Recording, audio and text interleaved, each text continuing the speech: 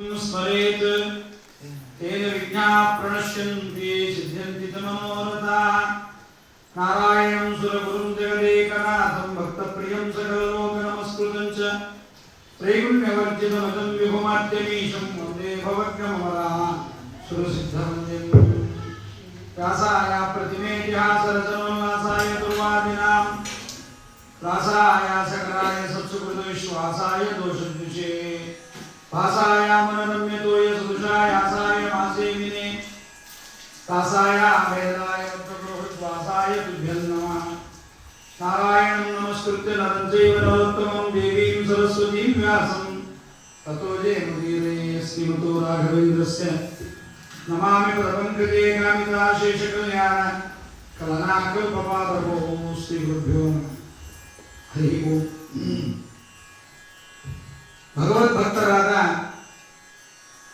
ಬ್ರಹ್ಮದೇವರಿಂದ ಆರಂಭ ಮಾಡಿಕೊಂಡು ಬಂದ ಸೂರ್ಯ ಮತ್ತು ಚಂದ್ರವಂಶದ ವಿಸ್ತಾರವಾದ ಕಥೆಯನ್ನ ವೇದವ್ಯಾಸ ದೇವರು ತಾವೇ ಎದುರಿಗೆ ಕೂತು ವೈಶಂಪಾಯನರ ಮೂಲಕವಾಗಿ ಜನಮೇಜಯ ರಾಜನಿಗೆ ನಿರೂಪಣೆ ಮಾಡಿಸ್ತಾ ಇದ್ದಾರೆ. ಈ ಕಥೆಗಳನ್ನ ರಾಜರ ಕಥೆಗಳನ್ನ ಕೇಳುವುದರಿಂದ ನಮ್ಮಲ್ಲಿ ಸತ್ಯ, ಧರ್ಮ, ಜ್ಞಾನ, ಭಕ್ತಿಯ ಪೂರಕವಾದ ಒಂದು ಎಚ್ಚರಿಕೆ ನಮ್ಮಲ್ಲಿ ಬರಬೇಕು ಎನ್ನುವ ಉದ್ದೇಶಕ್ಕೆ ಈ ರಾಜರ ಕಥೆಗಳನ್ನು ನಾವು ಕೇಳುತ್ತೇವೆ. ನಾವು ಕೇಳಿದ ಕಥೆಗಳಲ್ಲಿ ಹರಿಶ್ಚಂದ್ರನ ಕಥೆಯನ್ನು ಕೇಳಿದ್ದೇವೆ. ಅವನ ಸತ್ಯನಿಷ್ಠೆ ಎಷ್ಟಿತ್ತು ಎನ್ನುವುದನ್ನು ತೋರಿಸ್ತಾರೆ. ವಿಶ್ವಾಮಿತ್ರರಿಗೆ ಯಜ್ಞಕ್ಕೆ ಬೇಕಾದಷ್ಟು ದುಡ್ಡನ್ನು ಕೊಡ್ತೀನಿ ಅಂತ ಹೇಳಿ ತನ್ನ ರಾಜ್ಯವನ್ನೇ ಕೊಟ್ಟ, ಕೊನೆಗೆ ತನ್ನ ಹೆಂಡತಿಯನ್ನು ಮಾರಿದ, ತನ್ನ ಮಗನನ್ನು ಮಾರಿದ, ಕೊನೆಗೆ ತನ್ನನ್ನು ಒಬ್ಬ ಚಂಡಾಲನಿಗೆ ಸ್ಮಶಾನವನ್ನು ಕಾಯುವವನಿಗೆ ತಾನು ಮಾರ್ಕೋತಾನೆ. ಸತ್ಯಕ್ಕೆ ಹೇಗೆ ನಾವು ಕಟ್ಟಿಬಿಡಬೇಕು ಅನ್ನುವುದನ್ನ ಹರಿಶ್ಚಂದ್ರನ ಕಥೆಯಲ್ಲಿ ತೋರಿಸ್ತಾರೆ. ಹರಿಶ್ಚಂದ್ರ ರಾಜ ಅವನ ಹೆಂಡತಿಯನ್ನ ಮಾರಿಬಿಡ್ತಾನೆ. ಹೆಂಡತಿ ಹೇಳ್ತಾಳೆ, ನನ್ನನ್ನು ಮಾರಿಬಿಡ್ರಿ. ಬಹಳಷ್ಟು ಮಾತಾಗುತ್ತದೆ. ಹೆಂಡತಿಯನ್ನು ಮಾರುವುದು ಅಂತಿಲ್ಲ, ಹೆಂಡತಿಯನ್ನು ಡೈವರ್ಸ್ ಕೊಡೋದು ಅಂತಿಲ್ಲ. ನಮ್ಮಲ್ಲಿ ಪದ್ಧತಿಯೇ ಇಲ್ಲ. ಶ್ರೀಮದ್ ಆಚಾರ್ಯರ ಶಾಸ್ತ್ರದಲ್ಲಿ ಡೈವರ್ಸ್ ಅನ್ನೋದೇ ಇಲ್ಲ. ಹೆಂಡತಿ ವ್ಯಭಿಚಾರ ಮಾಡುವುದನ್ನ ನೋಡಿದರೂ ಶ್ರೀಮದ್ ಆಚಾರ್ಯ ಅಂತಾರೆ, ಹೆಂಡತಿಯನ್ನ ಪ್ರತ್ಯಕ್ಷವಾಗಿ ವ್ಯಭಿಚಾರ ಮಾಡುವುದನ್ನ ಗಂಡ ನೋಡಿದರೂ ನೋ ಡೈವರ್ಸ್. ಮತ್ತೆ ಯಾಕೆ ಆಚಾರ್ಯ ಇರಬೇಕು ಅಂದ್ರೆ ನಿನ್ನ ಹಣೆ ಬರೆದಿರಬೇಕು. ಮತ್ತೆ ಹೇಗಿರ್ಬೇಕು ಅವಳ ಜೊತೆಗೆ? ಅವಳನ್ನು ಮತ್ತೆ ವ್ಯಭಿಚಾರ ಮಾಡಲಿಕ್ಕೆ ಆಗದಂತೆ ಬಂಧನ ಮಾಡಬೇಕು, ಮನೆಯಲ್ಲಿರಬೇಕು, ಭೋಜನ ಹಾಕಬೇಕು. ಅವಳ ಜೊತೆಗೆ ಭೋಗ ಇಲ್ಲ, ಇವನಿಗೆ ಶಿಕ್ಷೆ. ಅವಳ ಜೊತೆಗೆ ಹಾಗೆ ಸಹವಾಸ ಇಲ್ಲದೆ ಇರಬೇಕು. ಇವನಿಗೆ ಹೆಂಡತಿಯನ್ನು ಮಾರುವ ಹಾಗೆ ಇಲ್ಲ. ಧರ್ಮೇಚ್ಛ, ಅರ್ಥೇಚ್ಛ, ಕಾಮೇಚ್ಛ, ಮೋಕ್ಷೇಚ್ಛ ಇಲ್ಲ. ಹೆಂಡತಿಯನ್ನು ಬಿಟ್ಟು ಪುರಾಣಕ್ಕೆ ಬರ್ಬೋದು, ಹೆಂಡತಿ ಕೈಲಾಗದೆ ತೀರ್ಥಯಾತ್ರೆಗೆ ಹೋಗ್ಬೋದು, ಗಂಡನಿಗಾಗದೆ ಪುರಾಣಕ್ಕೆ ಬರ್ಬೋದು, ಮೋಕ್ಷಕ್ಕೆ ಗಂಡನನ್ನು ಬಿಟ್ಟು ಹೋಗ್ಬೋದು. ಅದಕ್ಕೆ ನಮ್ಮ ಹರಿಶ್ಚಂದ್ರ ರಾಜ ಹೆಂಡತಿಯನ್ನು ಮಾರ್ತಾನೆ. ಒಬ್ಬ ಬ್ರಾಹ್ಮಣ ಬಂದು ತೋಳ್ತಾನೆ. ತಗೊಂಡು, ನನಗೆ ಮನೆಯಲ್ಲಿ ಯಾರು ಗತಿ ಇಲ್ಲ, ನನಗೆ ಕೊನೆಗಾಲ ವಯಸ್ಸಾಗಿದೆ, 90 ವರ್ಷದ ಮುದುಕ, ನನಗೆ ಅನ್ನ ಅಡಿಗೆ ಮಾಡಿ ಹಾಕಲಿಕ್ಕೆ ಒಬ್ಬರು ಬೇಕು ಅಂತ ಈಕೆಯನ್ನು ಕರ್ಕೊಂಡು ಹೋಗ್ತಾನೆ. ಹೆಂಡತಿ ಅಂತಾಳೆ, ನಾನು ಮನಸ್ಸು ಬಿಚ್ಚಿ ಕೆಲಸ ಮಾಡಬೇಕು ಅಂದ್ರೆ ಮಗ ನಿನ್ ಜೊತೆಗೆ, ನಾನು ಒಬ್ಬರ ಜೊತೆಗೆ ಹೋದ್ರೆ ಪ್ರಯೋಜನ ಇಲ್ಲ, ರೋಹಿತನ್ನು ಮಾರಿಬಿಡು. ಆ ರೋಹಿತನನ್ನು ಮಾರಿಬಿಡ್ತಾರೆ. ಬ್ರಾಹ್ಮಣ ತಗೋತಾನೆ. ಆ ದುಡ್ಡನ್ನ ಕೈಯಿಂದ ಮುಟ್ಟಲ್ಲ ಸತ್ಯ ಹರಿಶ್ಚಂದ್ರ ದುಡ್ಡನ್ನ ಕೈಯಿಂದ ಮುಟ್ಟಲ್ಲ. ಯಾಕೆಂದ್ರೆ ಹೆಂಡತಿಯನ್ನ ಮಾರಿದ ದುಡ್ಡು ಅಷ್ಟು ದುಃಖ ಪಡ್ತಾನೆ. ಬಹಳ ಯಾರಿಗೆ ತಾನೇ ದುಃಖ ಆಗೋದಿಲ್ಲ, ಬಹಳ ದುಃಖ ಪಡ್ತಾನೆ. ಆ ಬ್ರಾಹ್ಮಣ ಹೇಳ್ತಾನೆ, ಈ ಪಂಚೆ ಕೊನೆಗೆ ಕಟ್ಟಿಬಿಡು ದುಡ್ಡನ್ನ ಅಂತ. ಪಂಚೆ ಕೊನೆಗೆ, ಒಂದು ಕೊನೆಗೆ ಹೆಂಡತಿನ ಮಾರಿದ ದುಡ್ಡು, ಇನ್ನೊಂದು ಪಂಚೆ ಕೊನೆಗೆ ಮಗನನ್ನ ಮಾರಿದ ದುಡ್ಡು. ನಮ್ಮ ವಿಶ್ವಾಮಿತ್ರರು ಬರ್ತಾರೆ. ಬಂದ ವಿಶ್ವಾಮಿತ್ರರಿಗೆ ದುಡ್ಡು ಗಂಟು ಬಿಚ್ಚಿಕೊಳ್ಳಿ ಅಂತಾರೆ. ಗಂಟು ಬಿಚ್ಕೋತಾನೆ ವಿಶ್ವಾಮಿತ್ರ. ಆದ್ರೆ ಸಾಕಾಗೋದಿಲ್ಲ ಅಂದ್ಬಿಟ್ಟ ವಿಶ್ವಾಮಿತ್ರ, ಇದು ಯಜ್ಞಕ್ಕೆ ಸಾಕಾಗಲ್ಲ, ಈ ದುಡ್ಡು ಸಾಕಾಗಲ್ಲ ಅಂತ. ಕೊನೆಗೆ ತನ್ನನ್ನು ಮಾರ್ಕೋತಿನಿಂದ ಕಾಶಿ ಪಟ್ಟಣದ ಬೀದಿಗಳಲ್ಲಿ ನಾನು ಮಾರಾಟಕ್ಕಿದ್ದೇನೆ, ನನ್ನನ್ನು ತಗೊಳ್ಬಹುದು, ಯಾರು ಕೊಂಡ್ಕೊಳ್ಬಹುದು ಅಂತ ಕೂಗ್ತಾನೆ. ಚಂಡಾಲ, ಒಬ್ಬ ಚಂಡಾಲ ಸ್ಮಶಾನವನ್ನ ಅಧಿಪತಿಯವನು. ಆ ಚಂಡಾಲ ಬಂದು ನಾ ತಗೋತೀನಿ ಬರ್ತೀಯಾ ಕೇಳ್ತಾನೆ, ಏನು ಕೆಲಸ ಅಂತಾನೆ. ಬಂದವರಿಗೆ ಟ್ಯಾಕ್ಸ್ ಇಸ್ಕೋಬೇಕು, ಸ್ಮಶಾನಕ್ಕೆ ಬರ್ತಕ್ಕಂಥ ಹೆಣಗಳಿಗೆ ಟ್ಯಾಕ್ಸು ಇವೆಲ್ಲವನ್ನ ಇಸ್ಕೊಳ್ಬೇಕು. ಮಾಡ್ತೀನಿ, ಏನು ಕೆಲಸ ಹೇಳಿದ್ರು ಮಾಡ್ತೀನಿ. ಕೊನೆಗೆ ಅನ್ಕೋತಾನೆ, ರಾಜಾಧಿರಾಜ ಅಯೋಧ್ಯಾಧಿಪತಿ ಸೂರ್ಯವಂಶದ ರಾಜ ತಾನಿವತ್ತು ಸ್ಮಶಾನವನ್ನು ಕಾಯುವ ಸ್ಥಿತಿ ಬಂದುಬಿಟ್ಟವನು. ಯಾವುದಕ್ಕಾಗಿ? ವಿಶ್ವಾಮಿತ್ರರ ಯಜ್ಞಕ್ಕೆ ದುಡ್ಡನ್ನು ಕೊಡಲಿಕ್ಕಾಗಿ. ಇಷ್ಟಾಯಿತು. ಹರಿಶ್ಚಂದ್ರ ರಾಜ ಸ್ಮಶಾನವನ್ನು ಕಾಯ್ತಾ ಇದ್ದಾನೆ. ಒಂದು 5-6 ತಿಂಗಳು ಆಗುವುದರಲ್ಲಿ ಅವನ ರೂಪದ ಬದಲಾವಣೆ ಆಗುತ್ತೆ. ಈ ಸ್ಮಶಾನಕ್ಕೆ ಬರುವವರ ದುಃಖ, ಅಲ್ಲಿ ಅವರು ಕೊಡ್ತಕ್ಕಂಥ ಅಕ್ಕಿ ಬೇಳೆ ಅದನ್ನೇ ತಿಂದುಕೊಂಡು ಅಲ್ಲೇ ಇದ್ದ ಬಹಳ ದುಃಖ ಹೇಳಿಕ್ಕಾಗಲ್ಲ ಬಾಯಿ, ಅಷ್ಟು ದುಃಖ ಹರಿಶ್ಚಂದ್ರನು. ಅವರು ದುಡ್ಡಿಸ್ಕೊಂಡು ಇವ್ರು ಕೊಡೋದು ಎಲ್ಲ ಮಾಡ್ತಾ ಇರ್ತಾನೆ ಹರಿಶ್ಚಂದ್ರ. ಆ ಸಂದರ್ಭದಲ್ಲಿ ಹರಿಶ್ಚಂದ್ರನ ಮಗ ಸತ್ತೋಗ್ಬಿಡ್ತಾನೆ ರೋಹಿತ. ಹರಿಶ್ಚಂದ್ರನ ಗುರುತೇ ಯಾರಿಗೂ ಹತ್ತೋದಿಲ್ಲ. ಇವನು ಹರಿಶ್ಚಂದ್ರ ರಾಜ ಅನ್ನೋ ಗುರುತೇ ಯಾರಿಗೂ ಹತ್ತೋದಿಲ್ಲ. ಕೊನೆಗೆ ಹೆಂಡತಿ ತನ್ನ ಮಗನನ್ನ ಸುಡಬೇಕಲ್ಲ, ಏನಾದ್ರೂ ಮಾಡಿ ಸುಡಲೇಬೇಕು. ಸುಡ್ಲಿಕ್ಕೋಸ್ಕರವಾಗಿ ಕರ್ಕೊಂಡ್ ಬರ್ತಾಳೆ. ಗಂಡನ ಗುರುತೇ ಹತ್ತಲ್ಲ, ಹೆಂಡತಿ ಗುರುತು ಗಂಡನಿಗೆ ಹತ್ತಲ್ಲ. ಅವಳಷ್ಟು ಬಳಲಿ ಹೋಗಿರ್ತಾಳೆ, ಸೇವಾ ಮಾಡಿ ಮಾಡಿ ಸುಸ್ತಾಗಿ ಅವಳಾಗೆ ಇರ್ತಾಳೆ. ಇಬ್ಬರ ಗುರುತು ಇಬ್ಬರಿಗೂ ಹತ್ತಲ್ಲ. ಹತ್ಕೊಂಡು ಬರ್ತಾಳೆ, ಈ ಮಗುವಿಗೆ ಸಂಸ್ಕಾರ ಮಾಡಬೇಕು. ಯಾವುದೇ ವಿಧವಾದ ತನ್ನಲ್ಲಿ ವಿಕಾರವೇ ಇಲ್ಲದಂತೆ ಹರಿಶ್ಚಂದ್ರ ಕಟ್ಟಿಗೆ ಜೋಡಿಸ್ತಾನೆ ಮಗನಿಗೆ. ತಾನು ಕಟ್ಟಿಗೆ ಜೋಡಿಸ್ತಾನೆ. ಆ ಕಟ್ಟಿಗೆಯನ್ನು ಜೋಡಿಸುವಾಗ ಮಗು ಸತ್ತಿದೆ, ಯಾಕೆ ಸತ್ತಿದೆ, ಕೊಡ್ಬಾಡಿಗಳು ಅಳ್ತಾ ಇದ್ದಾಳೆ. ಮಗನನ್ನ ಸುಡಬೇಕು ಅಂತ ತಂದೆನೇ ಬೆಂಕಿ ಇಡ್ತಾ ಇದ್ದಾನೆ. ಯಾವ ಮಗ ತನಗೆ ಬೆಂಕಿ ಇರಬೇಕು ಅವನಿಗೆ ತಾನು ಬೆಂಕಿ ಇರುವಂತ ಪ್ರಸಂಗ ಹರಿಶ್ಚಂದ್ರನದು. ಇಲ್ಲ, ಅವನು ಬಂದಿದ್ದು ಯಾಕೆ, ಕತೆ ಯಾಕೆ ಹೇಳ್ತಾ ಬರ್ತೀನಿ ಅಂದ್ರೆ, ಸತ್ಯ ಹೇಗೆ ಉಳಿಸಿದ್ದ ಅವನು ಸತ್ಯಕ್ಕೆ ಎತ್ತು ನಾವು ಕಟ್ಟಿ ಬೀಳಬೇಕು ಅನ್ನಲಿಕ್ಕೆ. ಕೊನೆಗೆ ಮಗುವನ್ನು ಚಿತೆಯ ಮೇಲೆ ಮಲಗಿಸ್ತಾನೆ. ಮಲಗಿಸಿದ ಮೇಲೆ ಅಮ್ಮ ಬೆಂಕಿ ಇರೋ ಹಾಗಿಲ್ಲ ಅಂತ ಹಾಕಿದೆ. ಯಾಕೆ ಅಂತ, ದುಡ್ಡು ಕೊಟ್ಟರೆ ಬೆಂಕಿ ಇದೇತಿಲ್ಲ, ಇಲ್ಲಿ ಟ್ಯಾಕ್ಸ್ ಕಟ್ಟಬೇಕು ಅಂತ. ಟ್ಯಾಕ್ಸ್ ಕಟ್ಟಿದ್ರೆ ನಾವು ಬಿಡ್ತೀವಿ, ಇಲ್ಲ ಕಟ್ಟಿಗೆಗೆ ಇದಕ್ಕೆಲ್ಲ ದುಡ್ಡು ಕೊಡಬೇಕು. ಅವಳಾಗ ಅಳ್ತಾಳೆ, ನನ್ನ ಗಂಡ ಇದ್ದವನು, ಆ ಗಂಡನ ಮಗ ಇವ, ಇವತ್ತು ತಂದೆ ಇಲ್ಲ, ತಾಯಿ ಸಂಸ್ಕಾರ ಮಾಡಬೇಕು, ತನ್ನೆಲ್ಲ ಖರ್ಚಿನ ಓ ಅಂತ ದುಡ್ಡು ಕೊಡ್ಲಿಕ್ಕಿಲ್ಲದೆ ಅವಳು ಅಳ್ತಾಳೆ. ಹತ್ತಿದ್ದನ್ನು ಕೇಳಿದ್ರೆ ಗೊತ್ತಾಗುತ್ತೆ ತನ್ನ ಹೆಂಡತಿ ತನ್ನ ಮಗ. ಹಾಗೆ ಬಹಳ ದುಃಖ ಪಡ್ತಾನೆ. ಇಬ್ಬರು ದುಃಖ ಪಡ್ತಾರೆ. ಎಂತ ನಮ್ಮ ಹಣೆಬರ ಆಯ್ತು, ಹೀಗೆಲ್ಲ ಆಯ್ತು ಅಂತ ಇಬ್ಬರು ದುಃಖ ಪಡ್ತಾರೆ. ಕೊನೆ ಗಂಡ ಹೆಂಡತಿ ಅಂತಾರೆ, ಈ ಮಗುನ ಕಳ್ಕೊಂಡು ನಾವ್ಯಾಕೆ ಬದುಕಿರ್ಬೇಕು, ನಾವು ಬದುಕೋದು ನಮ್ಗಿನ್ ಸಾಕಿಲ್ಲ, ನಾವು ಚಿತಾರೋಪಣೆ ಮಾಡಿಕೊಂಡು ಇದರಲ್ಲೇ ಮಗುವಿನ ಜೊತೆಗೆ ನಾವು ಸತ್ತು ಹೋಗ್ಬಿಡೋಣ ಅಂತ ನಿಶ್ಚಯ ಮಾಡಿಬಿಡ್ತಾರೆ. ನಿಶ್ಚಯ ಮಾಡಿ ಸಾಯ್ಬೇಕು ನಿಶ್ಚಯ ಮಾಡ್ಕೊಂಡ್ಬಿಡ್ತಾರೆ. ಇನ್ನೊಂದು ಕಟ್ಟಿಗೆಗಳನ್ನು ಜೋಡಿಸ್ತಾರೆ. ಹರಿಶ್ಚಂದ್ರ ಅಂತ, ಇಲ್ಲ ಇಲ್ಲ ಸಾಯೋ ಹಾಗಿಲ್ಲ ಅಂತ. ಯಾಕೆ, ನಾವು 3 ಜನ ಸಾಯ್ತಾ ಇದ್ದೀವಿ, 3 ಜನ ಟ್ಯಾಕ್ಸ್ ಕೊಟ್ಟೆ ಸಾಯ್ಬೇಕು ಅಂತ. ಎಷ್ಟು ಸಾಯುವ ಸಮಯದಲ್ಲೂ ಅವನಿಗೆ ಸತ್ಯ ಪ್ರಜ್ಞೆ ಎತ್ತಿತ್ತು ಅನ್ನೋದು ನಾವು. ಇನ್ನೇನು ಸಾಯ್ಬೇಕು, ಸತ್ಯ ಬಿಡೋದಿಲ್ಲ ಅವನು. ನಾವು ದುಡ್ಡು ಕೊಟ್ಟೆ ಅವನಿಗೆ ತೆರಿಗೆ ಕೊಟ್ಟೆ ನಾವು ಹೋಗಬೇಕು ಅಂತ. ಇದು ಪುರಾಣಗಳನ್ನು ಕೇಳುವಾಗ ನಮ್ಮ ಮನಸ್ಸಿಗೆ ಇರಬೇಕಾದ ಪ್ರಜ್ಞೆ. ಪ್ರತಿಯೊಂದು ಕಡೆಯೂ ಹೀಗೆ ರಾಮನ ಕಥೆಯಲ್ಲಿ, ಖಟ್ವಾಂಗ ರಾಜನ ಕಥೆಯಲ್ಲಿ, ಪುರಾಣಗಳಲ್ಲಿ ಬರುವ ರಾಜ ಖಟ್ವಾಂಗ ಅಂತ ಒಬ್ಬ ರಾಜ. ಅವನು ದೇವತೆಗಳ ಜೊತೆಗೆ ದೈತ್ಯರನ್ನ ಓಡಿಸಲಿಕ್ಕೆ ಯುದ್ಧ ಮಾಡಲಿಕ್ಕೆ ಹೋಗಿರ್ತಾನೆ. ಹೋದ ಸಂದರ್ಭದಲ್ಲಿ ಖಟ್ವಾಂಗ ಎಲ್ಲ ದೈತ್ಯರನ್ನೆಲ್ಲ ಓಡಿಸಿಬಿಡ್ತಾನೆ. ದೇವತೆಗಳಿಗೆ ತುಂಬಾ ಖುಷಿ ಆಗುತ್ತೆ. ಏನ್ ಬೇಕು ಅಂತ ಕೇಳ್ತಾರೆ. ಖಟ್ವಾಂಗ ಕೇಳ್ತಾನೆ, ಏನ್ ಕೊಡ್ತೀರಿ ಅಂತ. ವಿನಾ ಕೈವಲ್ಯ ಮೃಣೀಶ್, ಮೋಕ್ಷವನ್ನು ಬಿಟ್ಟು ಮಿಕ್ಕಿದ್ದು ಏನ್ ಬೇಕಾದ್ರೂ ಕೇಳ್ಕೊಡ್ತೀವಿ ಅಂತ. ಖಟ್ವಾಂಗ ಅಂತಾನೆ, ಸರಿ ನೀವೆಲ್ಲ ಕೊಡ್ತೀರಿ, ಆಸೆಗೆ ಒಳಗಾಗಿ ಎಲ್ಲ ತಗೊಂಡು ಹೋಗೋದು ದೊಡ್ಡದಲ್ಲ, ನಾನು 8 ವರ್ಷ ಬದುಕಿರ್ತೀನಿ.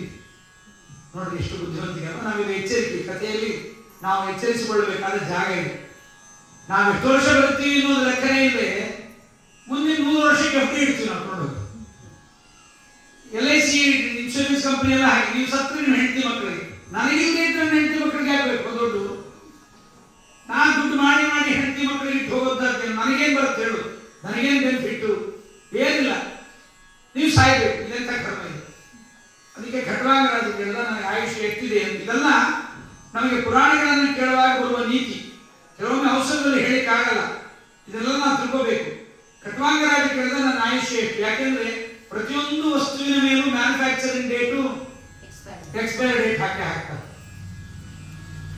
ನಮ್ಮ ಮೇಲೆ ಎಕ್ಸ್ಪೈರಿ ಡೇಟ್ ಎಲ್ಲ ಹಾಕಿರ್ತಾನೆ, ಕಾಣಿಸಲ್ಲ. ಅದು QR ಕೋಡ್, ಯಾರು ಸ್ಕ್ಯಾನ್ ಮಾಡ್ಲಿಕ್ಕೆ ಆಗದೆ ಅಂತ QR ಕೋಡ್ ಕಾಣಿಸೋದಿಲ್ಲ. ಕೇಳ್ತಾನೆ, ನನ್ನದು ಎಷ್ಟು ವರ್ಷ ಆಯುಷ್ಯ ಇದೆ. 48 ನಿಮಿಷ ಇರ್ತಿ ರಾಜ ಅಂದರು. ಬಹಳ ಥ್ಯಾಂಕ್ಸ್ ಅಂದ. 48 ನಿಮಿಷದಲ್ಲಿ ಸ್ವರ್ಗದಿಂದ ಸೀದಾ ಕೆಳಗೆ ಬಂದ. ಮನೆಗೆ ಬಂದು ಶೆಕೆ ಆಗ್ತಾ ಇದೆ ಅಂತ ಅಂಗಿ ಬಿಚ್ಚಿ ಕಳೆದುವಂತೆ ಖಟ್ವಾಂಗ ರಾಜ ತನ್ನ ದೇಹದ ಅಭಿಮಾನವನ್ನು ಬಿಟ್ಟ ಪರಮಾತ್ಮನ ಪಾದಾರವಿಂದಗಳನ್ನು ಸೇರಿದ. ಹೀಗೆ ಖಟ್ವಾಂಗ ರಾಜ ಪಿತೃಗಳನ್ನು ಉದ್ಧಾರ ಮಾಡಬೇಕು ಅನ್ನುವುದಕ್ಕೋಸ್ಕರವಾಗಿ ಭಗೀರಥನ ಕಥೆ. ಪಿತೃಗಳ ಒಂದು ಉದ್ಧಾರ ಆಗಿಲ್ಲ. ಕಪಿಲ ಮಹರ್ಷಿಯ ಕಣ್ಣಿನ ನೇತ್ರಾಗ್ನಿಯಿಂದ ಸತ್ತು ಹೋಗಿದ್ದಾರೆ. ಅವರನ್ನು ಉದ್ಧಾರ ಮಾಡಲಿಕ್ಕೆ ಗಂಗೆಯನ್ನು ತಂದಿದ್ದಾರೆ. ಬರೀ ಗಂಗೆಯನ್ನು ತಂದದ್ದು ಕೇವಲ ಅವರ ಅಪ್ಪ ಅಮ್ಮನ ಉದ್ಧಾರಕ್ಕೋಸ್ಕರವಾಗುತ್ತಲ್ಲ, ಇವತ್ತು ನಮಗೂ ಕೂಡ. ಅದಕ್ಕೆ ಹೇಳ್ತಾರೆ, ಗಂಗೆಯಲ್ಲಿ ಎಷ್ಟು ದಿವಸ ನಮ್ಮ ಮೂಳೆಗಳಿರುತ್ತೆ, 10 ದಿವಸ ನರಕಕ್ಕೆ ಹೋಗಲ್ವಂತ. ಬರೀ ಅಷ್ಟಕ್ಕಾಗಿ ಕಾದಿರಬಾರ್ದು. ಮಕ್ಕಳಿಗೆ ಹೇಳ್ಬಿಡೋದು, ನೋಡ್ರಿ ನಿಮಗೆ 2 ಕೋಟಿ ಕೊಟ್ಟಿದ್ದೀನಿ, ನನ್ನ ಮೂಳೆಯನ್ನು ತಗೊಂಡೋಗಿ ನೀವೇ ಹಾಕಿರ್ಬೇಕು. ಇಷ್ಟೇ ಅಲ್ಲ, ತಾನೂ ಪುಣ್ಯವಂತನಾಗಿರಬೇಕು ಅಂತವನಿಗೆ ಅದು ಸೇರುತ್ತದೆ. ಹೀಗೆಲ್ಲ ಪುರಾಣದ ಕಥೆಗಳಲ್ಲಿ ಶ್ರೀರಾಮಚಂದ್ರ ಎಷ್ಟು ಅದ್ಭುತವಾದ ರಾಮಚಂದ್ರನ ಮಾತುಗಳನ್ನು ನಾವು ನೋಡಬೇಕು. ಈ ಸೂರ್ಯವಂಶದಲ್ಲಿ ಬಂದ ಶ್ರೀರಾಮಚಂದ್ರನ ಮಾತು ನೋಡಿ ಕೇಳಬೇಕು ನಾವು. ರಾಮಚಂದ್ರ ಕಾಡಿಗೆ ಹೊರಡಲಿಕ್ಕೆ ಸಿದ್ಧನಾಗಿದ್ದಾನೆ. ಮತ್ತೆ ಎಲ್ಲರೂ ಅಪ್ಪಣೆ ಪಡಿಬೇಕಲ್ಲ. ತಾಯಿ ಅಪ್ಪಣೆ ಪಡೆಯಲಿಕ್ಕೆ ಬರ್ತಾನೆ. ಕೌಸಲ್ಯ ದೇವಿಯ ಬಳಿಗೆ ಬರ್ತಾನೆ. ತಾಯಿ ಬಹಳ ದುಃಖ ಪಡ್ತಾಳೆ. ನನಗೆ ಒಬ್ಬನೇ ಮಗ, ಸುಮಿತ್ರೆಗಾದ 2 ಮಕ್ಕಳು, ಒಬ್ಬನು ಹೋಗಿದ್ದು ಚೆನ್ನಾಗಿರ್ತಿತ್ತು. ಲಕ್ಷ್ಮಣ ಬರ್ತಾನೆ, ಶತ್ರುಘ್ನ ಇದ್ದಾನೆ, ಆಗತ್ತೆ. ಆದ್ರೆ ನನಗೊಬ್ಬನೇ ಮಗ, ನಾನೇನ್ ಮಾಡಲಿ ಅಂತೆಲ್ಲ ಬಹಳ ದುಃಖ ಪಡ್ತಾಳೆ. ಬಹಳ ದುಃಖ ಪಡ್ತಾಳೆ ಕೌಸಲ್ಯ ದೇವಿ. ಒಂದು ಮಾತು ಹೇಳ್ತೀನಿ, ಕೇಳ್ತೀಯ ರಾಮ ಅಂತಾಳೆ. ಏನಮ್ಮ? ನೀನು ವೇದ ಓದಿದ್ಯಲ್ವಾ? ವೇದ ಓದಿದಾಗ ವೇದದಲ್ಲಿ ಏನ್ ಹೇಳ್ತಾರೆ? ಮಾತೃದೇವೋ ಭವ, ಪಿತೃದೇವೋ ಭವ. ಯಾರಿಗೆ ಒಂದು ನಮಸ್ಕಾರ ಮಾಡಿದಿ? ತಾಯಿಗೆ ನಮಸ್ಕಾರ ಮಾಡಿ. ತಾಯಿಗೆ ನಮಸ್ಕಾರ ಮಾಡಿ. ನನ್ನ ಮಾತು ಕೇಳಬೇಕಲ್ಲ, ನಿಮ್ಮ ಅಪ್ಪನ ಮಾತು ಕೇಳಿದ್ರೆ ನನ್ನ ಮಾತು ಕೇಳಬೇಕಲ್ಲ. ಹೇಳ್ತೀನಮ್ಮ, ಹೇಳು, ಏನು ಹೇಳಿ? ಸರಿ, ನಾನು ಹೇಳ್ತೀನಿ ಕಾಡಿಗೆ ಹೋಗ್ಬೇಡ. ನಾನು ಹೇಳ್ತೀನಿ ಕಾಡಿಗೆ ಹೋಗ್ಬೇಡ. ಮತ್ತೆ ಅಪ್ಪ ಹೇಳ್ತಾರೆ, ಅಪ್ಪನಿಗಿಂತ ಮೊದಲಾಗಿ ನಮಸ್ಕಾರ ಮಾಡಲ್ಲ. ಮಾತೃದೇವೋ ಭವ. ಅಮಾತ್ ಪುರಾಣ ಅಲ್ಲಿ ವೇದದಲ್ಲಿ ಹೇಳಿದ್ದಾರಾಗಲಿ, ಅಪ್ಪ ಅಮ್ಮ ಜೊತೆಗಿದ್ರೆ ಅಪ್ಪನಿಗೆ ನಮಸ್ಕಾರ ಅಮ್ಮ, ಮತ್ತೆ ಆಮೇಲೆ ನಿಂಗೆ ನಮಸ್ಕಾರ. ಏನೇ ಆಗಲಿ ನನಗೆ ಹೇಳಿದ್ದಾರಲ್ವೋ ನಾನು ಹೇಳ್ತೀನಿ. ತಾಯಿಯೂ ನಿನಗೆ ತಾಯಿಯ ಮಾತನ್ನ ನಡೆಸಬೇಕಾದದ್ದು ನಿನ್ನ ಕರ್ತವ್ಯ ತಾನೆ, ನಡೆಸು ನನ್ನ ಮಾತನ್ನ ಅಂತಾಳೆ. ಆಯ್ತಮ್ಮ, ನೀನು ಹೇಗೆ ಮಾತೃದೇವೋ ಭವ ಪಿತೃದೇವೋ ಭವ ಅಂತಲ್ಲ, ನಾನೊಂದು ಹೇಳ್ತೀನಿ ಕೇಳೋದು. ನಿನಗೆ ದೊಡ್ಡವರು ಯಾರಮ್ಮ ಅಂತ ಕೇಳಿದೆ. ನಿಮ್ಮ ಅಪ್ಪ ಅಮ್ಮನ ಯಾರು ನಿಂಗೆ ದೊಡ್ಡವರು? ಗಂಡ. ಮತ್ತೆ ಗಂಡನ ಮಾತನ್ನು ನೀನು ಪಾಲಿಸು, ನಮ್ಮ ಅಪ್ಪನ ನಾ ಪಾಲಿಸ್ತೇನೆ ಅಂತ.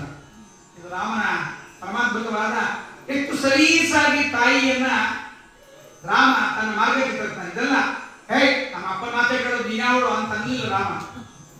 ಅದನ್ನ ನೀಟಾಗಿ ಇದೆಲ್ಲ ಸಂಸಾರಕ್ಕೆ ಇದೆಲ್ಲ ನಾವು ಅಧ್ಯಯನ ಮಾಡಿದ್ರೆ, ಮನೆಯಲ್ಲಿ ನಮಗೆ ಇಂತಹ ಪ್ರಸಂಗಗಳು ಬಂದಾಗ ಇವೆಲ್ಲವೂ ಕೂಡ ನಮಗೆ ಬಹಳ ಚೆನ್ನಾಗಿ ಕೆಲಸ ಮಾಡಿಕೊಡುತ್ತೆ.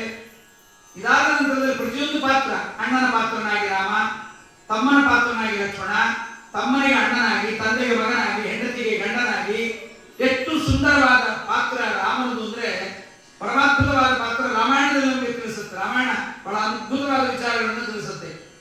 ರಾಮ ತಂದೆಗೆ ಮಗನಾಗಿ ಹೊರಡ್ತಾನೆ. ತಂದೆಗೆ ಮಗನಾಗಿ ಹೊರಟಾಗ ರಥದಲ್ಲಿ ಅಲ್ಲಿ ತನಕ ಬಿಟ್ಬಿಡು ಅಂತಾನೆ. ಕೈಕೇಯಿ ಹೇಳ್ತಾಳೆ, ರಥ ಗಿಟ್ಟ ಕೂಡುದು ನಡ್ಕೊಂಡೇ ಹೋಗಬೇಕು, ಮುಚ್ಚು ಮಾಡಿ ಅಂತ ಅಂದ್ರು. ಅವಳ ಮನೆಯಿಂದ ನಾನು ಕರ್ಕೊಂಡೋಗ್ಬಿಟ್ರೆ ನಾನು ಸಾಯೋದಿಲ್ಲ, ಕೈಕೇಯಿ ಮನೆಯಲ್ಲೂ ಸಾಯೋದಿಲ್ಲ, ಕೌಸಲ್ಯಾದೇವಿಯ ಮನೆಯಲ್ಲಿ ನಾನು ಸಾಯೋದು, ಕರ್ಕೊಂಡೋಗ್ಬಿಡ್ರಿ ಅಂತ. ರಥದಲ್ಲಿ ಹೋಗುವಾಗ ಅವನ ಮುಖವನ್ನು ನೋಡಿಬಿಡ್ತೀನಿ, ಸ್ವಲ್ಪ ಹೊತ್ತು ನೋಡಿಬಿಡ್ತೀನಿ ಇಂತಾನೆ ದಶರಥ. ಎಲ್ಲ ವಾಜಪೇಯಿ ಯಾರು ಮಾಡಿದವರೆಲ್ಲ ಬರ್ತಾ ಇರ್ತಾರೆ ಹಿಂದೆ, ರಾಮನ ಮುಖ ನೋಡಿಬಿಡ್ತೀವಿ ಅಂತ. ಎಲ್ಲರೂ ಬರ್ತಾ ಇದ್ದಾಗ ರಾಮನ ನೋಡಬೇಕು ಅನ್ನೋ ಆಸೆಗೆ ಇನ್ನು 14 ವರ್ಷ ರಾಮ ಸಿಗಲ್ಲ ಅಂತ ದಶರಥ ತಿಷ್ಟ ನಿಲ್ಲು ನಿಲ್ಲು ನಿಲ್ಲು ನಿಲ್ಲು ಅಂತಿರ್ತಾನೆ. ರಾಮ ಒಳಗೆ ಕೂತು ಸುಮಂತ್ರ ಮಂತ್ರಿ ಕರ್ಕೊಂಡು ಹೋಗ್ತಿರ್ತಾನೆ. ಅವನು ಹೇಳ್ತಾನೆ, ಗಚ್ಚ ಗಚ್ಚ ಗಚ್ಚ, ಹೋಗು ಹೋಗು ಅಂತ. ಸುಮಂತ್ರ ಹೇಳ್ತಾನೆ, ನೀನು ಗಚ್ಚ ಅಂತೀಯ, ಅವನು ತಿಷ್ಟ ಅಂತಾನೆ, ನಾನೇನ್ ಮಾಡ್ಲಿ? ಅದಕ್ಕೆ ಸುಮಂತ್ರನಿಗೆ ಹೇಳ್ಕೊಡ್ತಾನೆ ರಾಮ, ನಮ್ಮ ಅಪ್ಪನ ಹೀಗೆ ಕರ್ಕೊಂಡು ಹೋಗಿ ಹಳ್ಳಿದಾಗ ಬರ್ತಾನೆ. ಕಾಡಿಗೆ ಬಂದ್ಬಿಡ್ತಾನೆ. ಕೊನೆಗೆ ರಾಮ, ನಾನು ಬರ್ತೀನಿ ಕಾಡಿಗೆ. ವಿಶ್ವಾಮಿತ್ರ ಯಜ್ಞಕ್ಕೆ ಕರೆದಾಗ ತಾನು ಬರ್ತೀನಿ ಬಿಟ್ಟ, ನಾನೇ ಬರ್ತೀನಿ. ರಾಮ ಯಾಕೆ ಬೇಕು ಅಂತ, ನವವರ್ಷ ಸಹಸ್ರಾಣಿ ನವವರ್ಷ ಶತಾನಿಚ, ಇಷ್ಟು 1000 ವರ್ಷಗಳ ಕಾದಿದ್ದೀನಿ ಮಗ ಆಗಬೇಕು ಅಂತ. ನಾನು ಕಳಿಸಲ್ಲ ರಾಮನನ್ನ, ನಾನೇ ಬರ್ತೀನಿ ಅಂತಿದ್ದೀನಿ. ಬಂದ್ಬಿಟ್ಟು ಕಟ್ಟೇನೆ. ಮತ್ತು ನಾನು ನಿನ್ನನ್ನು ಬಿಟ್ಟು ಬಂದ ಮೇಲೆ ದಶರಥ ನಿಲ್ಲೋ ನಿಲ್ಲು ಅಂತ ಹೇಳಿದ್ರು, ನೀನು ನಿಲ್ಲಲ್ಲ ಯಾಕೋ ಅಂತಂದ್ರೆ, ಸುಲಭವಾಗಿ ಒಂದು ಮಾತಾಡ್ತಾನೆ, ಜನರ ಗಲಾಟೆಯಲ್ಲಿ ಕೇಳಿಸಲಿಲ್ಲ ಅಂತ ಹೇಳ್ಬಿಡು. ಇದು ರಾಮನ ಅದ್ಭುತ. ರಾಮನ ಒಂದು ಕಾರುಣ್ಯ ಹೇಗಿರುತ್ತೆ, ರಾಮನ ಕಾರುಣ್ಯ ನೋಡ್ಬೇಕು ನಾವು ರಾಮಾಯಣದಲ್ಲಿ. ಪರಮಾದ್ಭುತವಾದ ಕಾರುಣ್ಯ. ಗುಹ ಒಬ್ಬ ನಾವಿಕ, ಅಂಬಿಗರವನು ರಾಮನ ಸೇವೆಯನ್ನು ಮಾಡ್ತಾನೆ. ರಾಮನನ್ನ ನಾವೆಯಲ್ಲಿ ಹತ್ತಿಸಿಕೊಂಡು ಹೋಗುವಾಗ ಎಂತ ದೊಡ್ಡ ದೇವರು, ಜೊತೆಗೆ ಅಯೋಧ್ಯಾಧಿಪತಿ ರಾಮ, ಸಾಮಾನ್ಯನಲ್ಲ, ಸಂಪೂರ್ಣ ಗುಣಾಕರ ರಾಮ. ಇದಕ್ಕೆ ಹತ್ತುವ ಸಂದರ್ಭದಲ್ಲಿ ದೋಣಿಗೆ ಹತ್ತಬೇಕು. ಹತ್ತುವಾಗ ಗುಹ ರಾಮನ ಪಾದವನ್ನು ಉಜ್ಜಿ ಉಜ್ಜಿ ಉಜ್ಜಿ ಉಜ್ಜಿ ತೊಳಿತಾನೆ. ರಾಮ ಕೇಳ್ತಾನೆ, ಯಾಕೆ ಹೀಗೆ ತೊಳಿತೀನಿ? ಇಲ್ಲ, ನೀನು ಸಣ್ಣ ಹುಡುಗ ಇದ್ದಾಗ ವಿಶ್ವಾಮಿತ್ರ ಯಜ್ಞಕ್ಕೆ ಹೋಗುವಾಗ ಕಲ್ಲು ತಾಗಿತಂತೆ, ಹೆಣ್ಣಾಯಿತಂತೆ. ನನ್ನ ಮನೆಯಲ್ಲಿ ಈಗಾಗಲೇ 5-6 ಹೆಣ್ಣುಗಳಿದ್ದಾವೆ. ನಿನ್ನ ಪಾದ ತಗಲಿ, ಈ ದೋಣಿಯು ಹೆಣ್ಣಾಗಿ ಬಿಟ್ಟಿರುತ್ತೀಯರು. ಇದು ರಾಮನ ಜೊತೆ ಹಾಸ್ಯ. ರಾಮನಲ್ಲಿ ಆ ಒಂದು ದುಃಖದ ಸಮಯದಲ್ಲೂ ಹಾಸ್ಯ ಪ್ರಜ್ಞೆ ಇರುತ್ತೆ. ರಾತ್ರಿ ರಾಮ ಮಲಗುತ್ತಾನೆ, ಬೆಳಗ್ಗೆ ಮತ್ತೆ ನಾವೆಯನ್ನು ದಾಟಿಸ್ತಾರೆ. ನಾವೆಯನ್ನು ದಾಟಿಸುವಾಗ ರಾಮ ಕೇಳ್ತಾನೆ, ಎಷ್ಟು ನೋಡಿ ನಮಗೆ ಸಮಯ ಪ್ರಜ್ಞೆ, ಯಾವ್ಯಾವ ಕಾಲದಲ್ಲಿ ಹೇಗಿರಬೇಕು ಅಂತ. ಯದ್ಯಪಿ ತನ್ನ ರಾಜ್ಯದ ಅಂಬಿಗನೇ ನಾವೇನು ಗಂಗಾ ನದಿಯನ್ನು ದಾಟಿಸಿ ಮೇಲೆ ಕೇಳ್ತಾನೆ, ನಿನಗೆ ಏನಾದ್ರು ಕೊಡ್ಬೇಕಲ್ಲ, ಎಷ್ಟು ಕೊಡಬೇಕು, ನಾನು ವಾಪಸ್ ಬಂದೇ ಕೊಡ್ತೀನಿ ಅಂತ ರಾಮ.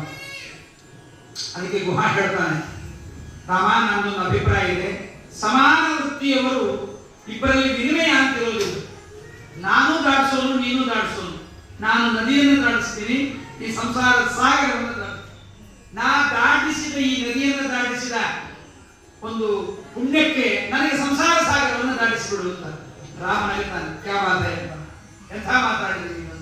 ಹೀಗೆ ರಾಮನ ಮಾತುಗಳಲ್ಲಿ ನಾವೆಷ್ಟೇ ದೊಡ್ಡವರಾದರೂ ಕೆಲವರು ಹಾಗೆ ಸುಧಾಮಂಗಳ ಆಗೋದಕ್ಕೆ ಎಲ್ಲರಿಗೂ ಬಂದು ನಮಸ್ಕಾರ ಮಾಡ್ತಾರೆ.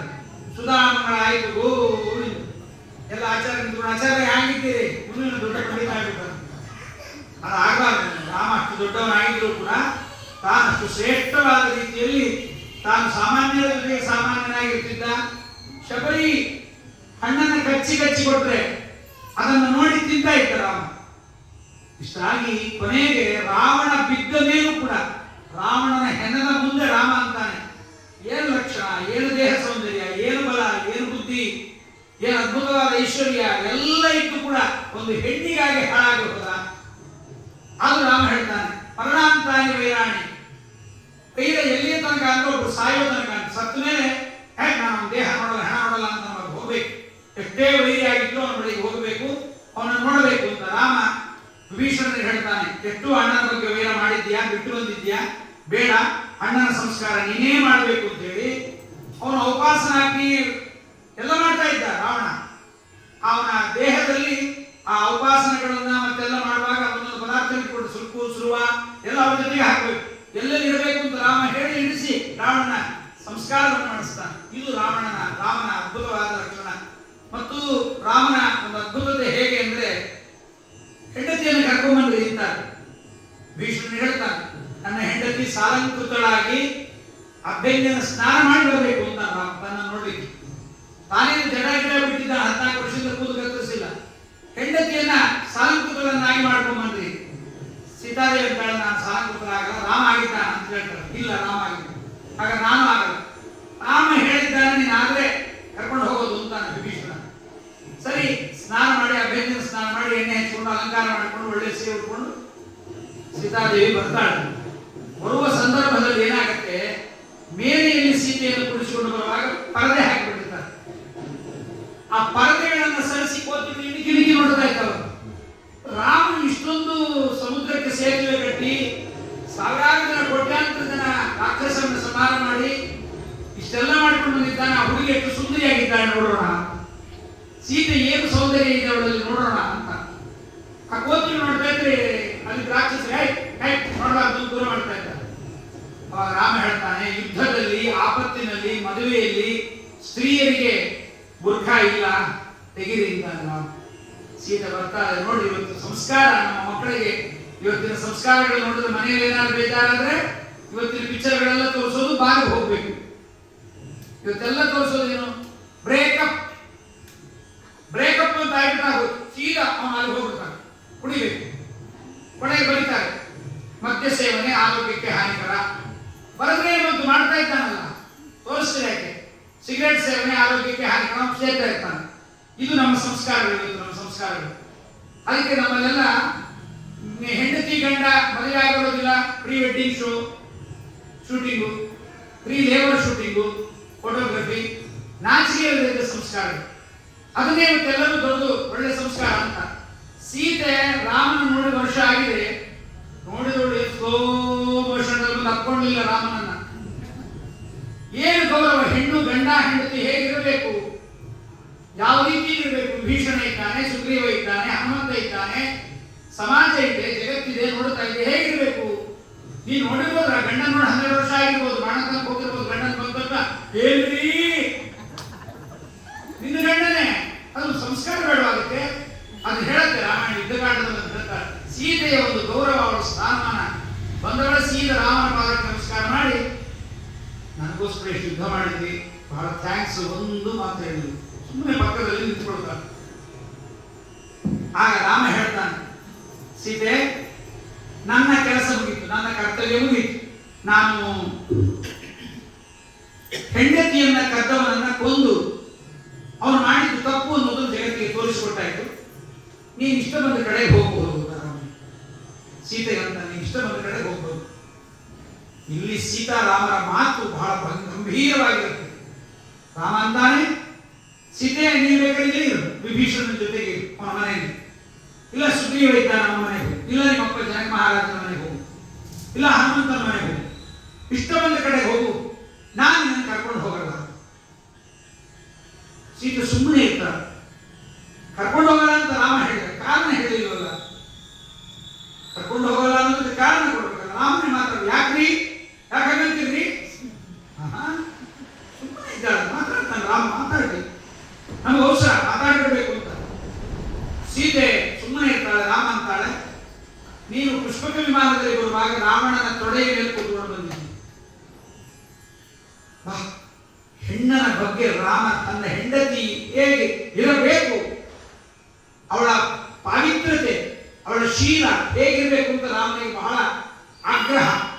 ರಾವಣನ ತೊಡೆ ಮೇಲೆ ಕೂತ್ಕೊಂಡು ಬಂದೆ, ಆದ್ರಿಂದ ನೀನು ಇನ್ನೊಬ್ಬ ಪರಪುರುಷನ ತೊಡೆಯಲ್ಲಿ ಕೂತ್ಕೊಂಡು ಬಂದಿದ್ದಿ, 1 ವರ್ಷ ಅವನ ಮನೆಯಲ್ಲಿ ಹೇಗಿದ್ದೀನೋ ನನಗೆ ಗೊತ್ತಿಲ್ಲ, ಸೊ ನೀನು ನನಗೆ ಬೇಡ. ಅಳಬೇಕಲ್ವ ಇನ್ನೊಬ್ಬರಾಗಿದ್ದರೆ. ಸೀತೆ ಅಳಲು, ಏನು ಪೌರುಷ ಗೊತ್ತ ಸೀತೆಗೆ. ಸೀತೆ ಅಂತ, ನಾನು 1 ವರ್ಷ ಇಲ್ಲಿ ಹೇಗಿದ್ದೆ ಅನ್ನೋದನ್ನ, ತ್ರಿವಕ್ರೆ ಇದ್ದಾಳೆ, ವಿಭೀಷಣ ಹೆಂಡತಿ ಇದ್ದಾಳೆ, ವಿಭೀಷಣನ ಮಗಳಿದ್ದಾಳೆ, ಅವರನ್ನೆಲ್ಲ ಕೇಳು, ಆಮೇಲೆ ಮಾತಾಡು.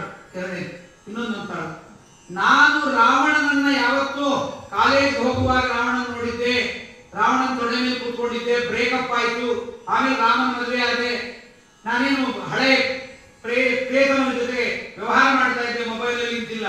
ನನಗೆ ಆಪತ್ತು ಬಂದಾಗ ರಾವಣ ತೊಡೆ ಮೇಲೆ ಕೂರಿಸ್ಕೊಂಡ್ ಬಂದೇ ಹೊರತು, ನಾನು ಕೊಸರಿ ಕೊಡ್ತಾ ಇದ್ದರೂ ರಾವಣ ನನ್ನನ್ನು ಬಿಡಲಿಲ್ಲ.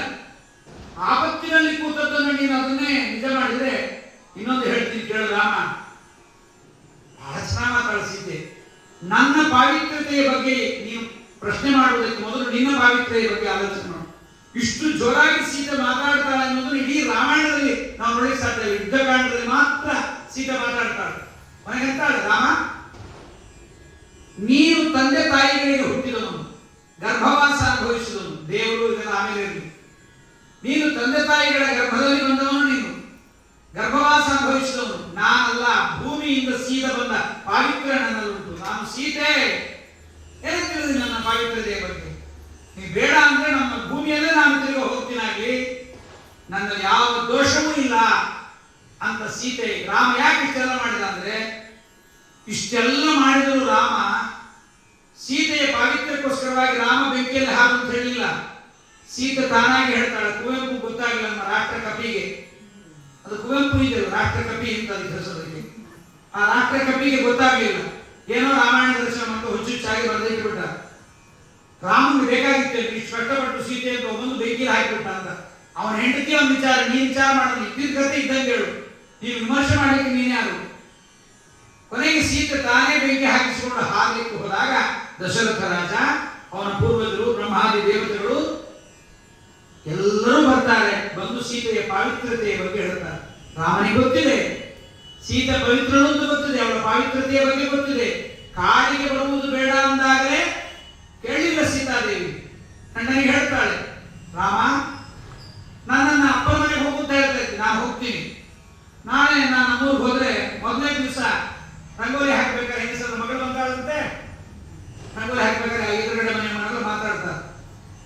ಹಳೆಯರು ಯಾವಾಗ ಬರ್ತಾರೆ ಅಂತ 5-6 ಸಾಲ ಮೇಲೆ 5-6 ಸತ್ತೆ ಹಳೆಯರು ಇಲ್ರಿ ಬರ್ಲಿಕ್ಕಾಗಲ್ಲ ಹಳೆಯರು. ನಿಮ್ಮ ಮಗಳು ಇಲ್ಲೇ ಬಿಡ್ತಾಳ? ಸ್ಟಾರ್ಟ್ ಬಿಡ್ರಿ ಮಾತಾಡ್ಲಿಕ್ಕೆ. ನಿಮ್ಮ ಮಗಳು ಇಲ್ಲೇ ಬಿಡ್ತಾಳ? ಏನೋ ಹಾಗೆ ಕಾಣಿಸುತ್ತೆ, ವರ್ಷ ಆಯ್ತು ನಿಮ್ಮ ಮಗಳು ಏನೋ ಇರಬೇಕು ಅಂತ ಕಾಣಿಸುತ್ತೆ. ಪಾಪ ಹೇಳ್ಕೊಳಿಕ್ ಆಗಲ್ಲ ಜನಕ್ಕೆ. ಬಹಳ ಕುತೂಹಲ, ಇನ್ನೊಬ್ಬರ ಮನೆ ಸಂಸಾರದ ಬಗ್ಗೆ ಮಾತಾಡಬೇಕು ಅಂದ್ರೆ ಬಹಳ ಕುತೂಹಲ. ರಾಮನಿಗೆ ಹೇಳ್ತಾಳೆ, ನಾನು ಹೋಗ್ತೀನಿ ಅಪ್ಪನ ಮನೆಗೆ. ನಮ್ಮ ಅಪ್ಪ ಅಂತಾನೆ, ನಾನು ರಾಮನನ್ನ ನೋಡಿ ಮದುವೆ ಮಾಡಿದ್ದೆ ಹೊರತು ರಾಮ ಕಾಡಿಗೆ ಹೋಗ್ತಾನ, ರಾಮನ ಹತ್ರ ದುಡ್ಡಿದ್ಯಾ? ನಮ್ಮಪ್ಪ ನಿಮಗೆ ಕೊಟ್ಟದ್ದು ನಿಮ್ಮ ಪೌರುಷ ನೋಡಿ ಕೊಟ್ಟ. ಪೌರುಷ ಇಲ್ಲದೆ ಗಂಡ ಅನ್ಕೊಂಡು ನಾನು ಹೋಗ್ತೀನಿ ಎಂದು ರಾಮ ಅಂತ ಕಾಡ್ತಾ ಇಬ್ಬ. ನೀವು ಹೋಗೋಗಿ ನನ್ನ ಪೌರುಷಕ್ಕೆ ಹೆಸರಿಟ್ಬಿಟ್ಟಿರಲ್ಲ. ಬೇಡ, ಸೀತಾದೇವಿಯ ಗಂಡನ ಬಗ್ಗೆ ಇರುವ ಅಭಿಮಾನ ಅವಳು ಮತ್ತು ರಾಮನ ಬಗ್ಗೆ ಎಷ್ಟು ಅಭಿಮಾನ ಸೀತಾದೇವಿಗೆ ಅಂದ್ರೆ, ರಾಮ ಹೇಳ್ತಾನೆ, ಕಾಡು ಅಂದ್ರೆ ರತ್ನಗಂಬಳಿ ಅಂತ ತಿಳಿಬೇಡ, ಮುಳ್ಳು ಕಲ್ಲು ರಾಕ್ಷಸರು ಬಾಧೆ ಇವೆಲ್ಲ ಇರುತ್ತೆ. ಅವಳಂತಾಳೆ, ನಿನ್ನ ಭುಜಬಲದ ಕೆಳಗಿರುವ ನನಗೆ ಯಾವುದೂ ಇಲ್ಲ, ನಿನ್ನ ಮುಂದ್ಗಡೆ ಕಸ ಬಳ್ಕೊಂಡು ಹೋಗ್ತೀನಿ ರಾಮ ಅಂತಾಳೆ. ನೀ ಕಾಡಿಗೆ ಓಡಾಡುವಾಗ ನಿನ್ನ ಮುಂದೆ ಕಸ ಬಳ್ಕೊಂಡು ಓಡಾಡ್ತೀನಿ ನಾನು. ಅಷ್ಟು ಸೇವಾ ಮಾಡ್ತೀನಿ. ಇಷ್ಟು ಹೆಂಡತಿಯ ಸೇವಾ ದುರಂತರತೆ ಸೀತೆಗೆ. ಅವಾಗ ಸೀತೆ ಹೇಳ್ತಾಳೆ, ಗಂಡನಲ್ಲದೆ ಮತ್ತೊಂದಿಲ್ಲ, ಅವನೇ ನಮಗೆಲ್ಲ. ಯಾರು ಏನು ಮಾಡಿದ್ರು ಏನು ಕೊಟ್ಟರು ಸ್ವಲ್ಪವೇ ಕೊಡ್ತಾರೆ, ಗಂಡನೇ ಅಮಿತವಾಗಿ ಕೊಡೋದು ಅಂತಾರೆ. ಮಿತಂ ದದಾತಿ ಪಿತಾ ಮಿತಂ ಮಾತಾ ಮಿತಂ ಸುತಃ ಅಮಿತಸ್ಯ ಹಿ ದಾತಾರಂ ಭರ್ತಾರಂ ಕಾನುಸಂಧ್ಯಜೇ ಅಂತಾರೆ. ತಂದೆ ಮಗಳನ್ನು ಮದುವೆ ಮಾಡಿಕೊಡುವಾಗ, ಕೊನೆಯ ಮಗಳ ಮದುವೆಯನ್ನು ಮಾಡಿಕೊಡುವಾಗ ಸ್ವಲ್ಪ ಇಟ್ಕೊಂಡೇ ಮಾಡಿಕೊಡ್ತಾನೆ. ನಾಳೆ ಬಾಣಂತನಕ್ಕೆ ಬೇಕು, ಆಷಾಢ ಮಾಸಕ್ಕೆ ಬಂದಬೇಕು, ದೀಪಾವಳಿಗೆ ಒಂದು ಉಂಗುರ ಕೊಡಬೇಕು, ಅದೆಲ್ಲ ಸಂಸಾರದಲ್ಲಿ ಎಲ್ಲ ಇವಾಗಲೇ ಮಗಳಿಗೆ ಕೊಡಬೇಕು ಅಂತ ಹೇಳಿ ಎಲ್ಲ ಹಾಕಿಬಿಟ್ರೆ ಮತ್ತೆ ದೀಪಾವಳಿ ಮತ್ತೆ ಎಲ್ಲಿ ಸಾಲ ಮಾಡಿ ಕೊಡಬೇಕು. ತಂದೆ ಕೊಡುವುದು ಮಿತವೇ. ಮಿತಂ ಮಾತ, ಅಮ್ಮ ಚೀಟಿ ಕಟ್ಟಿದ್ದು ಬಂದಿದ್ರೆ, ಚೀಟಿ ಕಟ್ಟಿರ್ತಾಳೆ ಅಮ್ಮ, ಅಪ್ಪನ ಜೋಬ್ನಾಗಿಂದ ತೆಗೆದು ಚೀಟಿ ಕಟ್ಟಿರ್ತಾಳೆ, ಬಂಗಾರ ಚೀಟಿ, ಬೆಳ್ಳಿ ಚೀಟಿ ಕಟ್ಟಿರ್ತಾಳೆ. ಅದು ಬಂದಿದ್ದರೆ, ಉಳಿದು ಬಂದಿದ್ದರೆ ತಾಯಿಗೂ ಕೊಡುವಾಗ ತಾನು ಪುರಾಣ ಗಿರಾಣ, ಅವಾಗಿನ ಕಾಲ ಇದರ ಕೆಟ್ಟ ಸಂಪ್ರದಾಯ, ಪುರಾಣ ಗಿರಾಣಕ್ಕೆ ಹೋಗೋದು, ಆಚಾರ ದಕ್ಷಿಣೆ ಹಾಕೋದು, ಇದು ಸಂಪ್ರದಾಯದಲ್ಲಿ ಕೆಟ್ಟದಿತ್ತು. ಅದಕ್ಕೆ ಬೇಕು ಅಂತ ಅವಳು ಉಳಿಸ್ಕೊಂಡು ಸ್ವಲ್ಪವೇ ಕೊಡ್ತಾಳೆ. ಮಿತಂ ಮಾತಾ ಮಿತಂ ಸುತಃ. ಮಗ ಕೊಡ್ತಾನೆ. ಎಷ್ಟು ಕೊಡ್ತಾನೆ? ಅಮ್ಮ, ನನ್ನ ಹೆಂಡತಿ ಬ್ಯೂಟಿ ಪಾರ್ಲರ್ ಹೋದ 5,000 ರೂಪಾಯಿ ಖರ್ಚಾಗುತ್ತೆ. ಪುರಾಣದಾಚಾರಿಗೆ ಯಾಕೆ ಅಷ್ಟೊಂದು ರೊಕ್ಕ ರಕ್ಷಣೆ ಆಗ್ತದೆ? ಪಾವರಿ ಹಾಕಿ ಸಾಕು. ಯಾಕೆಂದ್ರೆ ನಾನು ಮೊನ್ನೆ ಬಂದಿದ್ದೆ ಪುರಾಣಕ್ಕೆ, ಆಚಾರ್ಯ ಮಕ್ಕಳೆಲ್ಲ ಬೈತಾ ಇದ್ರು, ಈ ಪುರಾಣಿಕರಿಗೆ ಹೋಗೋ ಮುದುಕರೆಲ್ಲ ಹೋಗಿ ನಮ್ಮ ಬೈಸಲಿಕ್ಕೆ ಹೋಗ್ತೀರಾ ನೀವು? ಪಾವರಿ ಹಾಕಿ ಸಾಕು ಆಚಾರ್ಯ, ಅವ್ರಿಗೇನು ಉಪಯೋಗ ಬಂದಿರಬಾರ್ದು. ಮಿತಂ ಸುತಃ, ಮಿತ ಮಗ ಕೊಡೋದು ಸ್ವಲ್ಪವೇ. ಆದರೆ ATM ಕಾರ್ಡ್, ಕ್ರೆಡಿಟ್ ಕಾರ್ಡ್, ಲಾ ಕಾರ್ಡ್, ಪಿನ್ ನಂಬರ್ ಎಲ್ಲ ಹೇಳಿ ಅಮಿತಸ್ಯ ಹಿ ದಾತಾರ, ಬಂದು ಕೂಡಲೇ ಅಮ್ಮನಿಗೆ ಕೊಡ್ತಾ ಇದ್ದ ಪರ್ಸನ ಹೆಂಡತಿಗೆ ಕೊಡ್ತಾರೆ. ತಾಯಿಗೂ ಸಂತೋಷ, ತನ್ನ ಮಗ ನನ್ನ ಸೊಸೆಯನ್ನ ತುಂಬಾ ಚೆನ್ನಾಗಿ ನೋಡ್ಬೋದು. ಅಯೋಗ್ಯ, ನೀವೆಲ್ಲ ಅವಳಿಗೆ ಕೊಟ್ಟರು, ಅವಳಿಗೆ ಕೊಡಬೇಕು, ಅದು ಅವಳಿಗೆ ಕೊಡಬೇಕು. ನನಗೆ ಕೊಡ್ತಾ ಇದ್ರು ಕೂಡ ಅವಳಿಗೆ ಕೊಡಬೇಕು. ಸಂಪ್ರದಾಯ ಹೆಂಡತಿಗೆ ಕೊಡಬೇಕು. ಗಂಡ ಎಲ್ಲವನ್ನ ಕೊಡ್ತಾನೆ, ಅವಳು ತೊಗೊಂಡಾಗ ಅತ್ತೆ ಕೊಡಬೇಕು, ಅದು ಸಂಪ್ರದಾಯ. ಅವಳು ತಾನೇ ಇಟ್ಕೊಂಡು ನಮ್ಮ ಅತ್ತೆ ತಿಂತಾ ಇದ್ದು, ಬೀಕ ನನಗೆ ಕೊಡ್ರಿ ಅಂತ ಹೇಳೋದು. ತಾನು ಅತ್ತೆ ಕೊಡಬೇಕು, ಅತ್ತೆ ನೀವು ನಡೆಸ್ತಾ ಇದ್ದು, ನೀವು ಅದು ಗೌರವ ಸಂಪ್ರದಾಯ. ಅಮಿತಸ್ಯ ಹಿ ದಾತಾರಂ ಭರ್ತಾರಂ ಕಾನುಸಂಧ್ಯಜೇ.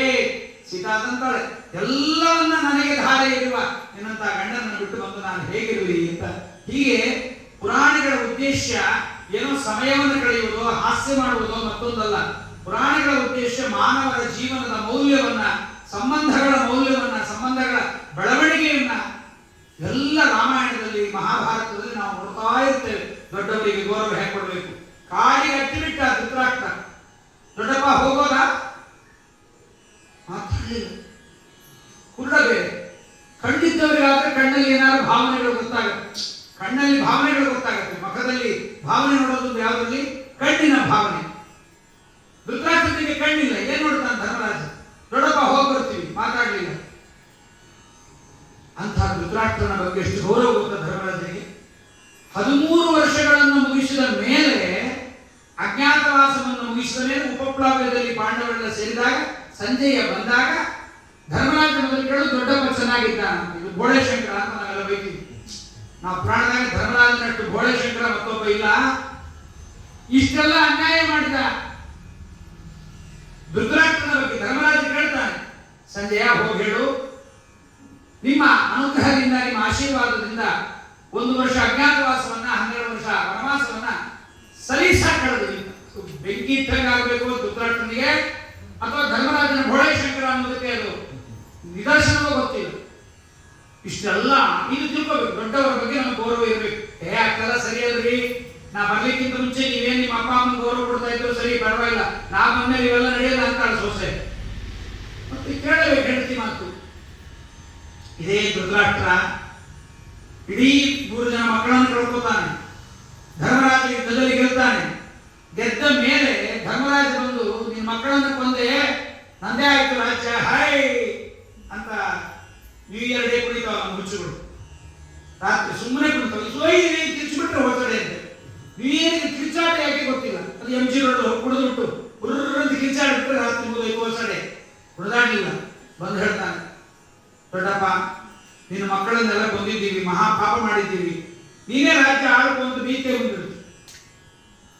ಇದು ದೊಡ್ಡವರಿಗೆ ಕೊಡಬೇಕಾದ ಸತ್ಕಾರದ, ಶತ್ರುವಾಗಿದ್ದು ಅವನಿಗೆ ಸತ್ಕಾರ ಮಾಡಬೇಕಾದ ಬಗ್ಗೆ ಮಹಾಭಾರತದಲ್ಲಿ, ರಾಮಾಯಣದಲ್ಲಿ, ಭಾಗವತದಲ್ಲಿ ಪ್ರತಿಯೊಂದು ಕಡೆಗೂ ಹೀಗೆ ಈ ರಾಜರ ಕಥೆಯನ್ನು ಹೇಳುವುದರ ಜೊತೆಗೆ ಪ್ರತಿಯೊಂದು ಪಾತ್ರದ ಬಗ್ಗೆಯೂ ಹೀಗೆ ಹೇಳ್ತಾರೆ. ಇನ್ನು ತಮ್ಮಂದಿರು ಅಣ್ಣಂದಿರಿಗೆ ಕೊಡಬೇಕಾದ ಗೌರವ ಭರತನಲ್ಲಿ ನಾವು ನೋಡಬೇಕು, ಲಕ್ಷ್ಮಣನಲ್ಲಿ ನೋಡಬೇಕು. ಏನು ಲಕ್ಷ್ಮಣನ ಸೇವಾ ಧುರಂಧರತೆ ಅಂದರೆ, ಅಣ್ಣ ಅಂದ್ರೆ ಪ್ರತಿರೂಪ. ನನಗೆ ತಂದೆ, ತಾಯಿ ಹೇಳಿ ಕಳಿಸ್ತಾಳೆ. ಲಕ್ಷ್ಮಣನಿಗೆ ನಮಸ್ಕಾರ ಮಾಡಲಿಕ್ಕೆ ಬಂದಾಗ ಲಕ್ಷ್ಮಣ ಹೇಳ್ಕೊಂಡು ಬಂದಿರ್ತಾನೆ, ನಾನು ಕಾಡಿಗೆ ಹೋಗ್ಬೇಕು. ಏನು ಅಣ್ಣನ ಜೊತೆ ದುಬೈ ಹೋಗ್ತಾ ಇದ್ದಾರ, ಸಿಂಗಪುರ್ಗ, ಮಲೇಷಿಯಾಗ, ಬರೀ ಕಾಡಿಗೆ. ಅದು ದಂಡಕಾರಣ್ಯಕ್ಕೆ, ಮಹಾರಾಕ್ಷಸರು ಈ ದಂಡಕಾರಣ್ಯಕ್ಕೆ ಪ್ರಸಿದ್ಧಿ ನಮಗೆ. ಸಂಧಾನ ಮಾಡಿ ಹೇಳ್ತೀವಿ ದಂಡಕಾರಣ್ಯ ಬರೀ ರಾಕ್ಷಸರು ದಂಡಕ ಅನ್ನೋ ರಾಜ್ಯ ಆಳಿದ್ದ. ಲಕ್ಷ್ಮಣ ಅಂತಾನೆ, ನಾನು ಅವನ ಜೊತೆ ಹೋಗ್ಬೇಕು ಅಂತ. ಕಣ್ಣಿಗೆ ಸುತ್ತಲಮ್ಮ, ಯಾರಕ್ರಮ್ಮ, ಪರಾಕ್ರಮ, ಯಾವ್ಯಾವ ದೇವತೆ ಎಲ್ಲರಿಗೂ ಒಂದು 100 ಕಾಯಿ ಹೊಡಿಸ್ತೀನಿ ಬಂದಿಲ್ಲ, 100 ಕಾಯಿ ಹೊಡಿಸ್ತೀನಿ ನಮ್ಮಮ್ಮ, ಹೋಗು ಅಂತ ಹೇಳಿ, ಹೋಗು ಅಂತ ಹೇಳಿ ಅಂತ ಅನ್ಕೊಂಡು ಹೋಗ್ತಾನೆ ಲಕ್ಷ್ಮಣ. ಅಮ್ಮನಿಗೆ ಹೇಳ್ತಾನೆ, ಅಮ್ಮ ಅಮ್ಮ ಅಮ್ಮ ಏನ್ ಹೇಳೋ, ಇಲ್ಲಮ್ಮ ನೀ ಇಲ್ಲ ಅನ್ನಬಾರ್ದು, ಹೇಳು ಅಮ್ಮ, ದಯವಿಟ್ಟು ಇಲ್ಲ ಅನ್ಬೇಡ, ಇಲ್ಲವೋ ಹೇಳು ಅಮ್ಮ, ನನಗೆ ದಯವಿಟ್ಟು ನೀ ಅಪ್ಪಣೆ ಕೊಡಬೇಕು, ಏನು ಅಂತ ಹೇಳೋ ಅಮ್ಮ, ರಾಮನ ಜೊತೆಗೆ ನಾನು ಹೋಗ್ತೀನಿ. ಅದು ಕೂಡ ಬಾಚಿ ತಪ್ಪಿ ಬಿಡ್ತಾಳೆ ಸುಮಿತ್ರೆ, ಬಾಚಿ ತಪ್ಪುತ್ತಾಳೆ. ಅವಳು ಮಾತಂತಾಳೆ, ನಿನ್ನನ್ನು ಹಡದದ್ದೇ ರಾಮನ ಸೇವೆಗಾಗಿ ಹೋಗು. ಇದು ರಾಮ ಸೇವೆಯ ಬಗ್ಗೆ ಸೃಷ್ಟಸ್ತು ಮನಮಾಸಾಯ ಅಂತಾಳೆ. ನಿನ್ನನ್ನು ಹಡದದ್ದೇ ರಾಮನ ಸೇವೆ ಕಾಡಿಗೆ ಹೋಗ್ಲಿಕ್ಕೆ. ಯಾವ ತಾಯಿ ಪುರಾಣ ಹೋಗ್ಲಿಕ್ಕೆ ಬೇಡ ಅಂತಾರೆ. ನಮ್ಮ ಮಕ್ಕಳೆಲ್ಲ ಆಚಾರದಂಗಾಗಿ ಬಿಡ್ತಾರೋ, ಬರೀ 8 ರೂಪಾಯಿ ದಕ್ಷಿಣ ಹರಿಸ್ಕೋಬೇಕು, ನಮ್ಮ ಮಕ್ಕಳು ಬೇಡ ಅಂತ ಅನ್ನೋರೇ ಉಂಟು. ಸೃಷ್ಟಸ್ತು ಮನಮಾಸಾಯ ಹೋಗು ಅಂತ ಬಳಸಿದಾಗ ಹೇಳ್ತಾಳೆ, ಮಾತನ್ನು ಹೇಳ್ತಾಳೆ, ಬಹಳ ಅದ್ಭುತವಾದ ಮಾತನ್ನು ಹೇಳ್ತಾಳೆ. ಲಕ್ಷ್ಮಣನಿಗೆ ಹೇಳ್ತಾಳೆ, ನೋಡು ಲಕ್ಷ್ಮಣ, ಇವಾಗ ನೀವು ಹೋಗ್ತಾ ಇರುವಾಗ ನೀನು ಜ್ಞಾನ ಇಟ್ಟುಕೋ. ಎಷ್ಟು ತಾಯಿ ಮಾತು ಹೇಗಿರ್ಬೇಕು ಮಕ್ಕಳಿಗೆ ಅಂದ್ರೆ, ಮಕ್ಕಳ ಕೈಗೆ ಫುಲ್ ವೈಫೈ ಹಾಕಿ ಒಳ್ಳೆ ಮೊಬೈಲ್ ಕೈ ಕೊಟ್ಟು ಆ ಮಕ್ಕಳನ್ನು ಊಟ ಮಾಡ್ತಾರೆ. ಗರ್ಭರಾಗಿದ್ದಾಗ ಒಂದು ಮಗು ಹೇಳ್ತಂತೆ, ಅಮ್ಮನಿಗೆ ಮೆಸೇಜ್ ಮಾಡಿದಂತೆ, mummy mummy where are you go, no problem, but where is the internet available, there by go. ಎಲ್ಲಿ ಇಂಟರ್ನೆಟ್ ಇರುತ್ತೆ ಅಲ್ಲಿಗೆ ಕರ್ಕೊಂಡು ಹೋಗು ನನಗೆ, ಯಾಕಂದ್ರೆ ನಾನು ಒಬ್ಬಳೇ ಇದ್ದೀನಿ ಹೊಟ್ಟದಾಗ ಅಂತ. ಹಾಗಾಗಿ ಸುಮಿತ್ರಾದೇವಿ ಮಗನಿಗೆ ಹೇಳಬೇಕು ಮಾತು ಹೇಳ, ರಾಮ್ ದಶರಥಂ ವಿದ್ಧಿ ಮಾಂ ವಿದ್ಧಿ ಜನಕಾತ್ಮಜಾಂ ಅಯೋಧ್ಯ ಅಡವಿ ವಿದ್ಧಿ ಗಚ್ಚತಾ ಏಕಾದಶ. ತಾಯಿ ಮಕ್ಕಳಿಗೆ ಈ ಮಾತು ಹೇಳಿದ್ರೆ ಮನೆಗೆ ಇರಬೇಕು ಅವಳು ತಾಯಿ. ಅವಳು ಕೆಲಸಕ್ಕೆ ಹೋಗ್ಬಿಟ್ರೆ ಯಾರು ಹೇಳ್ಬೇಕು ಮಕ್ಕಳಿಗೆ? ಅದಕ್ಕೆ ಮಕ್ಕಳಂತ, ನಮ್ಮನ್ನ ನೀನು ನೋಡ್ಕೊಂಡಿಲ್ಲ, ನಿನ್ನನ್ನು ನಾವು ನೋಡ್ಕೊಳ್ಳೋದು, ನಮ್ಮನ್ನ ನೀನು ಸಣ್ಣ ವಯಸ್ಸಿನಿಂದ ಹೊರಗೆ ಬಿಟ್ಟು ನಾವು ನಿನ್ನ ವೃದ್ಧಾಶ್ರಮ ಸೇರಿಸ್ಬಿಡ್ತೀವಿ ಅಂತ. ಅದಕ್ಕೆ ರಾಮನಿಗೆ, ನಮ್ಮ ಲಕ್ಷ್ಮಣನಿಗೆ ಹೇಳ್ತಾಳೆ, ನೀನು ಇಲ್ಲಿಂದ ಹೋದ ಮೇಲೆ ನಿನಗೆ ಅಪ್ಪನ ಜೊತೆ ಇರೋದಿಲ್ಲ. ಜ್ಯೇಷ್ಠ ಭ್ರಾತ ಪಿತೃಸಮ, ತಂದೆಯೇ ನಿನಗೆ ಅಣ್ಣನ ರೂಪದಲ್ಲಿ ಇರ್ತಾನೆ, ನಮ್ಮ ಜೊತೆಗೆ ಇರಬೇಕು. ಎರಡನೇದ್ದು, ರಾಮಂ ದಶರಥಂ ವಿದ್ಧಿ ಮಾಂ ವಿದ್ಧಿ ಜನಕಾತ್ಮಜ. ಅಮ್ಮ ನಾನಿರಲ್ಲ, ನಿನಗೆ ಅಮ್ಮ ಯಾರು ಅಂದ್ರೆ ಸೀತಾದೇವಿ. ಇನ್ನೊಂದು ಮಾತು ಹೇಳ್ತಾರೆ, ನೀನು ಸೀತೆ ಒಂದೇ ಸಮಾನ ವಯಸ್ಕರು, ನೀನು ಹೆಂಡತಿಯನ್ನು ಬಿಟ್ಟು ಹೋಗ್ತಾ ಇದ್ದೀಯ. ನಿನಗೆ ಹೆಂಡತಿ ಅಂದ್ರೇನು, ಹೆಂಡತಿ ಸುಖ ಅಂದ್ರೇನು ಅಂತ ಗೊತ್ತಿದೆ. ನೀನು ಹೆಂಡತಿ ಇಲ್ಲದೆ ಹೋದಾಗ ಒಂದೊಮ್ಮೆ ನಿನ್ನ ಮನಸ್ಸಿನಲ್ಲಿ ಕಾಮೋದ್ದೀಪನ ಆಗಬಾರದು. ನೀನು ಸೀತಾದೇವಿಯನ್ನು ಎಂದಿಗೂ ತಾಯಿಯನ್ನಾಗಿ ನೋಡಬೇಕು. ಮಾಂ ವಿದ್ಧಿ ಜನಕಾತ್ಮಜ, ಜೊತೆಗೆ ನಾನು ಅಮ್ಮ ಇರೋಲ್ಲ, ನೀನು ಯಾವತ್ತೂ ಅಮ್ಮ ಸೀತಾದೇವಿ. ಮತ್ತೆ ಇನ್ನೊಂದು ಹೇಳ್ತಾಳೆ, ರಾಮ ಶ್ರೀ ಲಕ್ಷ್ಮಣ, ನೀನು ಕಾಡಲ್ಲಿ ಹೋಗುವಾಗ ಮುಂದೆ ರಾಮ ಅಥವಾ ಮುಂದೆ ನೀನು ನಿನ್ನ ಹಿಂದೆ ಸೀತೆಯ ಹಿಂದೆ ರಾಮ ಇರಬೇಕು. ಯಾಕಮ್ಮ ಅಂದ, ಹೆಣ್ಣನ್ನ ಯಾವ ಕಡೆಯಿಂದ ನೋಡಿದರೂ ಸೌಂದರ್ಯ ಹೆಣ್ಣಿಗೆ. ಹಿಂದಾದ್ರೂ ನೋಡಬಹುದು, ಪಕ್ಕದಿಂದಲಾದ್ರೂ ನೋಡು, ಮುಂದಾದ್ರೂ ನೋಡು, ನಿನ್ನ ಮನಸ್ಸು ಕಾಮಾತುರವಾಗಬಾರದು. ಇಂಥ ತಾಯಿಯ ಮಾತು ಹೇಳ್ತಾರೆ. ಯಾರ ತಾಯಿಯನ್ನು ಇದನ್ನು ಕೇಳಿದರೆ ಮಕ್ಕಳಿಗೆ ಏನ್ ಹೇಳ್ಕೊಡ್ಬೇಕು ಅಂತ ಗೊತ್ತಾಗುತ್ತೆ. ಅದು ರಾಮನ ಬಗ್ಗೆ ಸೀತೆಯ ಬಗ್ಗೆ ಹೇಳಿಕೊಟ್ಟ ಮಾತು. ಇನ್ನು ಹೇಳ್ತಾರೆ, ಅಯೋಧ್ಯ ಅಟವೀ ವಿಧಿ. ಇನ್ನು ಮುಂದೆ ನಿಮ್ಮ ಅಪ್ಪ ಇಲ್ಲ, ನಿಮಗೆ ಒಂದು ಮಾತು ಹೇಳ್ತಾರೆ, ಮಾಂ ವಿಧಿ ಜನಕಾತ್ಮಜ. ಅಂದ್ರೆ ಮಾಂ ನನ್ನನ್ನ ಅಪ್ಪನ ಮೇಲೆ ಹೋಗ್ಬಿಡ್ತೀನಿ ನಾನು. ಯಾಕಂದ್ರೆ ಗಂಡ ಸತ್ತೋಗ್ಬಿಡ್ತಾನೆ, ದಶರಥನ ಗೊತ್ತು, ಗಂಡ ಇಲ್ಲ, ನಿನಗೆ ತಂದೆ ಇಲ್ಲ. ಅದಕ್ಕೆ ಹೇಳ್ತಾನೆ ರಾಮಂ ದಶರಥಂ ವಿಧಿ. ರಾಮ ಯಾರು ಅಂದ್ರೆ ಬರೀ ತಂದೆ ಅಲ್ಲ, ರಾಮಂ ಜಗದೊಡೆಯನಾಗಿರ್ತಕ್ಕಂತಹ ಪರಮಾತ್ಮವನ್ನ ದಶರಥ 10 ದಿಕ್ಕುಗಳಲ್ಲೂ ತಾನು ಸಂಚಾರ ಮಾಡತಕ್ಕಂಥ ಸರ್ವತ್ರ ವ್ಯಾಪ್ತಿಯಾದ ರಾಮ ಸಾಕ್ಷಾತ್ ಜಗದೊಡೆಯ ಅಂತ ತಿಳಿ. ಸೀತೆ ಯಾರೋ ಒಬ್ಬರು ಸಾಮಾನ್ಯ ಜನಕರಾಜನ ಮಗಳಲ್ಲ, ಮಾಂ ಸಾಕ್ಷಾತ್ ಲಕ್ಷ್ಮೀದೇವಿ. ಅದರಿಂದ ಮಾಂ ಇಂದಿರಾ ಲೋಕಮಾತಾಮ ರಮಾ ಮಂಗಳ ದೇವತ. ಮಾಂ ವಿಧಿ, ಮಾಂ ಅಂದ್ರೆ ಸೀತೆಯನ್ನ ಲಕ್ಷ್ಮೀದೇವಿಯನ್ನಾಗಿದ್ದೀರಿ, ರಾಮ ಜಗದೊಡೆಯನಾದ ನಾರಾಯಣ, ಸೀತಾದೇವಿ ಸಾಕ್ಷಾತ್ ನಮ್ಮ ಲಕ್ಷ್ಮೀದೇವಿ ಆಗಿದ್ದಾಳೆ. ಅಯೋಧ್ಯ ನಗರ ಯಾವುದು ಗೊತ್ತಾ? ರಾಮ ಎಲ್ಲಿರ್ತಾನೋ ಅದೇ ಅಯೋಧ್ಯ ನಗರ, ಇದಲ್ಲ. ರಾಮ ಇರುವ ಜಾಗ ಅಯೋಧ್ಯ, ಬೇರೆ ಅಲ್ಲ. ಅಯೋಧ್ಯ ಅಂತ ಇನ್ನೊಂದಿದೆ ವೈಕುಂಠ ಲೋಕದಲ್ಲಿ, ಅದೇ ರಾಮ ಇರುವ ಜಾಗ. ಇದು ತಾಯಂದರ ಉಪದೇಶ. ಮಕ್ಕಳು ಹೇಗಿರಬೇಕು? ತಾಯಿ ಕೆಟ್ಟದ್ದು ಮಾಡಿದರೆ ರಾಮಾಯಣ ಹೇಳ್ತಾರೆ. ತಾಯಿ ಕೆಟ್ಟದ್ದು ಮಾಡಿದರೆ ಮಕ್ಕಳು ಹೇಗೆ ರಿಯಾಕ್ಟ್ ಆಗಬೇಕು ರಾಮಾಯಣ ಹೇಳ್ಕೊಡುತ್ತೆ. ಭರತನೇ ರಾಜನಾಗಬೇಕು, ರಾಮನಾಗಬಾರದು. ರಾಮನ ಪಟ್ಟಾಭಿಷೇಕಕ್ಕಾಗಿ ಮಾಡಿದ ಸಂಭಾರಗಳನ್ನ ಭರತನಿಗಾಗಬೇಕು ಅಂತ ಕೈಕೇಯಿ ಮಾಡಿ, ಭರತ ಇಲ್ಲದೇ ಇದ್ದಾಗ ಭರತ ಬರಲಿ 15 ದಿವಸ ಆಗುತ್ತೆ. ರಾಮ ಕಾಡಿಗೆ ಹೋದ 15 ದಿವಸಕ್ಕೆ ಬರ್ತಾನೆ ಭರತ. ನಿರುತ್ಸವಂ ನಿರಾನಂದಂ, ಏನಿಲ್ಲ ಊರಲ್ಲಿ, ಎಲ್ಲೂ ಆನಂದ ಇಲ್ಲ, ಏನಿಲ್ಲ. ಯಾರು ಮನೆ ಮುಂದೆ ರಂಗೋಲಿ ಹಾಕಿಲ್ಲ, ಅರ್ಶನ ಕುಂಕುಮ ಹಚ್ಚಿಲ್ಲ, ತಣ್ಣೀರು ಹಾಕಿಲ್ಲ, ಕಸ ಗುಡಿಸಿಲ್ಲ. ಊರಲ್ಲಿ ಎಲ್ಲ ಕಡೆ ಗಲೀಜು ಹಾಗೆ ಬಿದ್ದಿದೆ. ರಾಮ ಕೇಳ್ತಾನೆ, ಯಾಕೆ ಹೀಗಿದೆ? ಸುಮಂತ್ರು ಹೇಳಲ್ಲ, ಏನು ಮಾತಾಡಲ್ಲ. ಭರತ ಬರ್ತಾನೆ, ಬಂದವನೇ ದಶರಥ ಎಲ್ಲಿದ್ದಾನೆ ಕೇಳಲ್ಲ, ರಾಮ ಎಲ್ಲಿದ್ದಾನೆ ಕೇಳ್ತಾನೆ. ಅಣ್ಣ ಎಲ್ಲಿದ್ದಾನೆ? ಅಣ್ಣ ಎಲ್ಲಿರ್ಬೇಕು ಅಲ್ಲಿದ್ದಾನೆ ಅಂತಾಳೆ ಕೈಕೇಯಿ. ಅಪ್ಪ ಎಲ್ಲಿದ್ರೆ, ಅಪ್ಪ ಎಲ್ಲಿಂದ ಬಂದಿದ್ನೋ ಅಲ್ಲಿ ಹೋಗು. ನೋಡಿ ತಾಯಿ ಮಾತು, ಅವಳ ಮಾತಿನ ರೀತಿ. ಎಲ್ಲಿಂದ ಬಂದಿದ್ನೋ ದಶರಥ ಅಲ್ಲಿಗೆ ಹೋದ. ದಶರಥ ನೋಡ್ತಾನೆ, ಗೊತ್ತಾಗುತ್ತವನಿಗೆ. ಕೊನೆಗೆ ಮಂಥರೆಯನ್ನು ಹಿಡಿದು ಶತ್ರುಘ್ನ ಕೂದು ಹಿಡಿದು ಖಡ್ಗ ತಗೊಂಡು ಚುಚ್ಚಲಿಕ್ಕೆ ಹೋಗ್ತಾನೆ. ಭರತ ಹೇಳ್ತಾನೆ, ಸ್ತ್ರೀವಧೆ ರಾಮನಿಗೆ ಸಮ್ಮತವಲ್ಲ. ನಾವು ಈ ಮಂಥರೆಯನ್ನು ಕೊಂದರೆ ರಾಮ ನಮ್ಮನ್ನು ಸೇರಿಸ್ತಾನೆ, ಇರುವ ಬೇಡ. ಕೊನೆಗೆ ಭರತ ರಾಮನ ಕರ್ಕೊಂಬರಲ್ಲ.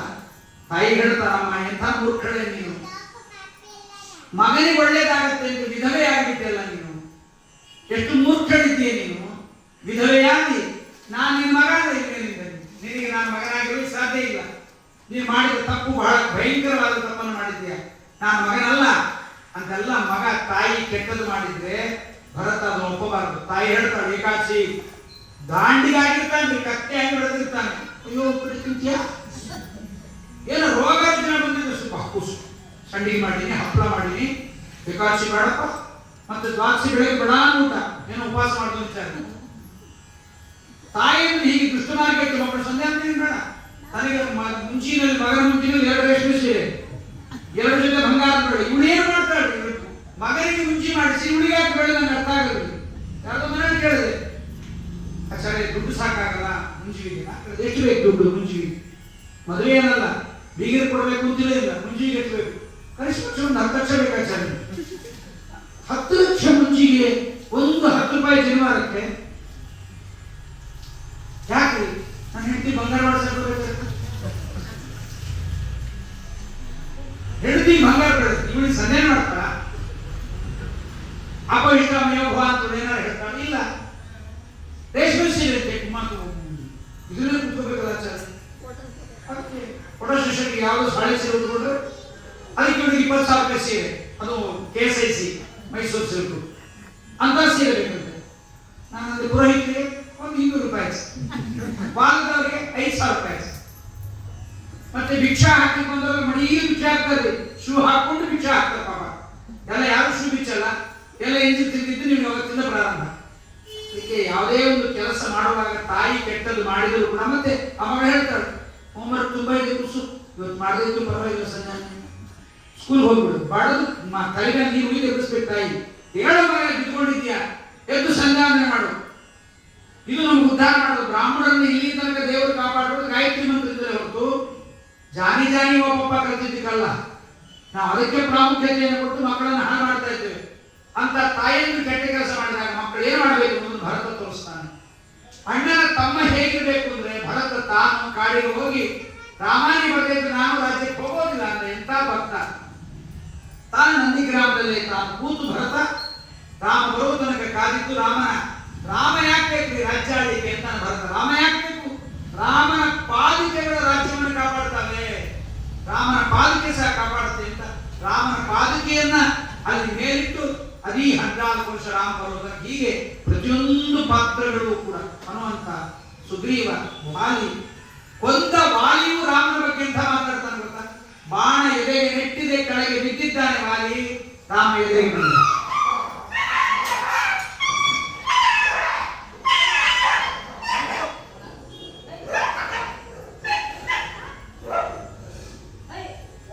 ಬಾಣ ಎದೆಗೆ ನೆಟ್ಟು ಕೆಳಗೆ ಬಿದ್ದಿದ್ದಾನೆ ವಾಲಿ, ರಾಮ ಎದುರಿಗೆ ಬಂದ.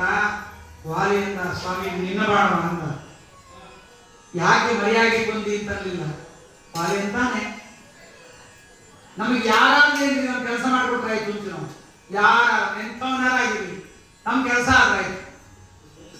ವಾಲಿ ರಾಮನ ಎದುರಿಗೆ ರಾಮ ವಾಲಿ ಎದುರಿಗೆ ಬಂದಾಗ ವಾಲಿ ಅಂತಾನೆ, ರಾಮ ಹೆಣ್ಣಿಗಾಗಿ ನನ್ನನ್ನು ಯಾಕೆ ಕೊಡಬೇಕಾಗಿತ್ತು? ನಾನು ರಾವಣನಿಗೆ ಹೇಳ್ತಿದ್ದೆ, ಒಂದೇ ನಿಮಿಷದಲ್ಲಿ ಹೆಂಡ್ತಿಂದ ತಂದು ಕೊಟ್ಬಿಡ್ತಿದ್ದೆ. ರಾಮ ಅಂದ, ಸಾಯ್ತಾ ಇದ್ದೀಯ, ನೀನು ಬೇಜಾರು ಮಾಡಬಾರ್ದು, ನೀನು ಬದುಕಬೇಕು ಅಂತ ಇಷ್ಟ ಇದೆಯಾ, ಬದುಕಿಸ್ತೀನಿ ಅಂತ ವಾಲಿಯನ್ನು. ರಾಮ ಯಾಕೆ ವಾಲಿಯನ್ನ ಮರೆಯಲು ನಿಂತುಕೊಂಡ ಅಂದ್ರೆ, ವಾಲಿಯು ರಾಮನ ಭಕ್ತ. ಆ ಭಕ್ತನ ಎದುರಿಗೆ ಹೋದ್ರೆ ಅವನು ಬದುಕಿಬಿಡ್ತಾನೆ, ಆದ್ರೆ ವಾಲಿ ಬದುಕಬಾರದು. ಯಾಕೆಂದ್ರೆ ವಾಲಿಯು ರಾವಣನ ತರ ಸೀತಾಪಹರಣ ತರ ಇವನು ಸ್ತ್ರೀ ಅಪಹರಣ ಮಾಡಿದ್ದಾನೆ.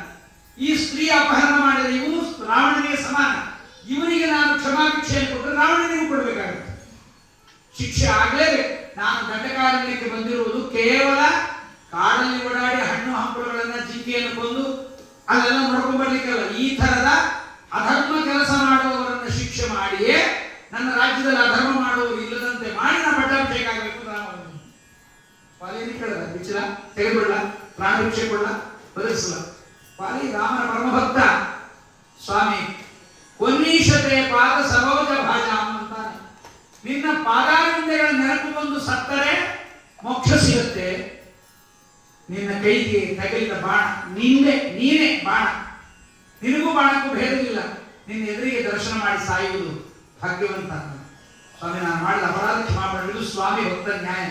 ರಾಮ ಅವನಿಗೂ ಅನುಗ್ರಹವನ್ನ ಮಾಡ್ತಾನೆ. ರಾಮನ ನೈತಿಕತೆ ಹೇಗಿರುತ್ತೆ? ನಾವು ಒಬ್ಬರ ಬಗ್ಗೆ ಸ್ನೇಹ ಮಾಡಬೇಕಾದ್ರೆ ನಾವು ಹೇಗೆ ವಿಚಾರ ಮಾಡಬೇಕು ಅಂತ ರಾಮ ತೋರಿಸ್ತಾನೆ. ಸೀದಾ ವಿಭೀಷಣ ಬಿಟ್ಟು ಬಂದ ಲಕ್ಷ್ಮಣ ತನ್ನ ಅಣ್ಣನನ್ನು ಬಿಟ್ಟು ಬಂದ ವಿಭೀಷಣನನ್ನ ಸೇರಿಸ್ಕೋಬೇಕು ಬೇಡವೋ? ರಾಮ ಒಬ್ಬೊಬ್ಬರನ್ನೇ ಕೇಳ್ತಾನೆ. ಸುಗ್ರೀವನನ್ನ ಕೇಳಿದ, ಸುಗ್ರೀವ ಸೇರಿಸ್ಕೋಬೇಕೋ ಬೇಡ ಸ್ವಾಮಿ? ಸ್ವಾಮಿ ಅವನ ಅಣ್ಣನಿಗೆ ಮೋಸ ಮಾಡಿ ಬಂದಿದ್ದ, ನಮಗೆ ಮಾಡಲ್ಲ ಅಂತೇನು, ಕಳಿಸ್ಬಿಡ್ರಿ.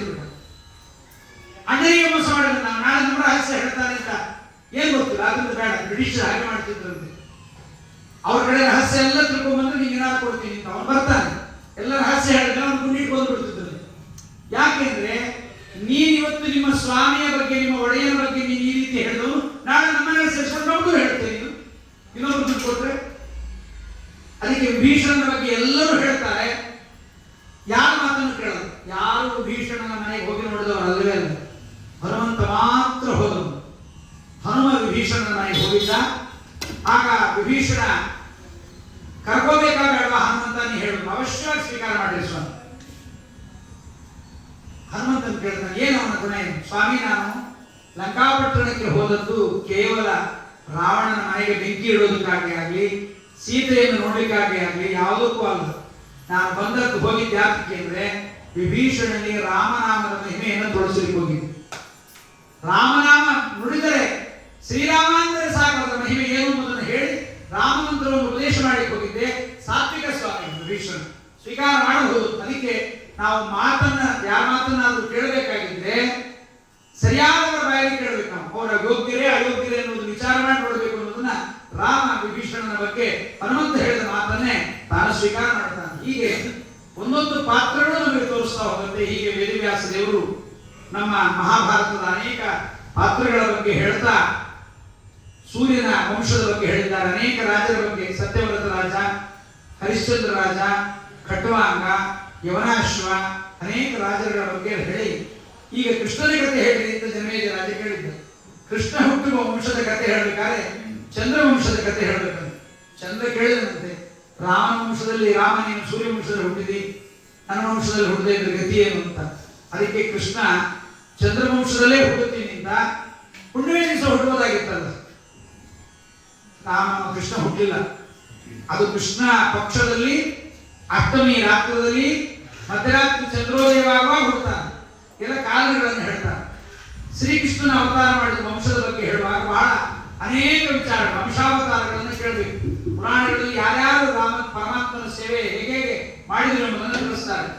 ಅದನ್ನ ಹರಿವಂಶದ ಬಗ್ಗೆ ಸರಿಯಾದ ನಿರ್ಣಯ ನಮಗೆ ಬೇಕು ಅನ್ನೋದಕ್ಕೋಸ್ಕರವಾಗಿ ಶ್ರೀಮದಾಚಾರ್ಯರು ಮಹಾಭಾರತ ತಾತ್ಪರ್ಯ ನಿರ್ಣಯದಲ್ಲಿ ಹರಿವಂಶದ ಬಗ್ಗೆಯೂ ನಿರ್ಣಯವನ್ನು ಕೊಡ್ತಾರೆ.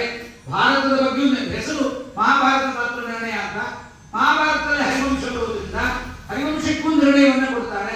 ಹರಿವಂಶ ಪುರಾಣವನ್ನು ಹೇಳುವಾಗ ನಾವು ಶ್ರೀಮದಾಚಾರ್ಯರ ಮಹಾಭಾರತ ತಾತ್ಪರ್ಯ ನಿರ್ಣಯದ ಹರಿವಂಶದ ನಿರ್ಣಯವನ್ನು ಇಟ್ಟುಕೊಂಡು ಹೋಗಿದ್ರೆ ಬಹಳ ಶ್ರೇಷ್ಠ. ಶ್ರೀಮದಾಚಾರ್ಯ ಪ್ರಾರಂಭ ಮಾಡ್ತಾ ತುಂಬಾ ವಿಸ್ತಾರ ಮಾಡಲ್ಲ.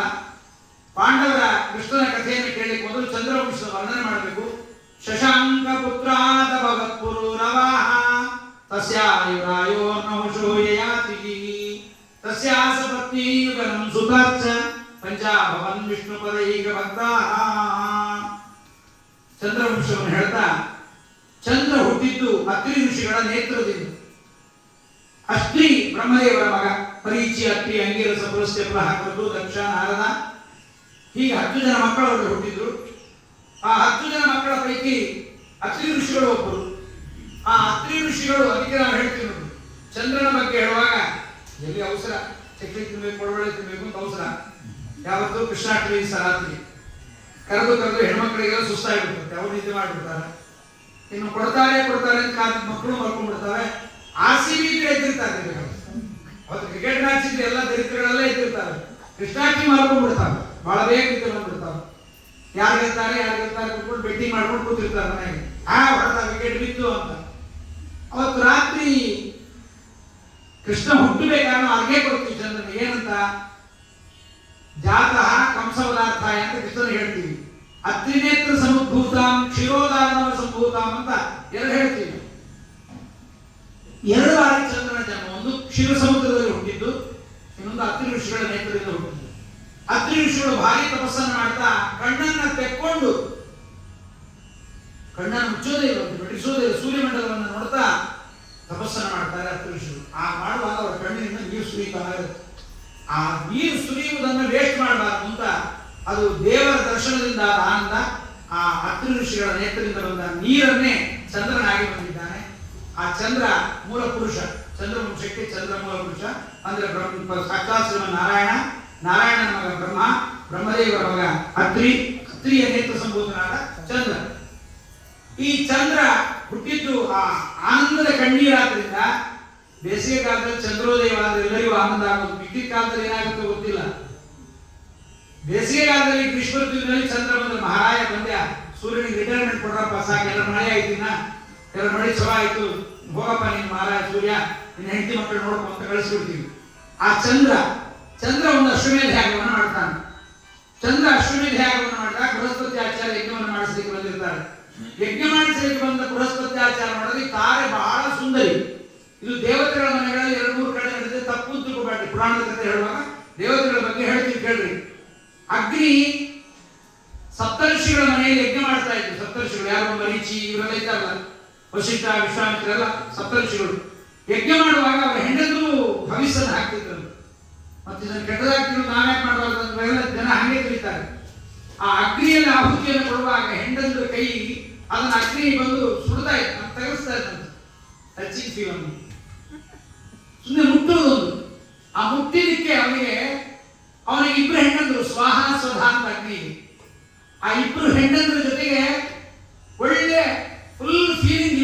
ಹೋಗ್ಬಿಡುತ್ತೆ ಚಂದ್ರನಿಗೆ, ನಮ್ಮ ಅಗ್ನಿಗೆ. ಯಾಕೋ ಬೇರೆ ಮನಸ್ಸಲ್ಲಿ ಇರ್ತಿದ್ದಂತೆ.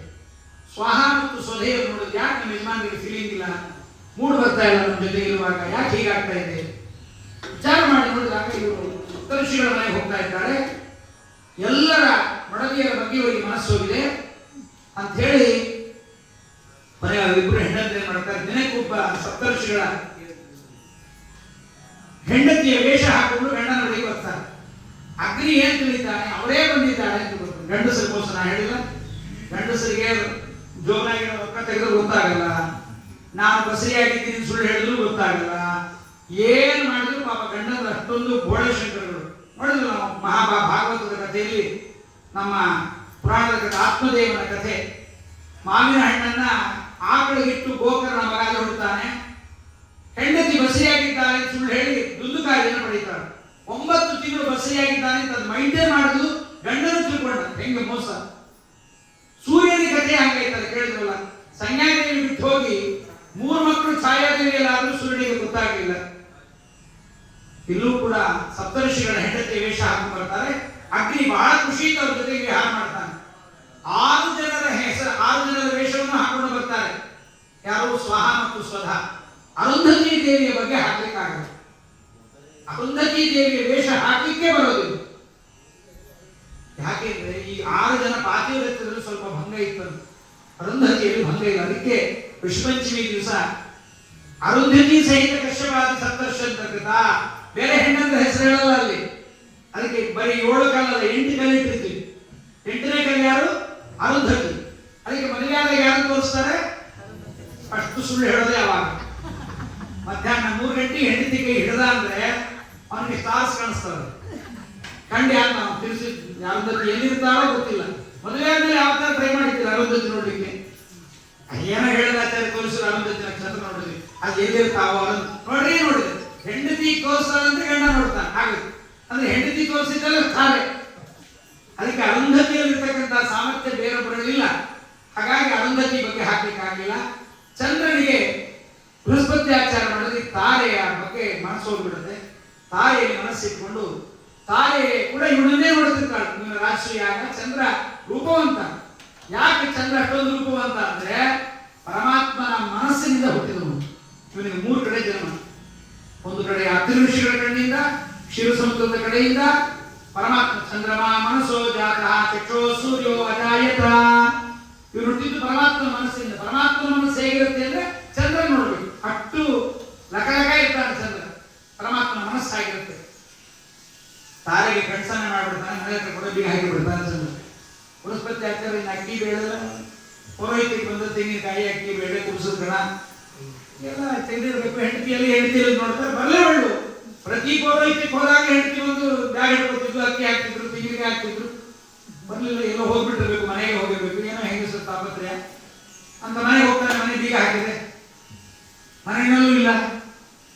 ಕೊನೆಗೆ ಮತ್ತೆ ಚಂದ್ರನ ಮನೆಗೆ ಬಂದು ಕೇಳಿದ, ನಮ್ಮ ಹೆಂಡತಿಯಲ್ಲಿ ಇದ್ದಾಳ, ನಾಚಿಕೆ ಹೇಳೋದು ಎಂದು ಕೇಳೋದು. ಇನ್ನೊಬ್ಬ ನಮ್ಮ ಹೆಂಡತಿ ನಿಮ್ಮ ಮನೆಗೆ ಇದ್ದಾಳ ಅಂತ ಕೇಳ್ತಾನೆ. ಚಂದ್ರ ಇಲ್ಲ ಅಂದ್ಬಿಡ್ತಾನೆ. ಅಷ್ಟೊತ್ತಿಗೆ ಸರಿಯಾಗಿ ಎಲ್ಲ ಹೋಗ್ತಾ ಇರ್ಬೇಕು. ಆಚಾರ್ಯ ಅಂತ ಯಾರು ಏನು ಬರ್ರಿ ನಿಮ್ಮ ಬಗ್ಗೆ ತಿಳಿಯಬೇಕಂತೆ. Breaking news. ಆಚಾರ್ಯ ಹೆಂಡತಿ ಚಂದ್ರನ ಮನೆಯಲ್ಲಿ, ಬೃಹಸ್ಪತಿ ಆಚಾರ್ಯ ಹೆಂಡತಿ ಚಂದ್ರನ ಮನೆಯಲ್ಲಿ. ಅವ್ರು ಟಿವಿಯವರು ಸಿಕ್ಬಿಡುತ್ತೆ, ಎಲ್ಲಿ ನ್ಯೂಸ್ ಗೊತ್ತಿಲ್ಲ. ವೀರಪ್ಪನ್ ಎಲ್ಲಿರ್ತಾನೆ ಪೊಲೀಸರಿಗೆ ಗೊತ್ತಿರಲ್ಲ, ಪತ್ರಕರ್ತರು ಜರ್ನಲಿಸ್ಟಿಗೆ ಗೊತ್ತಿಲ್ಲ, ಬರ್ತಾರೆ. ವೀರಪ್ಪನ್ ಎಲ್ಲಿದ್ದಾರೆ ಗೊತ್ತಿರಲ್ಲ, ಯಾರೆಲ್ಲಿದ್ದಾರೆ ಗೊತ್ತಿಲ್ಲ. ಈಗಿನ 5 ನಿಮಿಷಕ್ಕೆ ಇರಾನಿಗೆ ಬಾಂಬ್ ಹಾಕ್ತಾನೆ ಟ್ರಂಪಿಗೆ ಗೊತ್ತಿರೋದು ಇವ್ರು ಗೊತ್ತಿಲ್ಲ ಅಂತ ಆಗ್ಬರ್ತದೆ. ನೋಡ್ತಾರೆ ಚಂದ್ರನ ಮನೆ ಇದ್ದಾರೆ. ಕೊನೆಗೆ ತಾರಕಾ ಸಂಗ್ರಾಮ ಅಂತ ದೊಡ್ಡ ಯುದ್ಧ ಆಗುತ್ತೆ. ದೇವತೆಗಳೊಂದು ಕಡೆಗೆ, ದೈತ್ಯರೊಂದು ಕಡೆಗೆ ಸೇರ್ತಾರೆ. ಕೊನೆಗೆ ಬ್ರಹ್ಮದೇವರು ಬಿಡಿಸ್ತಾರೆ. ಇದೇ ನಾಚಿಕೆಯ ಕೆಲಸ, ಚಂದ್ರ ಕಳಿಸು ಬೃಹಸ್ಪತಿ ಆಚಾರ್ಯ ಹೆಂಡತಿನ ಅವ್ರು ಕೇಳಿ ಕಳಿಸುತ್ತಾರೆ. ಕೊನೆಗೆ ಬೃಹಸ್ಪತಿ ಆಚಾರ್ಯ ಹೆಂಡತಿಯನ್ನ ತಾರೆಯನ್ನು ಕಳಿಸ್ತಾರೆ. ತಾರೆ ಬರುವಾಗ ಗರ್ಭಿಣಿ. ಬೃಹಸ್ಪತಿ ಆಚಾರ್ಯ ಕೇಳ್ತಾರೆ, ಗರ್ಭ ನಂದೋ ಚಂದ್ರಂದೋ ಹೇಳು. ತಲೆ ತಗ್ಗಿಸಿಬಿಡ್ತಾರೆ ತಾರೆ. ತಲೆ ತಗ್ಗಿಸಿ ನಾಚಿಕೆಯಿಂದ ಹೇಳಲ್ಲ. ಕೊನೆಗೆ ಬ್ರಹ್ಮದೇವರು ಕೇಳ್ತಾರೆ, ಯಾರ ಮಗು ಹೇಳು ಅಂತ. ಕೊನೆಗೆ ತಾರೆ ಹೇಳ್ತಾಳೆ, ಇಲ್ಲ ಇದು ಚಂದ್ರನ ದೇವರು. ಚಂದ್ರನ್ ಭಾರಿ ಖುಷಿ ಆಗುತ್ತೆ. ಕೊನೆ ಮಗ ಬುಧ. ಪ್ರಾಯ ಅಪ್ಪನಿಗೆ ವಿರೋಧವೇ ಮಾಡ್ತಾನೆ ಯಾವಾಗಲೂ. ನೀವು ನವಗ್ರಹಗಳ ಬಗ್ಗೆ ಕೇಳಿದಾಗ ಅಪ್ಪ ಮಕ್ಕಳಿಗೆ ಯಾವಾಗಲೂ ವಿರೋಧ. ಕೊನೆಗೆ ಬೃಹಸ್ಪತಿ ಆಚಾರ್ಯ ಹೆಂಡತಿನ ಕರ್ಕೊಂಡ್ ಬರ್ತಾರೆ. ಈ ಕಥೆ ಕೇಳಿದ ನಮ್ಮ ಮಕ್ಕಳಿಗೆ ಏನನ್ಸ್ಬೇಡ, ಇವತ್ತಿನ ಪಿಕ್ಚರ್ಗಳನ್ನ ನೋಡಿದಾಗ ಇವತ್ತಿನ ಪಿಕ್ಚರ್ಗಳೆಲ್ಲ ಕೆಟ್ಟ ವಿಚಾರಗಳೇ ಹೇಳ್ತಾರೆ, ಯಾವ್ದು ಹೇಳೋದು ಬಡಿ ಬಡಿ ಕಡಿ, ಇನ್ನೊಬ್ಬರನ್ನ ಕರ್ಕೊಂಡು ಬಾ, ಇನ್ನೊಬ್ಬರ ಕಡೆ ಓಡೋಗ್ಬಿಡು, ಇಂಥವೇ ಹೇಳ್ಕೊಡ್ತಾರೆ. ಅದಕ್ಕೆ ಆಚಾರ್ಯರ ಬಾಯಲ್ಲಿ ಮಹಾಭಾರತವನ್ನು ಕೇಳಿದ್ರೆ ಮಾತ್ರ ನಮಗೆ ಅರ್ಥ ಆಗುತ್ತೆ. ಆಚಾರ ಅಂತಾರೆ, ಅಪಿಚೇತ್ ಸುದುರ ಆಚಾರ ಭಜತೆ ಮಾಮ ಅನನ್ಯವಾಕ್ ಸಾಧುರೇವ ಸಮಂತವ್ಯ ಸಮ್ಯಕ್ ಭವೇತು ಸಹ. ಚಂದ್ರನ ಪಾಪವೇ ಇಲ್ಲ ಅಂತ ಆಚಾರ, ಚಂದ್ರನಿಗೆ ಪಾಪವೇ ಇಲ್ಲ. ಯಾಕೆ? ನಮ್ಮಲ್ಲಿ ನಿಷೇಧಗಳಿದ್ದಾಗ ದೇವತೆಗಳಲ್ಲ. ದೇವತೆಗಳಲ್ಲಿ ಒಂದು ರೂಲ್ಸ್ ಇದೆ. ಉತ್ತಮರಾದ ಗಂಡಸರು ತಾರತಮ್ಯದಲ್ಲಿ ಉತ್ತಮರಾದ ಗಂಡಸರು ತಾರತಮ್ಯದಲ್ಲಿ ನೀಚರಾದ ಹೆಣ್ಣನ್ನು ಸ್ವೀಕಾರ ಮಾಡಿದ್ರೆ ಅವರಿಗೆ ದೋಷ ಇಲ್ಲ. ಆದರೂ ಅವರಿಗೆ ಅದಕ್ಕೆ ಪ್ರಾರಬ್ಧ ಕ್ರಮದಲ್ಲಿ ಸೂಚನೆ ಇದ್ದೇ ಇರುತ್ತೆ. ಚಂದ್ರ ಯಾವಾಗ ತಾರೆಯನ್ನು ಸ್ವೀಕಾರ ಮಾಡಿದ ಚಂದ್ರನಿಗೆ ಪಾಪ ಇಲ್ಲ. ಯಾಕೆಂದ್ರೆ ಉತ್ತಮ ದೇವತೆ, ಅವರಿಗೆ ಪಾಪ ಬರೋದಿಲ್ಲ. ಯಾಕೆ ಬರಲ್ಲ? ಅಪರೋಕ್ಷ ಜ್ಞಾನದ ಫಲ, ದೇವರ ಅಪರೋಕ್ಷ ಜ್ಞಾನ. ಅಪರೋಕ್ಷ ಜ್ಞಾನಿಯಾದವನು ಅವನಿಗೆ ಬಾರಾಕ್ರಮ ಮಾಫಿ, ಆದವರು ಮಾಡಲ್ಲ. ಹಾಗೆ ವಾಲಿ ಸುಗ್ರೀವರ ಬಗ್ಗೆಯೂ ಹೇಳ್ತಾರೆ. ವಾಲಿ ಸುಗ್ರೀವಯೋಶ್ಚೈವ, ಸುಗ್ರೀವನ ಹೆಂಡತಿಯನ್ನು ವಾಲಿ ಕಟ್ಟಿದ್ದ. ವಾಲಿ ಸತ್ತ ಮೇಲೆ ರುಮೆಯ ಜೊತೆಗೆ ತಾರೆಯನ್ನು ಸುಗ್ರೀವ ಭೋಗ ಮಾಡ್ತಾನೆ. ಮತ್ತೇನು ಆಗಿಲ್ವ? ಇಂದ್ರ ಗೌತಮನ ಮಡದಿ ಹಾಲಿಯನ್ನು ಸ್ವೀಕಾರ ಮಾಡ್ತಾನೆ. ನಿಮ್ಮ ಪಿಕ್ಚರ್ ದೊಡ್ಡ ಕಥೆ ಅದು, ಅಹಲ್ಯ ಕಥೆ ಅಂತ ದೊಡ್ಡ ಕಥೆ ಅದು. ದೊಡ್ಡ ಫಿಲ್ಮ್ ಸ್ಟಾರ್ ಕೂತ್ಕೊಂಡು ದೊಡ್ಡ ಕಥೆ ಅದು. ಯಾರು ಮಾಡಿದ್ರು ಬ್ರಹ್ಮಾನಂದ ಹೊಡಿತಾನೆ ಇರ್ತಾರೆ ಕೂತ್ಕೊಂಡು. ಹಾಗಲ್ಲ ಹೀಗಲ್ಲ ಅಂತ. ಹಾಗಲ್ಲ. ಅಹಲ್ಯೆಯನ್ನ ಭೋಗ ಮಾಡಿದ್ದಕ್ಕೆ ಇಂದ್ರನಿಗೆ ದೋಷವಿಲ್ಲ. ಯಾಕಿಲ್ಲ? ಇಂದ್ರ ಅಹಲ್ಯೆಯ ಬಗ್ಗೆ ತಾನು ಅಪೇಕ್ಷೆ ಪಟ್ಟು ಹೋದದ್ದಲ್ಲ, ಗೌತಮರ ಪುಣ್ಯವನ್ನ ಕಡಿಮೆ ಮಾಡಲಿಕ್ಕೆ ಹೋಗಿ. ಗೌತಮರಿಗೆ ಏನು ಮಾಡಿದ್ರು ಕೂಡ ಕೋಪ ಬರ್ತಿಲ್ಲ ಅವ್ರಿಗೆ. ಇಂಥ ನೋಡ್ರಿ, ಏನ್ ಮಾಡಿದ್ರು ಕೋಪ ಬರ್ತಿಲ್ಲ. ಕೊನೆಗೆ ಏನ್ ಮಾಡ್ತಾರೆ? ಅವರ ಮಡದಿಯನ್ನು ಎದುರಿಗೆ ಕೆಡಿಸಿದವನಂತೆ ಹೋಗ್ತಾನೆ. ಗೌತಮರಿಗೆ ಕೋಪ ಬಂದು ಶಾಪ ಕೊಡ್ತಾರೆ. ಉತ್ತಮನಿಗೆ ಶಾಪ ಕೊಟ್ಟರೆ ಪುಣ್ಯ ಹ್ರಾಸವಾಗಿಬಿಡುತ್ತೆ. ಆದ್ರೂ ಇಂದ್ರನಿಗೆ ದೋಷ ಬಂತು. ಇಂದ್ರ ಹೇಳ್ಕೊಂಡ ದೇವರ ಹತ್ರ, ಸ್ವಾಮಿ ಗಂಡ ಹೆಂಡತಿ ವೈಷ್ಣವರು, ವೈಷ್ಣವ ದ್ರೋಹ ಬಂತು, ಗಂಡ ಹೆಂಡತಿಯನ್ನು ಸೇರಿಸಿ ನನಗೆ ಉದ್ಧಾರ ಮಾಡು ಅಂತ ಇಂದ್ರ ಕೇಳ್ಕೊತಾನೆ. ತಾರೆ ಸುಗ್ರೀವನ ಸಮಾಗಮದಲ್ಲಿ ತಾರತಮ್ಯ ಜ್ಞಾನ ಇರ್ಬೇಕ್ರಿ. ಬರೇ ಪ್ರವಚನದ ಜೊತೆಗೆ ತಾರತಮ್ಯ ಜ್ಞಾನವನ್ನು ಬೆಳೆಸಬೇಕು ನಾವು. ಸುಗ್ರೀವ ತಾರೆ ಸಹವಾಸ ಮಾಡಿದ. ಸುಗ್ರೀವ ಯಾರು? ಸೂರ್ಯ. ವಾಲಿ ಯಾರು? ಇಂದ್ರ. ತಾರೆ ಯಾರು? ಶಚಿದೇವಿ. ಇಂದ್ರನ ಮಡದಿ ಶಚಿದೇವಿ. ಇದೆಲ್ಲ ನಾವು ಅಂಶಾವೇಶಾವತಾರ ನಿರ್ಣಯವನ್ನು ಕೇಳಿದ್ರೆ ಯಾರ್ಯಾರು ಬಂದಿದ್ದಾರೆ, ಯಾರ್ಯಾರು ಬಂದಿಲ್ಲ, ಏನೇನು ಮೊದಲು ಗೊತ್ತಾಗುತ್ತೆ. ತಾರೆ ಶಚಿಯಾದವಳು ಸುಗ್ರೀವನ ಸಹವಾಸವನ್ನು ಮಾಡ್ತಾಳೆ. ತಾರೆ ಸತ್ತೋಗ್ತಾಳೆ. ತಾರೆ ಸತ್ತ ಮೇಲೆ ತನ್ನ ಮೂಲ ರೂಪಕ್ಕೆ ಹೋಗಿ ಸೇರ್ಬೇಕು. ಅಂದ್ರೆ ಸಕ್ಕರೆ ಪಾತ್ರೆಯಿಂದ ಒಂದು ಸಕ್ಕರೆಯನ್ನು ಹೊರಗೆ ತೆಗೆದು ಮತ್ತೆ ಅದಕ್ಕೆ ಸೇರ್ತದೆ. ಇದು ಅಂಶ ಮತ್ತು ಆವೇಶ ಅಂತ. ಒಂದು ಅಂಶದಿಂದ ಹೊರಗೆ ಬರ್ತಾರೆ ದೇವತೆಗಳು, ಮತ್ತೆ ಸೇರ್ತಾರೆ. ಹಾಗೆ ಬಂದಾಗ ತಾರೆ ತಾನ್ಯಾರು ಮೂಲದಲ್ಲಿ ಶಚಿದೇವಿ. ಶಚಿದೇವಿ ದೇಹಕ್ಕೆ ಸೇರ್ಬೇಕು ಅಂತ ಹೋಗ್ತಾಳೆ. ಇಂದ್ರ ಲೋಕದ ಬಾಗಿಲು ಹಾಕಿರ್ತಾನೆ. ಹೀಗೆ ಬಾಗಿಲು ತೆಗೆಯೋದಿಲ್ಲ, ಹೊರಗೆ ಗೆಟೋರು ಬಂದ್ಬಿಡ್ತಾನೆ. ಯಾಕೆಂದ್ರೆ ತಾರತಮ್ಯದಲ್ಲಿ ನಿಂಗಿಂತ ಕಡಿಮೆಯಾದ ಇಂದ್ರ 8ನೇ ಕಕ್ಷ, ಸೂರ್ಯ 12ನೇ ಕಕ್ಷ. 12ನೇ ಕಕ್ಷದ ಸೂರ್ಯನನ್ನ ನೀನು ಸೇರಿದೆ, ಆದ್ರಿಂದ ನಿನಗೆ ಒಳಗೆ ಜಾಗ ಇಲ್ಲ, ಮತ್ತೆ ಕೆಳಗೆ ಹೋಗು ಅಂತ ಶಚಿದೇವಿಯನ್ನು ತಾರೆಯನ್ನು ಕೆಳಗೆ ತಳ್ತಾರೆ. ಅವಳ ಕೆಳಗೆ ಬಂದು ತಾನು ಇಲ್ಲಿ ಬಬ್ರುವಾಹನ ತಾಯಿಯಾಗಿ ಉಲೂಪಿ ಚಿತ್ರಾಂಗದೆಯಾಗಿ ತಾನು ಬಂದು, ಅರ್ಜುನ ಯಾರಾಗಿ ಬಂದಿದ್ದ? ಸ್ವಯಂ ಇಂದ್ರನಾಗಿ ಬಂದಿದ್ದ. ಪಾಪ ಮಾರ್ಜನೆ ಮಾಡ್ಕೊಂಡು ಹೋಗ್ತಾನೆ. ಇದು ದೇವತೆಗಳಲ್ಲಿ ಪದ್ಧತಿ. ಆದ್ರೆ ದೇವತೆಗಳು ತಪ್ಪು ಮಾಡಿದ್ರೆ ಅವರಿಗೆ ಮಾನವ ದೇಹ ಕೊಡಲ್ಲ. ದೇವತೆಗಳು ತಪ್ಪು ಮಾಡಿದ್ರೆ ನರಕ ಇಲ್ಲ. ದೇವತೆಗಳು ತಪ್ಪು ಮಾಡಿದ್ರೆ ಏನ್ ಕೊಡ್ತಾರೆ ಅಂದ್ರೆ ಮಾನವ ದೇಹ ಕೊಡ್ತಾರೆ. ಈ ಅಂತ ನಾವು ತಿಳ್ಕೊಂಡು ನಾವು ಯಾರು ದೇವತೆಗಳು ತಗೊಂಡ್ಬಿಡ್ಬಾರ್ದು. ಹಂಗೆ ಆಗ್ಬಿಡ್ತಾರೆ. ಕೆಲವರು ಕೇಳಿದ್ರು, ಆಚಾರ್ಯ ಒಂದು ಕ್ವಶನ್ ನಿಮ್ಮ ಹತ್ರ ಅಂದ್ರೆ ಏನಮ್ಮ ಆಚಾರ್ಯ, ಇಡೀ ಅಧಿಕ ಮಾಸ ಹತ್ತಿ ಬತ್ತಿ ಮಾಡಿದ್ದೀನಿ. ಆಚಾರ್ಯ ಬೈತಾ ಇದ್ರು ಪುರಾಣದಾಗೆ, ನೀವು ಹತ್ತಿ ಬತ್ತಿ ಮಾಡ್ಕೊಂಡು ಮಖ ತೆಗಿಸ್ಕೊಂಡ್ರೆ ಯಾರು ಮಖ ನೋಡ್ತೀನಿ ನಾನು. ಆಚಾರ್ಯ ನಾವು ಮುದುಕಿಯರು ನಮ್ಮ ಮಖ ಏನ್ ನೋಡ್ತೀರಿ, ನಮ್ಮ ಮಖ ನೋಡೋದು ಏನ್ ಬೇಕಾಗಿ ನಾವು ಅದಕ್ಕೆ ತಲೆ ಬಗ್ಗಿಸ್ ಅವರ ಹೆಣ್ಮಕ್ಳ ಆಲೋಚನೆ. ಮುದುಕ ಆಚಾರ್ಯ ನಿಮ್ಮ ಮಾರಿ ಏನ್ ನೋಡೋದು ಅಂತ ಅವ್ರು ತಲೆ ಬಗ್ಗಿಸ್ಕೊಂಡು ಹತ್ತಿ ಬತ್ತಿ ಆಚಾರ್ಯ ಬೈತಾ ಇದ್ರು, ತಲೆ ಬಗ್ಗಿಸ್ಕೊಂಡು ಹತ್ತಿ ಬತ್ತಿ ಮಾಡಬಾರ್ದು, ಹತ್ತಿ ಬತ್ತಿ ಕಡೆ ಮನಸ್ಸು ಹತ್ತಿ ಕಡೆ ಬರಲ್ಲ ಅಂತ. ಇಡೀ ತಿಂಗಳು ಹತ್ತಿ ಬತ್ತಿ ಮಾಡಿ ನಿಮಗೆ ಕೊಟ್ಟಿವಿ ಆಚಾರ್ಯ. ನಾನು ಬೇಕಾಷ್ಟು ಲಕ್ಷ ದೀಪ ಲಕ್ಷ ಹಿಡಿದಿದ್ದು ನಿಮಗೆ ಕೊಟ್ಟಿವಿ ನಾನು. ಅದಾದ್ಮೇಲೆ ಅಧಿಕ ಮಾಸ ಧಾರಣ ಪಾಲನ ಮಾಡಿವಿ, ಚಾತುರ್ಮಾಸ್ಯ ಮಾಡ್ತೀವಿ, ಉಳ್ಳಾಗಡ್ಡಿ ತಿಮ್ಮಂಗಿಲ್ಲ, ನುಗ್ಗೆಕಾಯಿ ತಿಮ್ಮಂಗಿಲ್ಲ, ಬದನೆಕಾಯಿ ತಿಮ್ಮಂಗಿಲ್ಲ, ಏಕಾಂಶ ಉಪವಾಸ ಮಾಡ್ತೀವಿ, ಚಾತುರ್ಮಾಸ್ಯ ಮಾಡ್ತೀವಿ, ಮಡಿಯೂಟ ಮಾಡ್ತೀವಿ, ಅಗಿಷ್ಠೇರ ಮಾಡ್ತೀವಿ, ಕೆಲಸ ಮಾಡಲ್ಲ. ಯಾಯ್ತು ಬಹಳ ಒಳ್ಳೆ ಕೆಲಸ ಅಲ್ಲ ಸರಿ. ನೋಡಿದ್ರೆ ನಾವು ಯಾರು ದೇವತೆಗಳಲ್ಲ. Over estimation. ಒಂದು ಸ್ವಲ್ಪ ತೀರ್ಥ ಒಂದು ಉದ್ದರಣಿ ಜಾಸ್ತಿ ತಗೊಂಡ್ರೆ ಎತ್ತರ ಬಿತ್ತು ಅಂದ್ರೆ ನಾವ್ಯಾರು ದೇವತೆಗಳಿರ್ಬೇಕು. ಇದು ನಮ್ಮ ಮನುಷ್ಯರ ಅಲ್ಪತನ.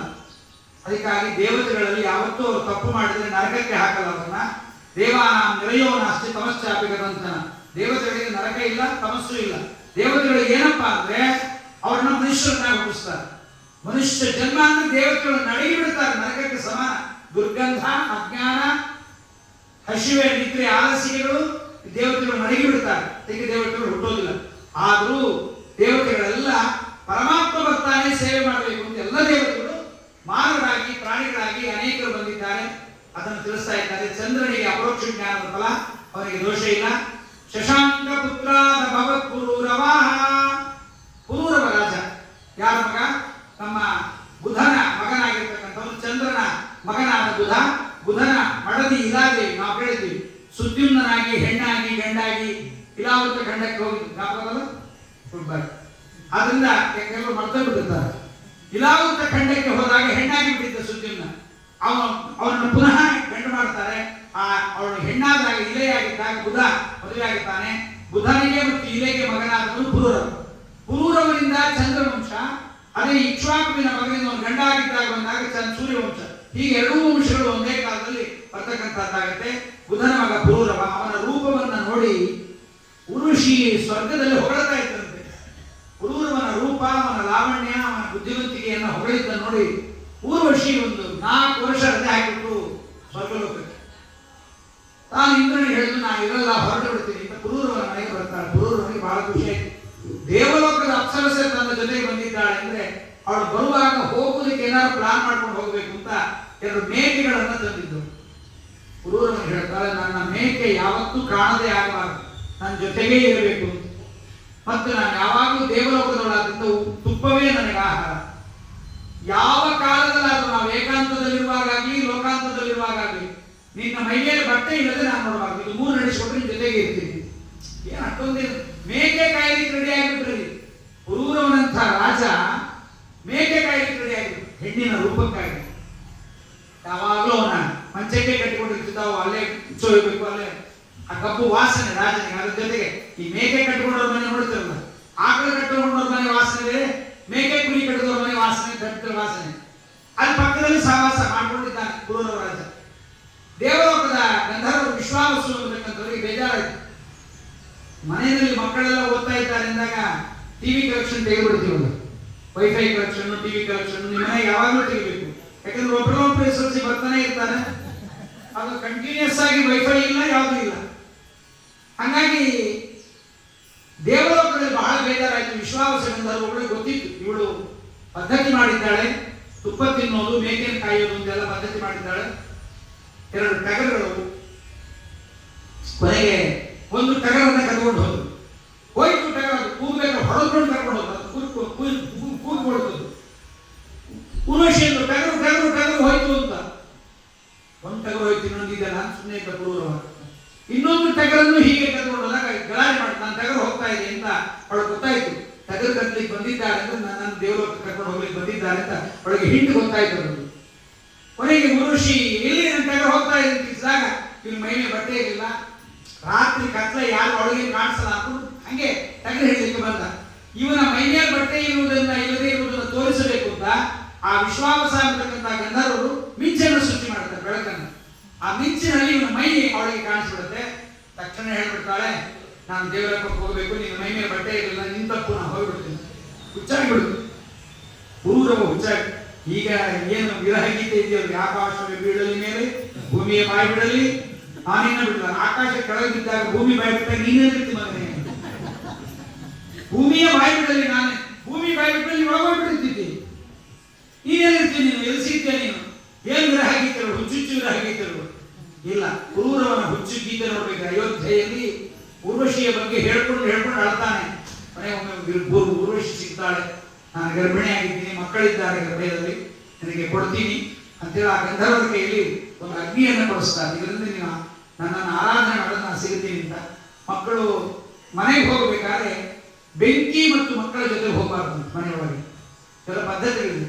ಅದಕ್ಕೆ ಮಕ್ಕಳನ್ನು ಬಿಟ್ಟು ಬರ್ತೀನಿ ಅಂತ ಅಗ್ನಿಯನ್ನ ಇಡ್ತಾನೆ ಒಂದು ಕಡೆಗೆ. ಅಲ್ಲಿ ಅಶ್ವತ್ಥ ವೃಕ್ಷದಲ್ಲಿ ಇಡ್ತಾನೆ. ಅಶ್ವತ್ಥ ವೃಕ್ಷದಲ್ಲಿ ಶಮಿ ವೃಕ್ಷ ಬೆಳೆದ್ಬಿಡುತ್ತೆ. ಕೊನೆಗೆ ಅಗ್ನಿ ತಿರೋಧಾನ ಆಗುತ್ತೆ. ಹೀಗೆ ಪುರೂರವನ ಕಥೆ. ಆ ಪೂರ್ವನ ಪರಮಾದ್ಭುತವಾದ ಕಥೆ. ಅಂದ್ರೆ ಅವನ ರೂಪ, ಲಾವಣ್ಯ, ತೇಜಸ್ಸು ಇದು ಹೇಗಿತ್ತು. ಅವನಿಗೆ ಮಗನಾಗಿ ಆಯುರಾಜನಿಗೆ ಮಗನಾಗಿ ನಹುಷರಾಜನನ್ನ ಇಂದ್ರಾದಿ ದೇವತೆಗಳು ಅವನನ್ನು ಕರ್ಕೊಂಡು ಹೋಗಿ ಸ್ವರ್ಗಾಧಿಪತಿಯನ್ನಾಗಿ ಮಾಡ್ತಾರೆ. ಒಮ್ಮೆ ಇಂದ್ರ ತಿರೋಧಾನ ಆಗಿಬಿಡ್ತಾನೆ. ಬೃಹಸ್ಪತಿ ಆಚಾರ್ಯ ಅವಮಾನ ಮಾಡಿದಾಗ ಇಂದ್ರ ಬೃಹಸ್ಪತಿ ಆಚಾರ್ಯ ಬಂದಾಗ ಪುರೋಹಿತರಿಗೆ, ಪುರಾಣದಾಚಾರ್ಯರಿಗೆ ಗೌರವ ಕೊಡ್ತಾರೆ, ದಕ್ಷಿಣೆ ಕಡಿಮೆ ಕೊಡ್ತಾರೆ. ಪುರಾಣದಾಚಾರ್ಯ ಒಂದು ವಾರ ಕಷ್ಟಪಟ್ಟರೆ ಕೊಡೋದು, ಪುರೋಹಿತರಿಗೆ ಒಂದು ಗಂಟೆ ಕಷ್ಟಪಟ್ಟರೆ ಕೊಡ್ತಾರೆ. ಅದಕ್ಕೆ ಪುರಾಣದಾಚಾರ್ಯ ಪುರೋಹಿತರಾಗಬೇಕು ಅಂತಾರೆ. ಪುರೋಹಿತರೆಲ್ಲ ಪುರಾಣದಾಚಾರ್ಯ. ಅವ್ರು ಪುರೋಹಿತರಿಗೆ ನಿಮ್ಗೇನು ಗೌರವಾಚಾರ್ಯ, ಕಾಲು ತೊಳಿತಾರೆ, ಕಾರ್ ಕಳಿಸ್ತಾರೆ, ನಾವೆಲ್ಲ ಅಕ್ಕಿ ಬೇಳೆಲ್ಲ ನಾವೇ ತರಬೇಕು, ನಾವೇ ತಗೊಂಡೋಗ್ಬೇಕು, ನಾವೇ ಬೆಳಿಬೇಕು ಅಂತ ಅವ್ರಂತ. ನಾವಂತೀವಿ ಏನ್ ಮಾಡಿದೆ ನಾಳೆ ನಾವು 9 ದಿವಸ 10 ದಿವಸ ಪ್ರವಚನ ಹೇಳಿದ್ರು ನಾವು ಕೊಡೋದು ಕಡಿಮೆನೆ, ಆಚಾರ್ಯ ತುಳಸಿದಳ ಅಂತಾರೆ. ನಿಮಗೆ ಒಂದು ಪೌಮಾನ ಮಾಡಿಸಿ 15,000 ರೂಪಾಯಿ ಕೊಡ್ತಾರೆ. ನಾವು 10 ದಿವಸ ಹೊರಡೋದು ಕೊಡಲ್ಲ. ಅದಕ್ಕೆ ಪುರೋಹಿತರು ಬೃಹಸ್ಪತಿ ಆಚಾರ್ಯ ಬಂದ್ರೆ ಹೇಳಿದೆ, ನಮ್ಮ ಪಂಚೆ ಉಟ್ಕೊಂಡಾರೆ, ನಮ್ಮ ಕಾಯಿಲೆ ಚಟ್ನಿ ಮಾಡ್ಕೊಂಡು ತಿಂತಾರೆ, ನಾವು ಕೊಟ್ಟು ಸಿಗಣಿ ಹೆಂಡತಿ ಉಟ್ಕೊಂಡಾಳೆ, ನಮ್ಮ ಅಕ್ಕಿನಲ್ಲೇ ಅಡುಗೆ ಮಾಡ್ಕೊಂಡು ತಿಂತಾರೆ ಈ ಪುರೋಹಿತರು ಅಂತ ಬೃಹಸ್ಪತಿ ಆಚಾರ್ಯ ಬಂದಾಗ ಹೇಳಿದಾಗ ಇಂದ್ರನ ಮನೆಯಲ್ಲಿ ಯಾರು ಇದೆ ಅಂತ ಆದಾಗ ಅವನ ರಾಜ್ಯವನ್ನು ದೈತ್ಯರು ತೆಗೆದುಬಿಟ್ರು. ಯಾರು ಕೂರಿಸ್ಕೋಬೇಕು ಅವಾಗ? ಯಾರು ರಾಜನ್ ಮಾಡ್ಬೇಕು? ನಹುಷನ ಕರ್ಕೊಂಡ್ಬಂದು ರಾಜನ್ ಮಾಡ್ತಾರೆ. ಆ ನಹುಷ ಯಾರ್ಯಾರನ್ನ ನೋಡ್ತಾನೆ ಅವ್ರು ಪುಣ್ಯ ಎಲ್ಲ ಕೊಡುವಂತಹ ವರವನ್ನು ಕೊಟ್ಟಿರ್ತಾರೆ ನಹುಷನಿಗೆ. ಅಂತ ನಹುಷ ರಾಜನಾಗಿದ್ದಾಗ ಅವನು ನೋಡಿ ಕೆಟ್ಟ ಬುದ್ಧಿ ಬಂತು. ಮಮತಾ ಬೇಗಂಗೆ ಬ್ಯಾನರ್ಜಿ ಅಲ್ಲ, ವೆಸ್ಟ್ ಬೆಂಗಾಲ್ ಬೇಗಂ ತಾನೆ,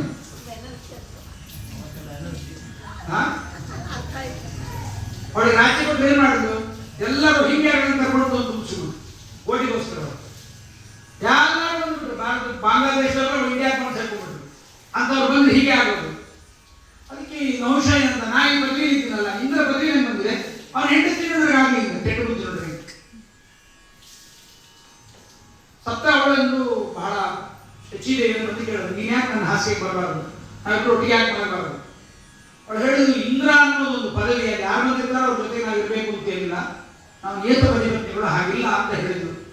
ಹೇಳಿಲ್ಲ. ಅವನಿಗೆ ಬೃಹಸ್ಪತಿ ಆಚಾರ್ಯನ ಕರೆಸಿ ಕೇಳ್ತಾಳೆ, ಸ್ವಾಮಿ ಏನಾದ್ರು ಉಪಯೋಗ ನನಗೆ ಒಂದು ಉಪಾಯ ಹೇಳ್ಕೊಡ್ರಿ, ಮಾಡ್ರಿ. ಯಾರೂ ಬರದೇ ಇದ್ದ ವಾಹನದಲ್ಲಿ ನೀನು ಬರಬೇಕು ಅಂತ ವಾಹನದಲ್ಲಿ ಬರಬೇಕು. ಆಲೋಚನೆ ಮಾಡ್ತಾನೆ ಹೊಸ. ಇಂದ್ರನಿಗೆ ಐರಾವತ ಇದೆ, ಅದರ ಮೇಲೆ ಬರಬಾರದು. ಒಬ್ಬೊಬ್ಬರಿಗೆ ಒಂದೊಂದಿದೆ. ಹಾಗಂತ ನೋಡಿ, ಬುದ್ಧಿ ಪಿತ್ತ ನೆತ್ತಿಗೆ ಇರದೆ ಎಂತ ಬಳಿ ಹೋಗುತ್ತೆ ಅಂದ್ರೆ, ಸಪ್ತರ್ಷಿಗಳನ್ನ ಮೇನೆಯನ್ನು ಹೊರಲಿಕ್ಕೆ ಇಟ್ಟಿರ್ತಾರೆ ಪಲ್ಲಕ್ಕಿಯನ್ನು. ಸಪ್ತರ್ಷಿಗಳು ಮೇನೆಯನ್ನು ಹೊತ್ಕೊಂಡ್ಬರ್ಬೇಕು. ಸೋತೋದು ಶಚಿದೇವಿ ಅಂತ ಸಪ್ತರ್ಷಿಗಳು ಮೇನೆಯನ್ನು ಹೊತ್ಕೊಂಡ್ಬರುವಾಗ ಭೃಗು ಋಷಿಗಳು ಇವರೆಲ್ಲ ಆಲೋಚನೆ ಮಾಡಿದ್ರು, ಈಗಲೇ ಇವನ್ನ ಬಿಡಿಸ್ಬೇಕಾದ್ರೆ ಏನ್ ಮಾಡೋಣ? ಪರಪತ್ನಿ ಗಮನ ಧರ್ಮವ ಅಧರ್ಮವ ಅಂತ ಚರ್ಚೆ ಇಡಬೇಕು. ಅದಕ್ಕಿಟ್ಟರೆ ಅವನು ಏನ್ ಹೇಳ್ತಾನೆ ಅಂತ ಗೊತ್ತಾಗತ್ತೆ ಬೇಡ. ವೇದಗಳು ಪ್ರಮಾಣವೇ ಅಲ್ಲವೇ ಅಂತ ಪ್ರಶ್ನೆ ತೆಗೆಯೋಣ. ಹೊತ್ಕೊಂಡು ಹೋಗೋ ತನಕ ಅಂಶ ನಾವೆಲ್ಲ 7 ಜನ ಇದ್ದೀವಿ, ನಾವು ಹೊತ್ಕೊಂಡು ಬರ್ತಾ ಇದ್ದೀವಿ, ಸುಮ್ಮನೆ ಹೋಗ್ಲಿಕ್ಕೆ ನಮ್ಗೆ ಬೇಜಾರಾಗುತ್ತೆ, ನಾವೇನಾದ್ರು ವಾಕ್ಯಾರ್ಥ ಮಾಡ್ತಾ ಹೋಗೋಣ.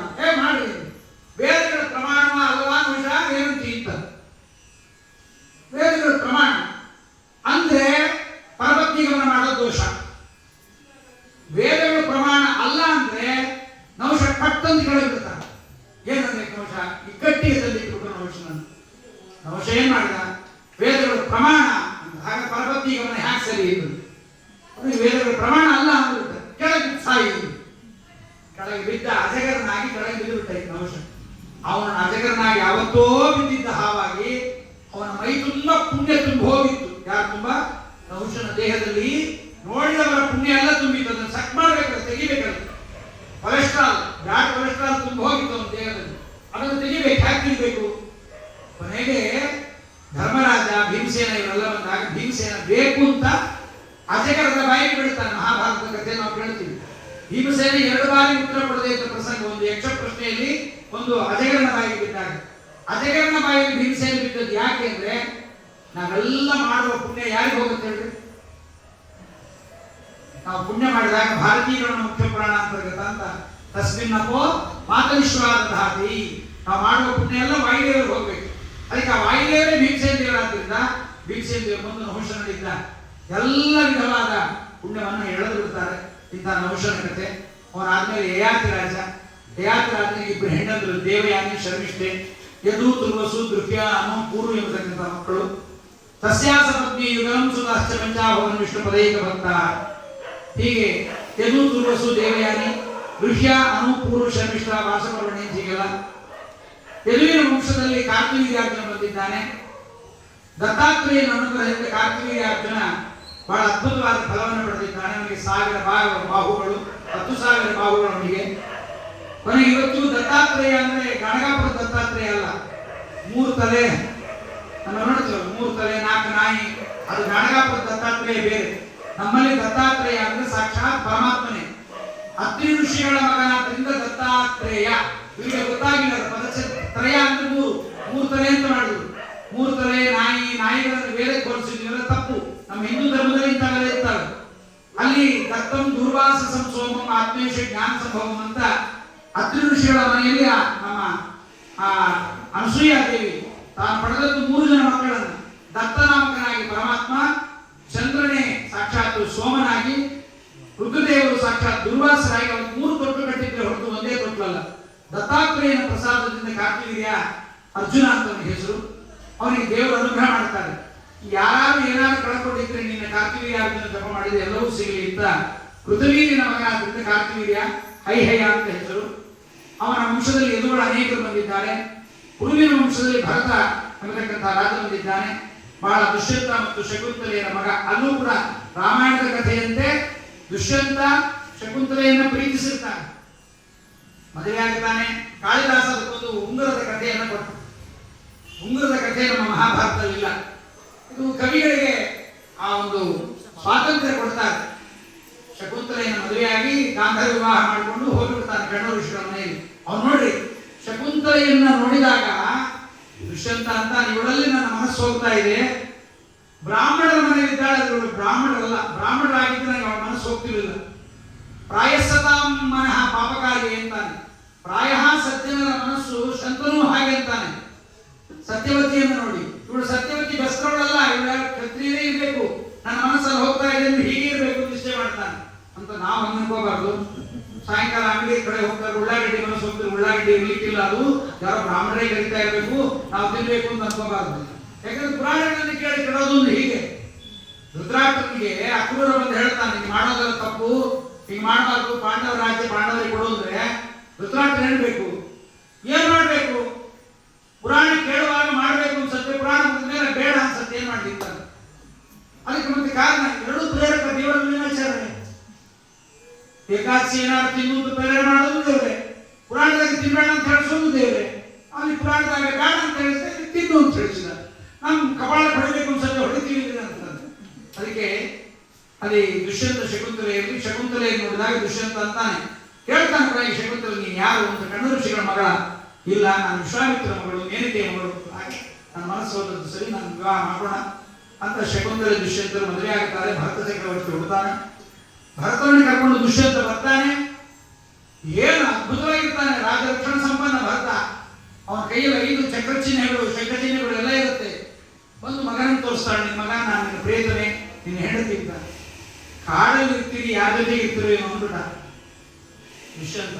ನೀವು ಕಾಡಲ್ಲಿ ಇರ್ತೀರಿ, ಯಾರ ಜೊತೆಗೆ ಇರ್ತೀರೋ ಏನೋ ಗೊತ್ತಿಲ್ಲ, ನಾನು ಅಲ್ಲಿ ಬಂದಿದ್ದೆ, ನೀನೇನ ಹೇಳ್ತೀನಿ, ಸಾರಾಟನೆ ಹಿಂಗೆ ಹೇಳಿದ ಗತಿ ಏನು ಅಂತ ದುಷ್ಯಂತ ಹೀಗೆಲ್ಲ ಅಪಾದನೆ ಮಾಡಿದ್ರೆ ದೇವತೆಗಳೆಲ್ಲ ಬರ್ತಾರೆ, ಕಣ್ಣು ಋಷಿಗಳು ಬರ್ತಾರೆ ಪ್ರತ್ಯಕ್ಷರಾಗಿ. ಇಲ್ಲ, ನಿನಗೆ ಮದುವೆ ಆಗ, ಯಾಕಂದ್ರೆ ಜನಕ್ಕೆ ಗೊತ್ತಾಗ್ಬೇಕಲ್ಲ. ರಾಜ ಎಲ್ಲೋ ಹೋಗ್ತಾನೆ, ಅನಾಚಾರ ಮಾಡ್ತಾನೆ, ವಿಚಾರ ಮಾಡ್ತಾನೆ ಅನ್ನಬಾರ್ದು. ರಾಜನ ರೀತಿ ಬಹಳ ಕ್ಲೀನ್ ಆಗಿ ಕನ್ನಡಿಯಂತೆ ಸ್ವಚ್ಛವಾಗಿರ್ಬೇಕು. ಅವನ ಜೀವನದಲ್ಲಿ ಯಾವುದೇ ಕಪ್ಪು ಮಚ್ಚೆ ಇರಬಾರದು ಅಂತ ದುಷ್ಯಂತ ಶಕುಂತಲೆಯ ಮಗ ಭರತರಾಜ. ತದ್ವಂಶಜ ಕುರು ನಾಮ ಪ್ರದೀಪೋ ಭೂತದನ್ವಯೇ. ಪ್ರದೀಪ ರಾಜ ಅಂತ ಒಬ್ಬ ರಾಜ ಇದ್ದ. ಅವನಿಗೆ ಪ್ರದೀಪ ಅಂದ್ರೆ ಸಂಸ್ಕೃತದಲ್ಲಿ ಸಿಟ್ಟು ದ್ವೇಷ ಅಂತ ಹೆಸರು. ಎಲ್ಲರ ಜೊತೆಗೆ ದ್ವೇಷ ಬಂತೆ ಪ್ರದೀಪನಿಗೆ, ಅದರಿಂದ ಅವನಿಗೆ ಪ್ರದೀಪ ರಾಜ ಅಂತ ಹೆಸರು ಬಂದಿದೆ. ಅವನಿಗೆ ಪ್ರದೀಪ ರಾಜನ ಕಥೆಯಲ್ಲಿ ಬಹಳ ಸುಂದರವಾದ ಟ್ವಿಸ್ಟ್. ಪ್ರದೀಪ ರಾಜ ಮದುವೆ ಆಗಲಿಕ್ಕಿಂತ ಮುಂಚೆ ಗಂಗಾ ನದಿ ತೀರದಲ್ಲಿ ತಪಸ್ಸು ಮಾಡಿ ಕೂತಿರ್ತಾನೆ. ಅದಕ್ಕಿಂತ ಪೂರ್ವದಲ್ಲಿ ಏನಾಗುತ್ತೆ ಅಂತಂದ್ರೆ, ದೇವಲೋಕದ ಬ್ರಹ್ಮದೇವರ ಸಭೆ. ಆ ಬ್ರಹ್ಮದೇವರ ಸಭೆಯಲ್ಲಿ ವರುಣ, ಗಂಗೆ, ಸಕಲ ದೇವತೆಗಳೆಲ್ಲರೂ ಕೂತಿರ್ತಾರೆ. ಎಲ್ಲರೂ ಕೂತ ಸಂದರ್ಭದಲ್ಲಿ ಒಂದು ದೊಡ್ಡದಾಗಿ ಬಿರುಗಾಳಿ ಬರುತ್ತೆ. ಬಿರುಗಾಳಿ ಬಂದಾಗ ಗಂಗೆಯ ಸೆರಗು ಕೆಳಗೆ ಜಾರಿ ಬರುತ್ತೆ. ಗಂಗೆಯ ಸೆರಗು ಕೆಳಗೆ ಜಾರಿದ ಕೂಡಲೇ ಪರಸ್ತ್ರೀ ನಾವು ನೋಡಬಾರದು ಅಂತ ಎಲ್ಲರೂ ತಲೆ ಬಗ್ಗಿಸಿಬಿಡ್ತಾರೆ, ಕಣ್ಣು ಮುಚ್ಚಿಬಿಡ್ತಾರೆ. ಆದ್ರೆ ವರುಣ ಗಂಗೆಯ ಗಂಡ ಅಲ್ಲೇ ಇರ್ತಾನೆ. ನನ್ನ ಹೆಂಡತಿ ಸರಿದಾಗ ನಾನು ನೋಡೋದ್ರಿಂದ ತಪ್ಪು ಅಂತ ಹೆಂಡತಿಯನ್ನು ಬಿರುಗಣ್ಣಿಂದ ನೋಡ್ತಾನೆ. ನಿನ್ನ ಹೆಂಡತಿ ನೀನು ನೋಡಬಹುದು, ಬೇಡ ಅಂತ ಎಲ್ಲಿದ್ದೀಯಾ, ಮರ್ಯಾದೆ ಬೇಡವಾ? ಇವತ್ತಿನ ಮಕ್ಕಳ ಆ ಮೋಟರ್ ವೆಹಿಕಲ್ ಹೋಗೋಣ, ಅವರ ರೀತಿಗಳು, ಅವರ ಆ ಪದ್ಧತಿಗಳು ನೋಡಿದ್ರೆ ವಿಚಿತ್ರವಾಗಿ ಹೆಂಡತಿ ಗಂಡನಿಗೆ ಸಿಗರೇಟ್ ಅನ್ನ ಕೊಡಿಸ್ತಾರೆ, ಗಂಡನೋ ಯಾವನೋ ಗೊತ್ತಿಲ್ಲ, ಎಲ್ಲ ಹಾಕ್ತಾ ಇರ್ತಾರೆ. ಮೂರ್ಖತನ. ದೊಡ್ಡವರ ಎದುರಿಗೆ ಕಾಲ ಮೇಲೆ ಕಾಲ ಹಾಕೊಂಡು ಕೂತ್ಕೊಳ್ಳೋಣ, ತುಂಡು ಬಟ್ಟೆ ಹಾಕೊಂಡು ಕೂತ್ಕೊಳ್ಳೋಣ, ಎಲ್ಲ ಮೂರ್ಖತನ. ಇದನ್ನ ನೋಡಿದ ಬ್ರಹ್ಮದೇವರು ಶಾಪವನ್ನು ಕೊಡ್ತಾರೆ. ನಿನ್ನ ಹೆಂಡತಿಯಾದರೂ ಅವಳನ್ನು ನೀನು ಸಭೆಯಲ್ಲಿ ನೋಡಿದ್ದರಿಂದ ನೀನು ಭೂಮಿಯಲ್ಲಿ ಮಹಾಭಿಷೇಕಂತ ರಾಜನಾಗಿ ಹುಟ್ಟು ಅಂತ ಶಾಪವನ್ನು ಕೊಡ್ತಾರೆ ವರುಣನಿಗೆ. ಹೆಂಡತಿ ಹೇಳ್ತಾಳೆ, ಗಂಗೆ ಹೇಳ್ತಾರೆ, ಎಲ್ಲಿ ಕೂತಿದ್ದಿ ಅಂತ ಮರ್ಯಾದೆ ಬೇಡ, ಎಲ್ಲಿ ಕೂತಿದ್ದೀನಿ? ಬ್ರಹ್ಮದೇವರ ಸಭೆ ಇದು, ನೀನೆಲ್ಲಿ ಬ್ರಹ್ಮದೇವರಲ್ಲಿ? ಈ ಸಭೆಯಲ್ಲಿ ನೀನು ಕೂತಿದ್ದರಿಂದ ನೀನು ನಿನ್ನ ಗಂಡನಿಗೆ ಹೆಂಡತಿಯಾಗಬಹುದು. ಗಂಗೆ ಅಂತಾಳೆ, ಸ್ವಾಮಿ ಏನು ಬೇಕಾದ್ರೂ ಶಾಪ ಕೊಡ್ರಿ, ಮಾನವ ಜನ್ಮದಲ್ಲಿ ಮಾತ್ರ ನಾವು ಹುಟ್ಟೋದಿಲ್ಲ ಅಂತಾಳೆ ಗಂಗೆ. ಯಾಕಂದ್ರೆ ಆ ವಾಸನೆ, ಆ ದೇಹ ಗಲೀಜು, ಅಜ್ಞಾನ, ದುಃಖ, ಕಾಮಕ್ರೋಧಾದಿಗಳ ವಿಕಾರ. ಮತ್ತೇನ್ ಮಾಡ್ತೀನಿ? ನಾನು ದೇವತಾ ರೂಪದಿಂದಲೇ ನನ್ನ ಗಂಡ ಬಂದ್ರೆ ಅಲ್ಲಿಗೆ ಹೋಗಿರ್ತೀನಿ. ಹಾಗೆ ಗಂಗೆಗೆ ಮತ್ತು ವರುಣನಿಗೆ ಶಾಪ. ಒಮ್ಮೆ ಇನ್ನೊಮ್ಮೆ ಪೂರ್ವೋದರೇ ಕ್ಷೀರಗತೇತು, ಪೂರ್ವದ ಯಾವ ಶ್ರೇಷ್ಠವಾಗಿರ್ತಕ್ಕಂಥ ಇವತ್ತಿನ ಗಂಗಾಸಾಗರ ಸಂಗಮ, ಇವತ್ತೇನು ಗಂಗಾಸಾಗರ ಸಂಗಮ ಕಲ್ಕತ್ತಾದ ನಾವು ನೋಡ್ತೀವಿ. ಆ ಗಂಗಾಸಾಗರ ಸಂಗಮದಲ್ಲಿ ಹಿರಣ್ಯಕಶಿಪು ಮತ್ತು ಕಶ್ಯಪ ಇವರಿಬ್ಬರು ಮಾತಾಡ್ತಾ ಕೂತಿರ್ತಾರೆ, ಮುಂದೆ ಯಾರ್ಯಾರು ಹೋಗಬೇಕು, ಏನೇನು ಮಾಡಬೇಕು ಅಂತ. ಕೂತ ಸಂದರ್ಭದಲ್ಲಿ ಆಗ ಅವತ್ತು ಹುಣ್ಣಿಮೆ ದಿವಸ ಗಂಗೆ ಸಮುದ್ರಕ್ಕೆ ಸೇರುವ ಸಂದರ್ಭದಲ್ಲಿ ಉದ್ದೂತೈಷ್ಟ ಬಹಳ ಭಯಂಕರವಾದ ತೆರೆಗಳು ಮೇಲಿಡುತ್ತೆ. ಆ ತೆರೆಗಳು ಮೇಲೆದ್ದು ನೀರು ಬಿಡುತ್ತೆ ಬ್ರಹ್ಮದೇವರ ಮೈ ಮೇಲೆ. ಬ್ರಹ್ಮದೇವರಂತಾರೆ, ಶಾಂತನಾಗೋದು. ಬ್ರಹ್ಮದೇವರಿಗೆ ಮೈಲಿಗೆ ಆಯ್ತಂತೆ. ಯಾಕೆ ಮೈಲಿಗೆ ಆಯ್ತು ಅಂದ್ರೆ ನೀರು ಬಿದ್ದದ್ದು ಸಮುದ್ರದ ನೀರು, ಗಂಗೆಯ ನೀರಲ್ಲ. ಗಂಗೆಯ ನೀರು ಬಿದ್ದು ಬ್ರಹ್ಮದೇವರಿಗೆ ಮಡಿಯೇ, ಬಿದ್ದ ನೀರು ಯಾವುದು? ಸಮುದ್ರದ ನೀರು ಮೈಲಿ, ಅದು ಬೀಳಬಾರ್ದು, ಬಿದ್ದೋಯ್ತು. ಶಾಂತನಾಗುವುದರಿಂದ ಶಂತನು ಅಂತ ರಾಜ ಆಗ್ತಾನೆ. ಸುಷೇಣ, ಮಹಾಭಿಷೇಕು, ಶಂತನು ಅಂತ ಮೂರನೇ ಅವತಾರ. ಈ ಶಂತನು ಗಂಗೆಯನ್ನ ಮದುವೆ ಆಗಬೇಕು. ಗಂಗೆಗೆ ಶಂತನವನ್ನೇ ಮದುವೆ ಆಗಬೇಕು. ಪ್ರದೀಪ ರಾಜನ ಮೂರನೇ ಮಗ. ದೇವಾಪಿ, ಬಾಲಿಕಾ, ಶಂತನು ಅಂತ ಪ್ರದೀಪ ರಾಜನಿಗೆ 3 ಜನ ಮಕ್ಕಳು. ಇಷ್ಟು ಈ ಬ್ರಹ್ಮದೇವರ ಮನೆಯಲ್ಲಿ ಶಾಪಗಳು ನಡೆದು ಮುಗಿದ ಮೇಲೆ ಅಷ್ಟವಸುಗಳು ಅಂತ ಇವತ್ತೇ ನೀವು ಅಧಿಕ ಮಾಸದಲ್ಲಿ ದಾನ ಕೊಡ್ಬೇಕಾದ್ರೆ ದಿನ ಅಪೂಪ ಕೊಡ್ತಾ ಇದ್ರೆ ಹೇಳ್ತಾ ಇದ್ರಿ. ಇಲ್ಲ ಏನು ಕೊಡ್ಲಿಕ್ಕೆ ದಿನ ಆಗಿದ್ರೆ 33 ಗಸಗಸಿ ನಾರ ಕೊಡಬಹುದು. ಯಾಕಂದ್ರೆ ಆಚಾರ್ಯಗೂ ಭಾಗ ಇಲ್ಲ, ನಿಮಗೂ ಕಷ್ಟ ಇಲ್ಲ. ಏನಾದ್ರು ಕೊಡ್ಬೇಕು ಅಂತ ಆಚಾರ್ಯರಿಗೆ ಲೆಕ್ಕ ಹಾಕ್ತಾರೆ. 33 ಎಳ್ಳು ದಾನ ಕೊಡ್ತೀವಿ ಆಚಾರ್ಯ, ಸಂಕಲ್ಪ ಮಾಡಿ. ಇನ್ನು ಕೆಲವರು ಆಚಾರ್ಯ ನಿಮ್ಮ ಕೈಯಿಂದ 33 ದಿನ ಇಸ್ಕೋಬೇಕು ಅಂತ ಸಂಕಲ್ಪ ಮಾಡಿ. ಕೆಲವರು ವಿಚಿತ್ರ ಸಂಕಲ್ಪ, ಕೆಲವರೆಲ್ಲ ಹಾಗೆ. ಅದಕ್ಕೆ ಹೀಗೆ ಇಲ್ಲಿಗೆ ಬಂದಾಗ ಅಷ್ಟವಸುಗಳು ಏನಿದ್ದಾರಲ್ಲ, ಆ ಅಷ್ಟವಸುಗಳು ವಸಿಷ್ಠರ ಮನೆಗೆ ಹೋಗ್ತಾರೆ. ವಸಿಷ್ಠರ ಮನೆಗೆ ಹೋದಾಗ ವಸಿಷ್ಠರ ಮನೆ ವೈದಿಕ ಬ್ರಾಹ್ಮಣರ ಮನೆ ಏನಿರ್ತಾವೆ, ಅಲ್ಲೊಂದಿಷ್ಟು ಬಟ್ಟೆ ಬಿಸಿಗಿರ್ತಾರೆ, ಒಂದಿಷ್ಟು ಬಟ್ಟೆ ಬಿಸಾಗಿರ್ತಾರೆ, ದಾನ ಕೊಟ್ಟಿದ್ದಲ್ಲ ಅಲ್ಲೇ ಇರ್ತಾವೆ. ಹೆಂಡತಿ ಸೀರೆ ಒಂದ್ ಕಡೆ, ಗಂಡನ ಪಂಚೆ ಒಂದ್ ಕಡೆ, ಮಕ್ಕಳ ಲಂಗೋಟಿ ಒಂದ್ ಕಡೆ, ಅಕ್ಕಿ ಕಾರ್ಯ ಮಾಡಿದ ಒಂದ್ ಕಡೆ, ಹೀಗೆ ಬಿದ್ದಿರ್ತಾವೆ. ವೈದಿಕ ಬ್ರಾಹ್ಮಣರ ಮನೆ ಲಾಡ್ಜಿಂಗ್ ಇದ್ದಂಗಿರಲ್ಲ, ಮನೆ ಇದ್ದಂಗಿರ್ತದೆ. ಬೇರೆ ಲೌಕಿಕ ಮನೆ ಲಾಡ್ಜಿಂಗ್ ಇದ್ದಂಗಿರ್ತಾವೆ, ಎಲ್ಲಿರ್ಬೇಕಾದ್ರೆ ಅಲ್ಲೇ ಇರ್ತಾವೆ, ಅವು ಕದಲಲ್ಲ. ವೈದಿಕ ಬ್ರಾಹ್ಮಣರ ಮನೆ ಹಾಗಲ್ಲ, ದೇವರ ಪಟ್ಟಿಗೆ ಬೇಕಾದ್ರೆ ಹಾಳಾಗ ಬಂದು ಕೂತ್ಬಿಡುತ್ತೆ, ಎಲ್ಲಿ ಬೇಕಾದ್ರೆ ಏನ್ ಬೇಕಾದ್ರೆ ಆಗ್ಬೋದು ವೈದಿಕ ಬ್ರಾಹ್ಮಣರ ಮನೆಯಲ್ಲಿ. ಹಾಗಾಗಿ ವಸಿಷ್ಠರ ಮನೆಗೆ ಬಂದಾಗ ಇವರು ರಾಜರು, ಅಷ್ಟವಸುಗಳು. ಆ ಅಷ್ಟವಸುಗಳು ಬಂದ ಸಂದರ್ಭದಲ್ಲಿ ವಸಿಷ್ಠರು ಅದ್ಭುತವಾದ ಆತಿಥ್ಯವನ್ನು ಕೊಡ್ತಾರೆ. ಆ ವಸಿಷ್ಠರ ಮನೆಗೆ ಬಂದಾಗ ಈ 8 ಜನರ ಪೈಕಿ ಒಬ್ಬಳು ಹೆಂಡತಿ ಬಂದಿರ್ತಾಳೆ, ದ್ಯುನಾಮಕ ವಸು, ಅವನ ಹೆಂಡತಿ ವರಾಂಗಿ ಅಂತ. ಅವಳು ಬಂದ ಸಂದರ್ಭದಲ್ಲಿ ಏನಾಗುತ್ತೆ, ಅವಳು ನೋಡ್ತಾಳೆ, ಹೆಣ್ಮಕ್ಳು ಸುಮ್ಮನೆ ಕೊಡಲ್ಲ, ಮನೆಗೆ ಹೋಗಿ ಎಲ್ಲ ಕಡೆ ನೋಡ್ಕೊಂಡು ಬರ್ತಾರೆ. ಎಷ್ಟು ರೇಷ್ಮೆ ಸೀರೆ ಇದ್ದಾರೆ, ಎಷ್ಟು ನೈಟಿಗಳಿದ್ದಾರೆ, ಎಷ್ಟು ಬಂಚುಗಳಿದ್ದಾವೆ, ಎಷ್ಟು ಮಕ್ಕಳಿದ್ದಾವೆ, ಏನು ಸ್ಕೂಲ್ಗಳಿದ್ದಾವೆ, ಟಿವಿ ಎಷ್ಟು ಇಂಚಿಂದಿದೆ, ಇವೆಲ್ಲ ನೋಡ್ತಾರೆ.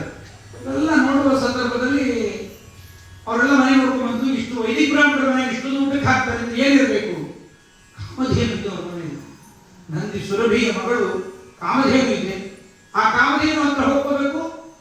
ನಮ್ಮ ವಸಿಷ್ಠರ ಹೆಂಡತಿ ಅರುಂಧತಿ ಚಿರೋಟಿ ಫೇಣಿ ಬೇಕು, ಚಿರೋಟಿ ಫೇಣಿ, ಬಾದಾಮ್ ಹಾಲು ಬೇಕು, ಬಾದಾಮ್ ಹಾಲು, ಸೋನ್ಪಾಪಡಿ ಬೇಕು, ಸೋನ್ಪಾಪಡಿ, ಏನು ಬೇಕು ಕೇಳಿದ್ದೆಲ್ಲ ಕೊಡ್ತಾ ಇದೆ.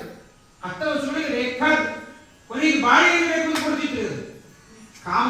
ಕಾಮಧೇನು ಅಲ್ವಾ, ಕಾಮನ ಮಾಡಿದ್ದೆಲ್ಲ ಕೊಡ್ತಾ ಇತ್ತು. ನೋಡಿದ್ರು ಅರುಂಧತಿ ಅಂತ ಕೇಳಿದ್ರು, ಏನೇ ಹಸುವಿನ ಸ್ಪೆಷಾಲಿಟಿ. ಅಂದಾಗ ಅವಳು ಹೇಳಿದ ಅರುಂಧತಿ, ಈ ಆಕಳ ಹಾಲು ಕುಡಿದ್ರೆ ಬ್ಯೂಟಿ ಪಾರ್ಲರ್ಗೆ ಹೋಗೋದೇ ಬೇಕಾಗಿಲ್ಲ, ಇಮ್ಯುನಿಟಿ ಪವರ್ ಬೆಳೆಯಲಿಕ್ಕೆ ಯಾವ ಕ್ಯಾಪ್ಸಲ್ ತಗೋಬೇಕಾಗಿಲ್ಲ, ಯಾವತ್ತೂ ಚರ್ಮ ಸುಕ್ಕುಗಟ್ಟಲ್ಲ, ಯಾವತ್ತೂ ಪೇರೆಂಟ್ ಹೈ ಕ್ಲಾಸ್ ಆಗಿರ್ಬೋದು. ಅವಳಂದು ನನ್ನ ಹೆಸರಿನವಳು ಇನ್ನೊಬ್ಬಳು ವರಾಂಗಿ ಅಂತಿದ್ದಾಳೆ, ನಾವಿಬ್ಬರು ಮೀಟ್ ಆಗ್ತೀವಿ ಮಹಿಳಾ ಸಮಾಜದಲ್ಲಿ, ನಾನು ಯುವತಿ ಆಗಿರೋಣ ಅವಳು ಮುದುಕಿ ಆಗಿಬಿಟ್ರೆ ಹೇಗೆ, ಅದಕ್ಕೆ ಅವಳಿಗೆ ಬೇಕು ಅಂತ ಗಂಡ ರೀ ಆ ಆಕಳು ನಮ್ಮ ಮನೆಗೆ ತೊಗೊಂಡು ಹೋಗೋದು, ಈ ಗಂಡನ ಮನೆಗೆ ಇದ್ದಿದ್ದೆಲ್ಲ ಮನೆಗೆ ತೊಗೊಂಡು ಹೋಗೋದು ಗತಿ ಗಂಡ ಅಂತ ಆಗೋದಿಲ್ಲ. ನಿಮ್ ಕೈಲಿ ಆಗತ್ತಾ ಇಲ್ಲ ಹೇಳಿದ್ರೆ ಗಂಡಸರು ಹೋಗಲ್ಲ, ಬೇಗ ಸಿಟ್ಟು ಗಂಡನ ಸಿಟ್ಟು ಬಂತು, ನಾ ತೊಗೊಂಡು ಬರ್ತೀನಿ ಆಕಳನ್ನ ತೊಗೊಂಡು ಬರ್ಲಿ ಬಲ್ಲ, ಆಕಳು ಬರಲ್ಲ ಅಂತ ವಸಿಷ್ಠರನ್ನು ಕೇಳ್ಬೇಕು. ವಸಿಷ್ಠರನ್ನು ಕೇಳ್ತಾಳೆ ಕಾಮದಿ, ನಾ ಹೋಗ್ಲಾ ಇಷ್ಟ ಆಗಿದೆ ಏನೂ ಕಟ್ಟಾದ್ರೆ ಹೋಗು. ವಸಿಷ್ಠರನ್ನು ನೋಡೋದು ಹೇಳ್ತಾರೆ, ಅಲ್ಲ ನಮ್ಮಿಂದ ನಿಮ್ಗೆ ಉಪಯೋಗ ಇದ್ರೆ ಉಪಯೋಗ ಮಾಡ್ಕೊಟ್ಟಿದ್ದೆ ಇರಲಿಲ್ಲ, ನೀನು ಅಲ್ಲಿ ಇನ್ನೊಬ್ಳು. ವಸಿಷ್ಠರು ಅಷ್ಟು ನಿರಮಣ ಕೊನೆ ಕಾಮಧೇನುವನ್ನು ಕಳತನ ಮಾಡುವ ಪ್ರಯತ್ನ ಮಾಡ್ತಾರೆ. ವಸಿಷ್ಠರಿಗೆ ಕೋಪ ಬರುತ್ತೆ, ವಸಿಷ್ಠರು ಶಾಪ ಕೊಡೋದು. ವಸಿಷ್ಠರಿಗೆ ಕಾಮಕ್ರೋಧಗಳು ಕಾಲಿನ ಚಪ್ಪಲಿಗೆ ಸಮಾನ ಆಗಿತ್ತವರಿಗೆ. ಕಾಮ ಇಲ್ಲವೇ ಕ್ರೋಧ ಇಲ್ಲವೇ ಅವರಿಗೆ ಕೋಪವೇ ಇಲ್ಲ. 100 ಜನ ಮಕ್ಕಳನ್ನು ವಿಶ್ವಾಮಿತ್ರರು ಕೊಂದರೂ ವಸಿಷ್ಠರಿಗೆ ಕೋಪ ಬರಲೇ ಇಲ್ಲ. ಅಂತ ವಸಿಷ್ಠರಿಗೆ ಕೋಪ ಬರಲ್ಲ. ವಸಿಷ್ಠರೊಳಗೆ ಬ್ರಹ್ಮದೇವರು ಬಂದು ಸೇರಿಕೊಂಡು, ವಸಿಷ್ಠ ಸಂಸ್ಥಾ ಕಮಲೋದ್ಭವ ಪ್ರಭು ಬ್ರಹ್ಮದೇವರನ್ನು ಸೇರಿಕೊಂಡು ಈ ವಸಿಷ್ಠ ಶಾಪ ಕೊಡಲ್ಲ ಅಂತ ಆ 8 ಜನರಿಗೆ ಶಾಪವನ್ನು ಕೊಡ್ತಾರೆ. ನೀವು 8 ಜನರು ಸೇರಿ ಕಾಮಧೇನುವನ್ನು ಕಳತನ ಮಾಡಲಿಕ್ಕೆ ಬಂದಿದ್ದರಿಂದ ನೀವು 8 ಜನರು ಭೂಮಿಯಲ್ಲಿ ಹುಟ್ಟ್ರಿ ಅಂತ ಶಾಪವನ್ನು ಕೊಡ್ತಾರೆ. 8 ಜನರು ಭೂಮಿಯಲ್ಲಿ ಹುಟ್ಟಬೇಕು ಅಂತ ಶಾಪವನ್ನು ಕೊಟ್ಟು, ಯಾವ ಹೆಂಡತಿ ಪ್ರಚೋದಯಾಮಾಸತೆಯ ವರಾಂಗಿ ಗಂಡನನ್ನ ಆಕಳ ಕಳತನ ಮಾಡಬೇಕು ಅಂತ ಏನು ನೀನು ಪ್ರಚೋದನೆ ಮಾಡಿದಿ, ನೀನು ಭೂಮಿಯಲ್ಲಿ ಹುಟ್ಟಬೇಕು, ನಿನ್ನ ಗಂಡನಿಗೆ ವಿರೋಧ ಮಾಡಬೇಕು, ನೀವು ಗಂಡ ಹೆಣ್ಣಂದ್ರು ಸೇರಬಾರದು ಅಂತ ಶಾಪ ಕೊಡ್ತಾರೆ. ಅವಾಗ ಉಳಿದ 7 ಜನ ಇರ್ತಾರೆ, 8 ಜನ ಅಣ್ಣ ತಮ್ಮನ ಪೈಕಿ 7 ಜನ ಕೇಳ್ತಾರೆ, ಸ್ವಾಮಿ ನಾವು ಕಳತನ ಮಾಡಿಲ್ಲ, ಪ್ರೈಸ್ ಜೊತೆಗೆ ಹೋಗಿದ್ವಿ, ನಮ್ಮನ್ನು ಬಿಡಿಸಿಬಿಡ್ರಿ. ಅವಾಗ ಬ್ರಹ್ಮದೇವರು ಅಂತಾರೆ, ಗೊತ್ತಾಗುತ್ತೆ ಅವರಿಗೆ ಬಂದಿದ್ದು ಬ್ರಹ್ಮದೇವರು ಗೊತ್ತಾಗತ್ತೆ. ಹಾಗಾದ್ರೆ ನಿಮ್ 7 ಜನರ ಮರಣದ ದುಃಖ, 7 ಜನರ ಜ್ಞಾನ, 7 ಜನರ ಶಕ್ತಿ, 7 ಜನರ ಪ್ರಸವ ವೇದನೆ ಎಲ್ಲವೂ ಅವರಿಗೆ ಕೊಡ್ರಿ. ಅವನಪ್ಪ ಹುಟ್ಟುತ್ತಾನೆ, ನೀವು ಹುಟ್ಟುತ್ತೀರಿ, ನೀವು ಹುಟ್ಟಿದ ಕೂಡಲೇ ಸಾಯಿರಿ, ಅವನಪ್ಪ 800 ವರ್ಷ ಬದುಕಿರ್ತಾನೆ ಅಂತ ಬ್ರಹ್ಮದೇವರು ವರವನ್ನು ಕೊಡ್ತಾರೆ. ಅವರೇ ದ್ವಿನಾಮಕೋಸ್ವೇ ವಿಶ್ವಾಚಾರ್ಯ ಆಗ್ತಾನೆ. ವರಾಂಗಿಯೇ ಅಂಬಾ ಅಂತ, ಅದಕ್ಕೆ ಅಂಬಾ ಅಂತ ಯಾರು ಹೆಸರು ಹೇಳೋದು. ಅಂಬಾ ಅಂದ್ರೆ ಅದು ಗಂಡ ಹೆಂಡತಿ ವಿರೋಧದ ಪಾತ್ರದು. ಕೊನೆ ಗಂಡ ಹೆಂಡತಿ ಎಷ್ಟು ವಿರೋಧ ಆಗುತ್ತೆ, ಇಡೀ ಮಹಾಭಾರತದ ಕಥೆ ಅಂಬೆಯ ವಿರೋಧದ ಕಥೆ ಮಹಾಭಾರತದ ಕಥೆ. ಈಗ ಈ ಅಷ್ಟ ವಸುಗಳು ಹುಟ್ಟಬೇಕು, ಹುಟ್ಟಿದ ಕೂಡ ಸಾಯಬೇಕು. ಎಲ್ಲಿ ಸಾಯಲಿಕ್ಕೆ ಸಾಧ್ಯ, ಹ್ಯಾಕ್ ಸಾಯಲಿಕ್ಕೆ ಸಾಧ್ಯ? ಅದಕ್ಕೆ ಅವರೆಲ್ಲ ಏನ್ ಮಾಡಿದ್ರು, ಹೋಗಿ ಗಂಗೆಯನ್ನ ಕೇಳಿದ್ರು, ಅಮ್ಮ ನೀವು ಹುಡುತಿ ಅಂತ ನೆಟ್ಟು ನಾವು ನೋಡಿದ್ವಿ, ಗೂಗಮ್ಮನ್ನು ಸರ್ಚ್ ಮಾಡಿದಾಗ ಬಂತು ಗಂಗಾ ಇಸ್ ವೇರ್. ಗಂಗಾ ಎಲ್ಲಿ ಬರ್ತಾಳೆ ಅಂತ ನೋಡಿದಾಗ ಶಂತನುವಿನ ಮನೆಗೆ ಬರ್ತಾಳೆ ಅಂತ ಗೊತ್ತಾಯ್ತು. ಗಂಗಾ ಅದಕ್ಕೆ ನೀವು ನಮ್ಮನ್ನ 8 ಜನರು ನಿಮ್ಮನ್ನು ಹುಡುತೀವಿ, ನಮ್ಮನ್ನೆಲ್ಲ ಕೊಂದುಬಿಡಬೇಕು, ಒಬ್ಬರನ್ನು ಉಳಿಸ್ಕೋಬೇಕು. ಗಂಗೆ ಅಂತೂ ನಾನು ತಾರತಮ್ಯದಲ್ಲಿ ನಿಂತಿದ್ದ ಕಡಿಮೆ 21ನೇ ಕಚ್ಚೋದವರು, ನೀವು 16ನೇ ಕಚ್ಚೋದವರು, ಮಕ್ಕಳ ಮೇಲೆ ಇರ್ತಕ್ಕಂಥವ್ರು, ನಿಮ್ಮನ್ನ ಕೊಂದದ್ದಕ್ಕೆ ಪಾಪ ಬರಬಾರದು, ನಿಮಗೆ ನನ್ನ ಮೇಲೆ ದ್ವೇಷದ ಭಾವನೆ ಬರಬಾರದು, ಒಬ್ಬ ಉಳಿಬೇಕು ಒಪ್ಕೊಳ್ತಾರೆ. ಆಗ ಗಂಗೆ ಮಕ್ಕಳನ್ನ ಕೊಲ್ಲಲಿಕ್ಕೆ ಒಪ್ಪುವ ಗಂಡ ಬೇಕಲ್ಲ, ಯಾವ ಗಂಡ ತಾನು ಒಪ್ತಾನೆ? ಅದಕ್ಕೆ ಗಂಗೆ ಏನ್ ಮಾಡ್ತಾಳೆ, ಪ್ರದೀಪರಾಜ ತಪಸ್ಸು ಮಾಡ್ತಾ ಇದ್ದಾಗ, ಗಂಗಾ ತೀರದಲ್ಲಿ ಪ್ರದೀಪರಾಜ ತಪಸ್ಸು ಮಾಡ್ತಾ ಇದ್ದಾಗ ಗಂಗೆ ಬಹಳ ಕಾಮುಕಳಂತೆ ಹಾವಭಾವಗಳನ್ನು ತೋರಿಸ್ತಾ ಪ್ರದೀಪರಾಜನ ಮುಂದೆ ಓಡಾಡ್ತಾಳೆ. ಅವನಿಗೆ ಕಾಮುಕಳಾಗಿದ್ದಾಳೆ, ನನ್ನನ್ನೇ ಅಪೇಕ್ಷೆ ಪಡ್ತಾಳೆ ಎಂದು ತಿಳ್ಕೊಳ್ತಾನೆ. ಅಷ್ಟೊತ್ತಿಗೆ ಗಂಗೆ ಬಂದು ಸೀದಾ ಬಲತೊಡೆ ಮೇಲೆ ಕುತ್ಕೊಂಡಿರ್ತಾಳೆ. ಪ್ರದೀಪರಾಜನ ಬಲತೊಡೆ ಧರ್ಮ ಇಟ್ಟಿದೆ ಅಂತ ನೋಡಿ. ಪುರೋಹಿತರಿಗೆ ಗೊತ್ತಿಲ್ಲ, ಹುಡುಗಿನ ಯಾವ ಕಡೆ ಕುಡಿಸ್ಬೇಕು ಗೊತ್ತಿಲ್ಲ, ಗಂಡನಿಗೆ ಯಾವ ಕಡೆ ಕುಡಿಸ್ಬೇಕು, ಮಾವನಿಗೆ ಯಾವ ಕಡೆ ಕುಡಿಸ್ಬೇಕಿಲ್ಲ. ಮಾವನ ತೊಡೆನೇ ಕುಡಿಸ್ತಾಳೆ, 22 ವರ್ಷದ ಕುಟ್ಕೂಸು, ಅದು ಸೊಂಟದ ಕೈ ಹಾಕೊಂಡು ಕುತ್ಕೋತಾನೆ ಮಾವ, ನಾಚಿಕೆಟ್ಟ ಮಾವ. ಅವಳು ಕುಳ್ಳಿ ಬರಬೇಕು ಕೈ ಹಾಕೊಂಡು ಕುತ್ಕೋತಾನೆ. ಇದನ್ನು ಪುರೋಹಿತರು ತೋರಿಸ್ತಾರೆ, ಶೂಟ್ ಶೂಟ್ ಶೂಟ್ ಮಾಡುವಂತ ಎಂಥ ಮೂರ್ಖತ ನಮ್ಮ ಸಮಾಜ. ಅದಕ್ಕೆ ಹೆಂಡತಿಯನ್ನ ಎಡತೊಡೆಯಲ್ಲಿ, ಸೊಸೆ ಮಕ್ಕಳಿಗೆ ಬಲತೊಡೆ. ನಮ್ಮಲ್ಲಿ ಯಾವಾಗ ಬಲತೊಡೆಗೆ ಕೂತ್ಕೊಂಡ್ಬಿಟ್ಟು ಪ್ರದೀಪರಾಜನಿಗೆ ಕಾಮುಗಳಾಗಿ ಬಂದಿದ್ರು ಕೂಡ ನೀ ಕೂತ ಜಾಗದಿಂದ ನೀನು ನನಗೆ ಸೊಸೆ ಆಗಬೇಕು ಅಂತ, ಅವನಿಗೆ ಮದುವೆನೇ ಆಗಿದ್ರು ಪ್ರದೀಪರಾಜ. ಗಂಗೆ ಒಪ್ಪಿಬಿಟ್ಟು ನಾನು ಸೊಸೆ ಅವಳು ಅದಕ್ಕೋಸ್ಕರವಾಗಿ ಹಾಗೆ ಮಾಡಿದ್ದು. ಅವಳಿಗೆ ಗೊತ್ತಿತ್ತು ಇವಳೆಲ್ಲ ಗಂಡ ಹುಡ್ತಾನೆ ಅಂತ ಗೊತ್ತಿತ್ತು ಗಂಗೆಗೆ. ಯಾವಾಗ ಹೀಗಂತೋ ಗಂಗೆ ಬಂದು ಬಲತೊಡೆಯಲ್ಲಿ ಕೂಡ್ತಾಳೆ, ಸೊಸೆ ಆಗಬೇಕು, ಮಕ್ಕಳೇ ಆಗಿಲ್ಲ. ಆಗ ಪ್ರದೀಪರಾಜನಿಗೆ ಹೇಳ್ತಾಳೆ, ನಾನು ನಿನ್ನ ಮಕ್ಕಳು ಎಷ್ಟೇ ನೋಡ್ತಾರೋ ಗೊತ್ತಿಲ್ಲ, ನಾನು ಇಷ್ಟಪಟ್ಟ ಗಂಡಸನ್ನೇ ಮದುವೆ ಆಗುತ್ತೀನಿ, ನನ್ನನ್ನು ನೀನು ಯಾರು ಅಂತ ಕೇಳಬಾರ್ದು, ಯಾಕೆ ಹೀಗೆ ಮಾಡ್ತೀನಿ ಅಂತ ಕೇಳಬಾರ್ದು, ನಾನು ಏನು ಮಾಡಿದ್ರು ಸುಮ್ಮನೆ. ಅವತ್ತಿಂದ ಪ್ರಾರಂಭ ಆಯ್ತು ಈ ಗಂಡನಿಗೆ ರೂಲ್ಸ್. ಹೆಂಡತಿ ಗಂಗೆ ಪ್ರಾರಂಭ ಮಾಡಿದ್ದು ಏನ್ ಅವತ್ತಿಂದ ಹೇಳ್ತಾನೆ, ಹುಡುಗಿ ಸ್ವಲ್ಪ ತುಂಬಾ ಮುದ್ದಾಗಿ ಬೆಳೆಸಿದ್ದೀವಿ ಆಚಾರ್ಯ, ಏನಂದ್ರು ಹೂನ್ ಬಿಡ್ರಿ, ಆಮೇಲೆ ಸೌಟೋ ಲಟ್ಟಣಿಗೆನೋ ಬಾಂಡೆನೋ ತಲೆ ಮೇಲೆ ಬಿದ್ದಿತ್ತು ಅಂತ. ಇದು ಗಂಗೆ ಮಾಡಿದ ಅನಾಹುತ. ಅದು ಮತ್ತೆ ಗಂಗಾ ಸ್ನಾನ ಮಾಡಿ ಬಂದಿರ್ತೀವಿ, ಬೇಡಿ ದಾನ ಕೊಟ್ಟು ಬಂದಿರ್ತೀವಿ, ಮತ್ತೆ ಅವೆಲ್ಲ ಬರ್ಬೇಕು, ಬಂದ್ಬಿಟ್ಟು ಗಂಗೆ ಬರ್ತಾಳೆ, ಶಂತನು ಮದುವೆ ಆಗ್ತಾಳೆ, ಮೊದಲನೇ ಮಗು ಹುಟ್ಟುತ್ತೆ. ಶಂತನು ಗಂಗೆಯ ರೂಪಕ್ಕೆ ಮಾರು ಹೋಗ್ತಾನೆ. ಶಂತನುವಿಗೆ ನಾನು ವರ್ಣ, ನನ್ನ ಹೆಂಡತಿ ಗಂಗೆ ಅಂತ ಗೊತ್ತಾಗಲ್ಲ.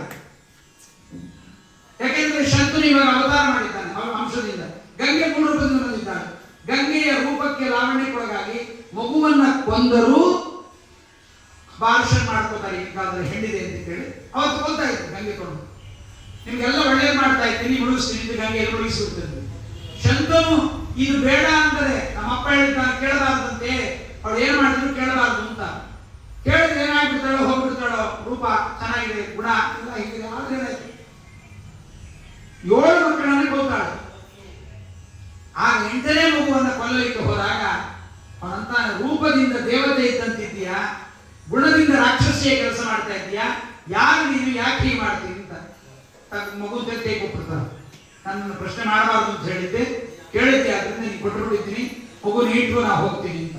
ಕೊನೆಗೆ ಹೇಳ್ತಾಳೆ ಗಂಗೆ, ನಾನು ಗಂಗೆ, ನೀನು ವರುಣ, ಹೀಗೆಲ್ಲ ಇತ್ತು, ಇದೆಲ್ಲ ಆಗಿತ್ತು, ನಾನು ಮಗುವನ್ನು ಕಾಪಾಡ್ತೀನಿ, ಬೇಜಾರಾಗುತ್ತೆ, ನಾನು ಹೋಗ್ತೀನಿ ಅಂತ ಗಂಗೆ ಆ ಮಗುವನ್ನು ಕರ್ಕೊಂಡು ಹೋಗಿ ದೇವವ್ರತ ಅಂತ ನಾಮಕರಣ ಮಾಡ್ತಾಳೆ. ಸಂಸ್ಕೃತದಲ್ಲಿ ವ್ರತ ಅಂದ್ರೆ ವ್ರತ ಸಂತ್ಯಾಗೆ ಅಂತ. ಸಂತ್ಯಾಗ ಅಂದ್ರೆ ಬಿಡೋದು ಅಂತ. ದೇವ ಅಂದ್ರೆ ಸ್ತ್ರೀ ಜೊತೆಯ ವಿಹಾರಕ್ಕೆ, ನೀವು ಕ್ರೀಡಾಯಾಮ್, ಸ್ತ್ರೀ ವಿಹಾರದಿಂದ ಸನ್ಯಾಸಿ. ಅವನ ಹಣೆ ಬರಕ್ಕೆ ಬ್ರಹ್ಮದೇವರು ಕೊಟ್ಟ ಶಾಪದಂತೆ ಅವನೇನಾಗ್ಬಿಟ್ಟ, ಹೆಣ್ಣಿನ ಸಂಭೋಗವೇ ಇಲ್ಲದಂತೆ ತಾನು ಬಡಿ ಬ್ರಹ್ಮಚಾರಿ ಇರಬೇಕಾಗಿತ್ತು. ಈ ರೀತಿಯಾಗಿ ಶಂತನು ಎಂಬತಕ್ಕಂಥವ್ರು ಬಂದಿದ್ದಾನೆ. ದೇವಾಪಿಗೆ ಚರ್ಮದ ದೋಷ ಇತ್ತು, ಒಂದು ವೈಟ್ ಪ್ಯಾಚಸ್ ಇತ್ತು ದೇವಾಪಿಗೆ. ಅವನು ತಪಸ್ಸು ಮಾಡಿ ಕಳ್ಕೋತೀನಿ ಅಂತ ಅವನು ಹೋಗ್ಬಿಡ್ತಾನೆ. ದೇವಾಪಿ, ಶಂತನು, ಬಾಲಿಕ. ಬಾಲಿಕ ರಾಜನೇ ಸಾಕ್ಷಾತ್ ಪ್ರಹ್ಲಾದ ರಾಜ. ಏನೈವ ಜಾಯಮಾನೇನ, ಆತ ಹುಟ್ಟುವ ಸಂದರ್ಭದಲ್ಲಿ ಭೂಮಿ ಸೀಳು ಬಿಡುತ್ತಂತೆ. ಯಾಕೆಂದ್ರೆ ವಾಯುನಾಥ ಸಮಾವೇಶ. ಪ್ರಹ್ಲಾದ ರಾಜರಿಗೆ ಎಲ್ಲಿ ಬಂದರೂ ವಾಯುದೇವರ ಆವೇಶ. ಇವತ್ತು ಸಾವಿರಾರು ಜನ ಯತಿಗಳಿದ್ದರೂ ಕೂಡ ನಮ್ಮ ರಾಯರ ವೈಭೋಗ, ರಾಯರಿಗಿಂತ ದೊಡ್ಡವರು ಜಯತೀರ್ಥರಿದ್ದಾರೆ, ರಾಯರಿಗಿಂತ ದೊಡ್ಡವರು ಶ್ರೀಪಾದರಾಜರಿದ್ದಾರೆ, ವ್ಯಾಸರಾಜರಿದ್ದಾರೆ, ಅನೇಕ ದೊಡ್ಡವರಿದ್ದಾರೆ. ಆದರೆ ರಾಯರ ವೈಭೋಗ, ಸಕಲ ದೇವತೆಗಳು, ಸಕಲ ಪರಮಾತ್ಮನ ರೂಪ, 5 ಪಂಚರೂಪಗಳಿಂದ ರಾಯರು ವಿರಾಜಮಾನರಾಗಿದ್ದಾರೆ. ಅಂತ ಬಾಲಿಕರಾಜ ಮಗನಾಗಿ ಹುಟ್ಟಿದ್ದಾನೆ. ವಾಯುನಾಥ ಮಹಾ ಸಮಾವಿಷ್ಟ ಏನೈವ ಜಾಯಮಾನೇನ ತರಸಾ ಭೂ ವಿದಾರಿತ ಭೂಭಾರಕ್ಷಪಣೆ ವಿಷ್ಣು ಅಂಗತ ಅಪ್ತುಮೇವ ಸಹ. ಪರಮಾತ್ಮನ ಜೊತೆಯಲ್ಲಿ ಭೂಭಾರ ಹರಣದ ಕಾರ್ಯಕ್ಕಾಗಿ ಇವರು ನೇಮನ ಮಾಡಿಕೊಂಡಿದ್ದಾರೆ. ಹೀಗೆ ಆ ಬಾಲಿಕರಾಜನನ್ನ ತಾತನ ಮನೆಗೆ ಕೊಟ್ಟುಬಿಟ್ಟರು. ಗಂಡು ಮಕ್ಕಳಿಗೆ ಹೆಣ್ಣು ತಮಗೆ ಮಕ್ಕಳಾಗದೇ ಇದ್ರೆ ಏನ್ ಮಾಡ್ತಾ ಇದ್ರು ಹಿಂದಿನ ಕಾಲದಲ್ಲಿ, ಮಕ್ಕಳಾಗದೇ ಇದ್ದಾಗ ಮಗಳ ಮಗನನ್ನ ದತ್ತು ತಗೊಳ್ತೇನೆ, ಹೊರಗಡೆದಾಗಬಾರ್ದು ಅಂತ. ಅದಕ್ಕೆ ಪುತ್ರಿಕಾ ಪುತ್ರ ನ್ಯಾಯ ಅಂತ ಅನೇಕ ಸಂದರ್ಭಗಳುಂಟು. ಪ್ರದೀಪರಾಜನ ಮಾವ ಕೇಳಿದಂತೆ, ನನ್ನ ಗಂಡು ಮಕ್ಕಳಿಲ್ಲ, ಹೆಣ್ಣು ಮಗಳು ಕೊಟ್ಟಿದ್ದೀನಿ ನಿನಗೆ, ನೀನು ಹುಟ್ಟಿದ ಮಕ್ಕಳು 3 ಗಂಡು ಹುಟ್ಟಿದ್ದು, ಬಾಲಿಕರಾಜನ ಕೊಟ್ಟಿದ್ದಾರೆ. ಪತ್ರತಾಪ ಅನ್ನತಕ್ಕಂಥವನೇ ಪ್ರದೀಪ ಪುತ್ರ ಮಾಪ್ಯ ಬಾಲಿಕೇಶು ಭಗವತ್ಪತಿ ರುದ್ರೇಶು ಪತ್ರತಾಪಾಖ್ಯ ಸೋಮದತ್ತಸ್ಯ ಆತ್ಮಜ. ಹೀಗೆ ಅನೇಕ ಜನ ಅಲ್ಲಿ ಅವತಾರವನ್ನು ಮಾಡ್ತಾ ಇದ್ದಾರೆ, ಅನೇಕ ದೇವತೆಗಳು ಅವತಾರವನ್ನು ಮಾಡ್ತಾ ಇದ್ದಾರೆ. ಶಂತನು ಮಹಾರಾಜ ತಾನಿಗೆ ಬಂದಿದ್ದಾನೆ. ಅವನು ಶಂತನು ಯಾರ್ಯಾರನ್ನ ಮುಟ್ತಾನೆ, ಯಮ್ಯಂ ಕರಾಭ್ಯಾಂ ಸ್ಪೃಶತಿ ಜೀರ್ಣಂಚ ಸುಖಮಶ್ನುತೆ ಅಂತ. ಅಂತ ಇವಾಗ ಒಬ್ಬರಿದ್ರೆ ಸಾಕಾಗಿದೆ. ಶಂತನು ತನ್ನ ಅಮೃತ ಹಸ್ತಗಳಿಂದ ಯಾರನ್ನು ಮುಟ್ತಾನೆ, ಮುದುಕರಲ್ಲೇ ಯುವಕರಾಗಿ ಬಿಡ್ತಿದ್ರಂತೆ, ವಿತೌಟ್ ಚವನಪ್ರಾಶ. ಅವನ ಮನೆ ಮುಂದೆ ಮುದುಕರೆಲ್ಲ ಸಾಲ ನಿಂತಿದ್ರಂತೆ, ನನ್ನ ಮುಟ್ಟು ಅಂತ. ಅದಕ್ಕೆ ಶಂತನು ಅಂತ ಅವನಿಗೆ ಹೆಸರು ಬಂದಿತ್ತು. ಯಾಕೆಂದ್ರೆ ವರುಣ ಆ ರೀತಿ ಒಂದು ಅದ್ಭುತ ಜಲತತ್ವ ಆಗಿರ್ತಕ್ಕಂಥದ್ದು. ಇಂತಹ ಸಂದರ್ಭದಲ್ಲಿ ಹೀಗೆ ವಸುಗಳಿಗೆ ಶಾಪ, ಶಂತನು ತಾನು ಭೂಮಿಯಲ್ಲಿ ಬಂದದ್ದು, ಹೀಗೆಲ್ಲ ಅನೇಕ ಕಥೆಗಳನ್ನು ಹೇಳಿಕೊಂಡು ಮುಂದೆ ಶಂತನು ದೇವವ್ರತನ ಬೆಳೆಗೆ ದೇವವ್ರತ ಬರ್ತಾನೆ. ಒಂದು ದಿವಸ ಶಂತನು ಬೇಟೆಯಾಡಲಿಕ್ಕೆ ಹೋದಾಗ ಗಂಗಾ ನದಿ ತೀರದಲ್ಲೇ ಹೋಗ್ತಿರ್ತಾನೆ. ಗಂಗೆಯಲ್ಲಿ ನೀರು ತುಂಬಾ ಕಡಿಮೆ ಹರಿತಾ ಇರುತ್ತೆ, ಒಂದು ಮಡಪಂಚೆ ದಪ್ಪ ಹರಿತಾ ಇರುತ್ತೆ. ಯಾಕೆ ನೀರು ಕಡಿಮೆ ಆಗಿದೆ ಅಂತ ಮೇಲೆ ಹೋಗಿ ನೋಡ್ತಾನೆ. ಒಬ್ಬ ಹುಡುಗ ಆಟ ಆಡ್ತಾ ಇರ್ತಾನೆ. ಗಂಗಾ ನದಿಗೆ ಬಾಣದಿಂದ ಅದನ್ನ ಆಣೆಕಟ್ಟು ಕಟ್ಟಿಬಿಟ್ಟಿರ್ತಾನೆ. ಯಾರು ನೋಡೋಷ್ಟೊತ್ತಿಗೆ ಆ ಹುಡುಗ ಅದೃಶ್ಯನಾಗಿ ಬಿಡ್ತಾನೆ. ಯಾರು ಅಂತ ನೋಡಿದಾಗ ದೇವವ್ರತ ಅವನ ಮಗ ಗಂಗೆ ಬರ್ತಾಳೆ. ಅಷ್ಟೊತ್ತಿಗಾಗಲೇ ಅವನಿಗೆ 125 ವರ್ಷ, ಅವನಿಗೆ ಹೆಂಡತಿ ಇಲ್ಲ ಶತ್ರುವಿಗೆ. ಆಗ ಬಂದಾಗ ಗಂಗೆ ಕರ್ಕೊಂಡ್ ಬರ್ತಾಳೆ. ಭೀಷ್ಮನಿಗೆ ಗೊತ್ತು ತನ್ನ ಅಪ್ಪ ಅಂತ, ಅಮ್ಮನೇ ಕೊಟ್ಟರೆ ಅಥೆಂಟಿಕ್ ಆಗಿರುತ್ತೆ. ಅಮ್ಮ ಗಂಗೆ ಬಂದು ಕೊಡ್ತಾಳೆ, ಹೆಂಡತಿಯೂ ಇಲ್ಲ ಮಗನೂ ಇದೆ, ಬೇಜಾರಾಗಿದ್ದಿ, ತಗೋ ನಿನ್ನ ಮಗನನ್ನ ಅಂತ ದೇವವ್ರತನ ಹೆಸರಿಟ್ಟಿದ್ದೀನಿ ನಿಮಗೆ. ಬೃಹಸ್ಪತ್ಯಾಚಾರ ಬೆಳೆಯಲಾಗಲೇ 100 ವರ್ಷ ವಿದ್ಯಾಭ್ಯಾಸ ಮಾಡಿದ್ದಾನೆ, ನಿನ್ನ ಮಗನಂತ ಗೊತ್ತಾ ಗಂಗೆ ಮಗನನ್ನು ಕೊಡ್ತಾಳೆ. ಅವನಿಗೆ ಮುಂದೆ ಬಂದು ತಾಯಿ ತಂದೆಗೋಸ್ಕರವಾಗಿ ತನ್ನ ಯೌವನವನ್ನ ಕಡಿಮೆ ಮಾಡಿದ್ದರಿಂದ ಅವನಿಗೆ ಭೀಷ್ಮ ಅಂತ ನಾಮಕರಣ ಬರುತ್ತೆ. ಹೀಗೆ ಚಂದ್ರವಂಶ ಬೆಳೀತಾ ಇದೆ. ಮುಂದೆ ಯಾರ್ಯಾರು ಬಂದರು ಎಂಬುದನ್ನು ನಾಳೆ ದಿವಸ 10 ಗಂಟೆಗೆ ನಿರೂಪಣೆ ಮಾಡ್ತಾರೆ. ಶ್ರೀ ಕೃಷ್ಣಾರ್ಪಣ ಮಸ್ತು. ಹರೇ ನಮಃ. ಕಾಯೇನ ವಾಚಾ ಮನಸೇಂದ್ರಿಯೋ ಬುದ್ಧ್ಯಾತ್ಮನೋ ಸ್ವಭಾವ